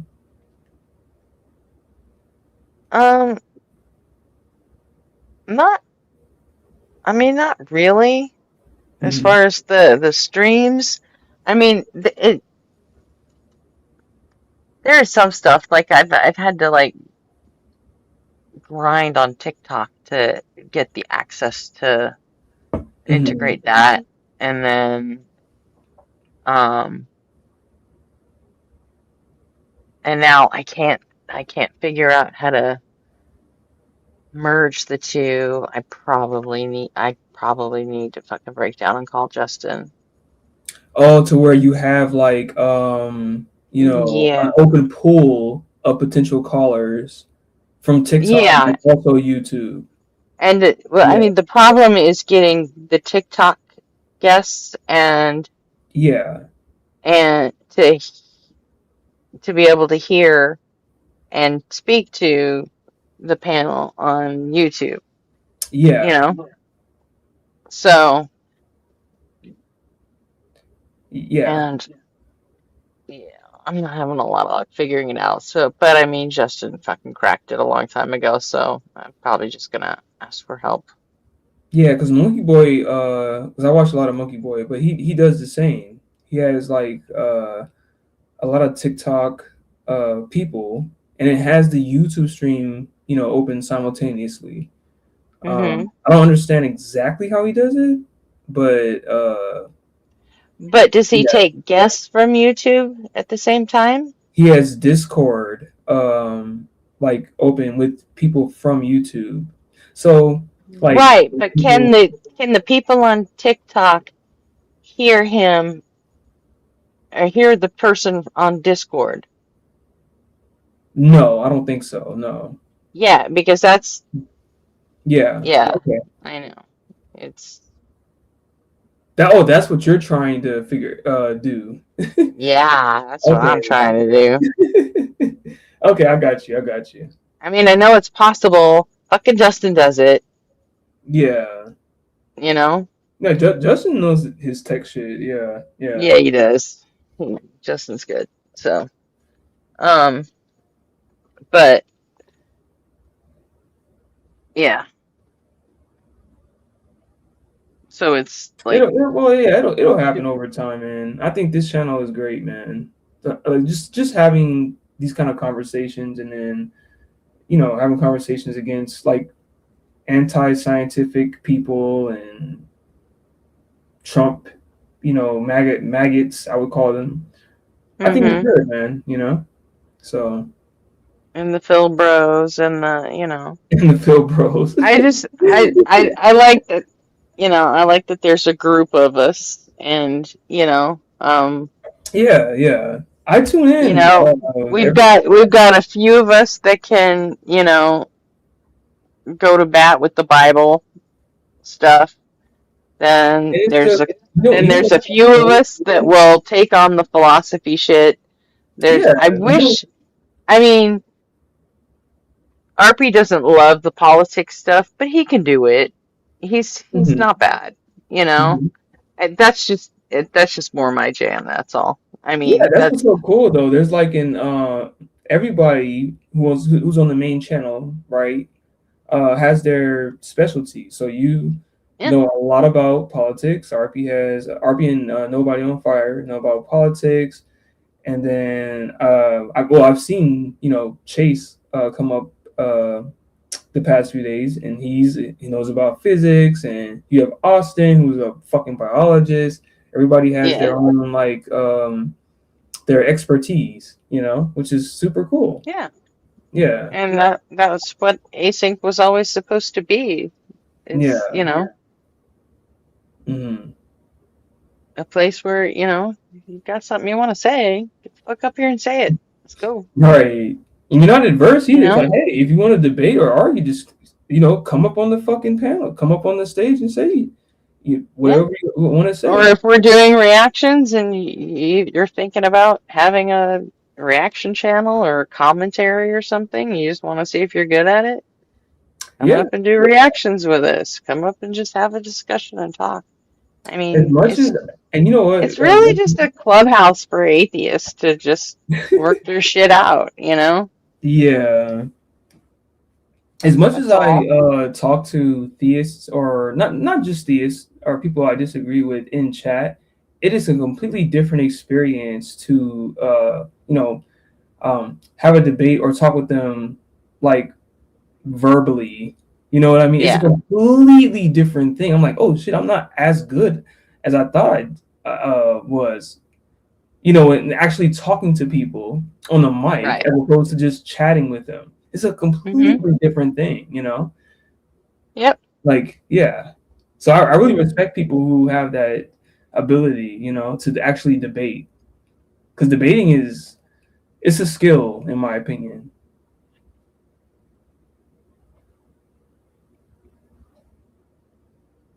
I guess. I mean, I guess depending on the way you do it, yeah. Mm-hmm. So, let's see. Let me see. Sounds good to me, but I'm sure RP will say otherwise. Huh? Oh, you're probably talking about the sound. Yeah. I bet you're right, Evan. I come up there from time to time. Gretchen shouts out damn fools all the time. Yes, I do. By the way, if you haven't been on Beard of Empathy show, Damn Fools, you might want to think about it. He talks to people on his channel, which is called Beard of Empathy. And oh yeah, Beard of Empathy. The show is called Damn Fools, DAMH. It is deconstruction and mental health. You changed the name of oh, you just changed your name to Damn Fools. Okay, that was smart. I can see that. Okay, so now it's Damn Fools, DAMH.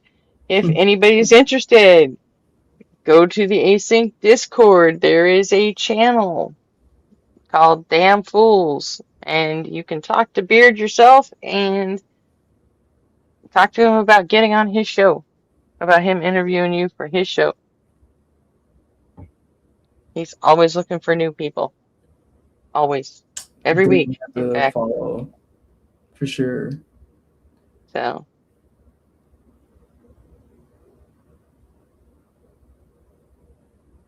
Well, I'll get out of here, Gretchen. It is early. Okay. Yeah, but appreciate the conversation. Really awesome. And no worries. Thank you for what you do. And yeah, I'll talk to you. Talk to you guys later. I'll probably be in the chat actually for a little bit, but All right. Actually, I was kind of thinking about shutting it down because. Oh, okay. Okay. Well, as always, thank you very much, and yeah, talk to you. This has honestly been kind of exhausting without RP because well, because when he's up here, like if I want to just go like lay down for a little bit and fuck off or go get something to eat, I can. Mm-hmm. Oh, that But makes sense. Yeah. without him here, I'm like I haven't been able to eat anything, and I've been live Yeah, man. Go for get food, I've been dude. live for over 7 hours already. Yeah. Yeah, definitely. Go get food, man. And it's just like I don't have that, without having someone here to anchor it for me. I was like, I didn't want to leave because if like someone showed up, then I'd have to bring them up. Mm-hmm. So, it I was mean, Nectu and Ray were very helpful, and that was cool, but they can't actually work the controls. So, like, fuck, right. Yeah. Yeah. So really, all they could just do was vamp. So. All right. Well, you have a good morning, Gretchen, and always a pleasure. Always a pleasure to talk to you. I will. Since you hung out with me for so long, do you have a request on any of the songs to play for the outro? Okay. The intro one that you played. Have you heard them all? The intro one. When I say intro one, I don't know the actual name, but the intro that you played, I would want to hear if that makes sense. I can't. The I'm sorry. I async don't know song? the name. Yes. Oh, you don't have to request that one. I always play that one. Oh, okay. When it's the intro, I always play. Sometimes RP picks them, but we play two songs, and then the welcome to async song, and then on the outro I play two songs, and then I close it after that welcome to async song. Oh, so yeah, gotcha. that's the one song that no one ever has to request because it always gets played. Okay, I'm sorry. So, nothing particularly then on my end. Yeah. Let me see what hasn't been played in a while. Oh, I guess the Justin song hasn't been played in a while. And I will listen to, yeah, because you do have like good lyrics. No, thank you. Appreciate that.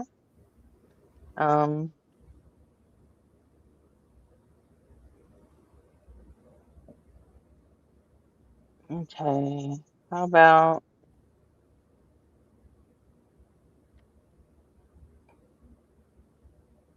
the Earth to Fill Those song? There we go. That'll do it. You know what? I don't want to hear the Rock Hard for Doug song. Not tonight.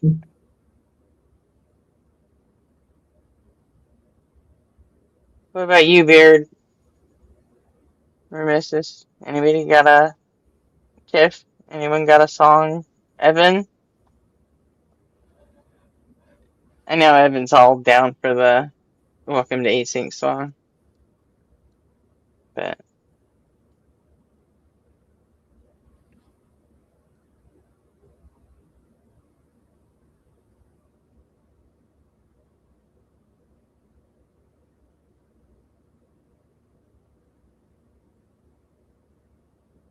oh, BMF. I should have not even had to ask. As soon as I said Beard, the answer was always going to be BMF, wasn't it?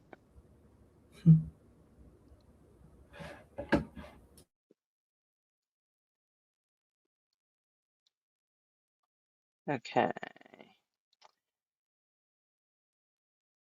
All right. So yeah, sorry I'm taking off early tonight, but I gotta go make some food because I'm starving. So Yeah, man. yeah, this is Talk to you later. Thank you for the conversation. all right. Night Git and everybody else, thank you for being here. You guys were all great.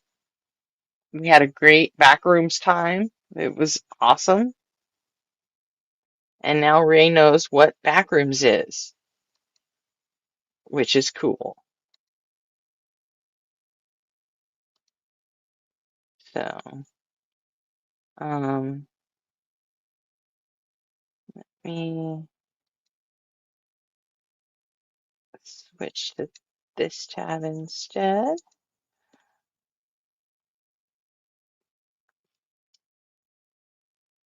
Okie doke. And I am going to play my 3 songs and then go make some bacon and eggs and hash browns because that sounds so fucking good. So, everybody, see you tonight.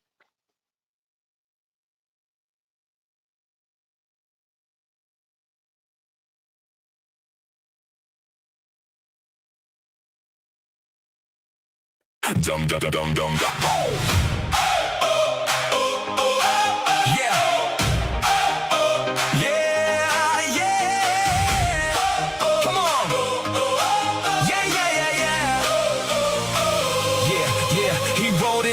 Twisted tea, talking about stars and synchronicity. Don't let me cut my hair, he cried. Mercury dancing in his chaotic eyes. Do you believe in God? He said it's complicated. Tarot cards and magnifying glass, the whole damn stream was captivated. But he kept talking after he got muted. Still preaching truth, nobody disputed. No sound, no clue, definitely no sobriety.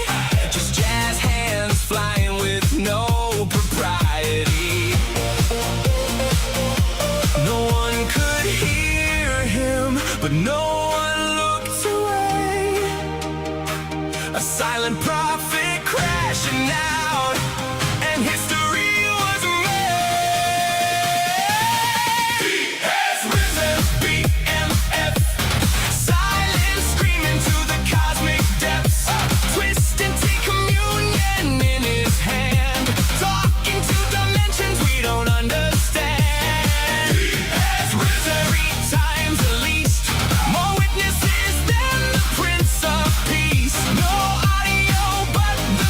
Was real, all hail the prophet with the hemorrhoid wheel. Chat went insane, the memes took flight. Hush just before BMF, all through the night. Bring him back, we need him now. The whole damn internet forgot somehow about the call isn't theology, cause BMF became mythology. Some said messiah, some said saint, others just wanted the mute constraint. He was checking oil spiritually, reading tarot universally, operating heavy machinery while transcending ordinary reality. When BMF disappeared, there was an empty hole. Everybody asking, where'd our drunken Yoda go? He has risen, BMF, rushing his glorious mane to death. Saint of the Kansas cigarette smoke, the patron lord of Inside Joe. He has risen, he came back twice, swung twisted tea was his sacrifice. The crowd proclaimed in holy cheer, BMF is love, BMF is here, BMF is here. Say his name, say his name, say his name. His name was BMF, the alpha and the beta, the first mover, the last mover. He passed the breathalyzer with the fart. He taught us to look at the stars and chase twisted tea with fireball. 500 witnesses saw him return, combing his hair while the comments burned. He rose again after being cast away, then vanished before the break of day. No sermon, no revelation, just finger pointing, gesticulation, and somehow that was enough.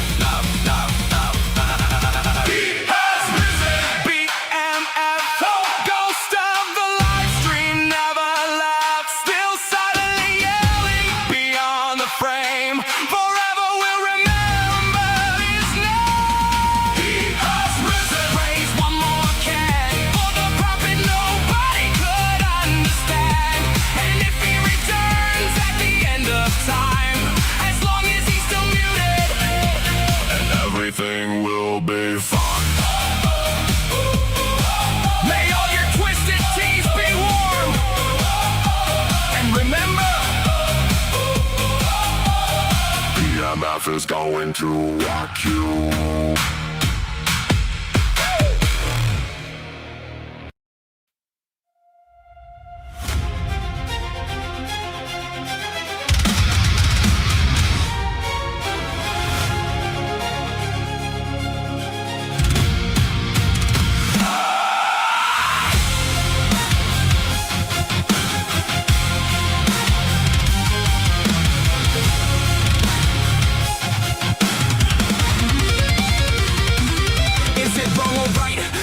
It's right to vote away our rights, but it's late at night, you're eating gummy bites and your J's are a light. How the fuck you all suck the fucking meaning out of right and wrong? It was inevitable you were gonna make me write this fucking song. It's like you're arguing from your very own kingdom on the clouds. The rest of us are anchored here with our boots on the ground. You think we're down here missing the forest for the trees, but we're just trying to avoid getting caught up at the net. Your forests don't actually mean much when you talk so far above them. You miss the facts on the ground and don't know how to overcome them. You're light years away and 13 billion years behind, but tomorrow we'll be stuck here in a crystal fascist mind. Zoom out higher, fuck that, look around below. History's not a parable, it's a warning that we know. When the boots start marching on your freedom and we'll be in power, we'll ignore your fucking agency and leave you bleeding. Morality is objective, objective, reactive, protective. After all the word salad, it's probably just reflexive. Okay, you adorn us with the sorest words that bore us to death. New rabbit trail appears and you grab it like a habit on math. Now it's so far past the original path, blasting out into the vast. Semitic etymology, erratic ontology, systematic cosmology, romantic ideology, pedantic mythology, frantic epistemology, erratic terminology, making problematic toxicology into a frantic pathology. You reach beyond the ceiling for a perfect place to stand, pondering that a timeless way function makes a universal plan. But every time you leave this world to chase what's in your head, you miss the battles we're really fighting and lose reality instead. Deal with the world we're in, not the one inside your head. You can love, defy your rhetoric, but you can't escape the dread.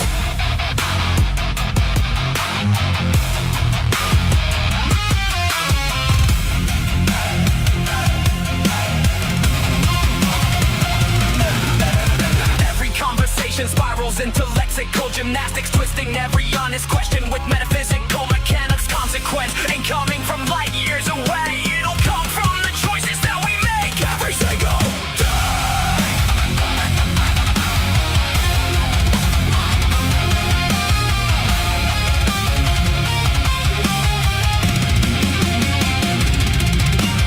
Deal with the world we're in, not the one inside your head. You can love, defy your rhetoric, but you can't escape the dread.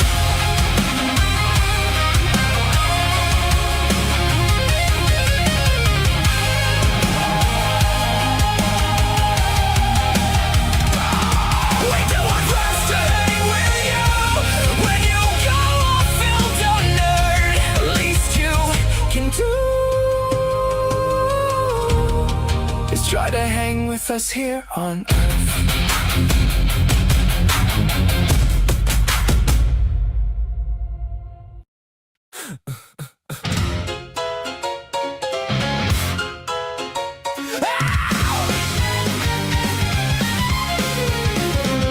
You dress up doubt in velvet robes, throw dead men's quotes like holy stones, name drop Plato and wave your hands like a mystery will make us understand. You sell transcendence cheap online with cherry-picked and twisted lines, a sermon built from smoke and mirrors, preaching louder cause the truth gets nearer. You claim spirituality, philosophy and historicity, but all you got is sophistry. We don't believe your silly fairy tales, but we're ready to talk about it if you want to. We'll even fight about it if you need to.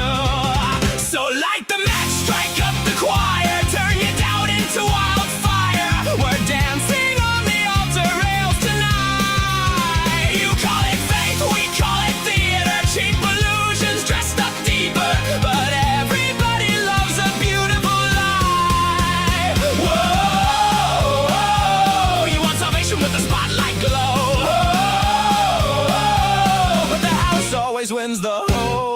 show. You wear gullibility like couture, but every answer sounds rehearsed. You quote the saints, ignore the science, then call your contradictions guidance. A martyr complex in high heels, selling wounds that never healed. You need an enemy to justify the glitter in your bloodshot eyes. You claim spirituality, philosophy, and historicity, but all you got is sophistry. We don't believe your silly fairy tales, but we're ready to talk about it if you want to. We'll even fight about it if you need to. So light the match, strike up the choir, turn your doubt into wildfire. We're dancing on the altar rails tonight. You call it faith, we call it theater, cheap illusions dressed up deeper, but everybody loves a beautiful lie.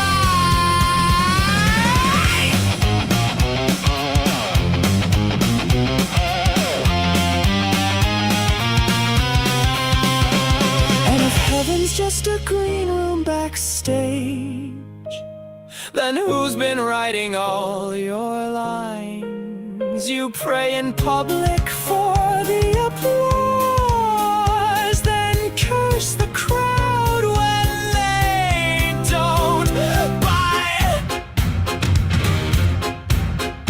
By the way, darling, not sure if you know this, but we absolutely noticed that your family values venom has infected your whole system now. It's dripping on your ballots, making every vote a weapon. Your blind faith inspired prayers are now our Christo-fascist nightmares.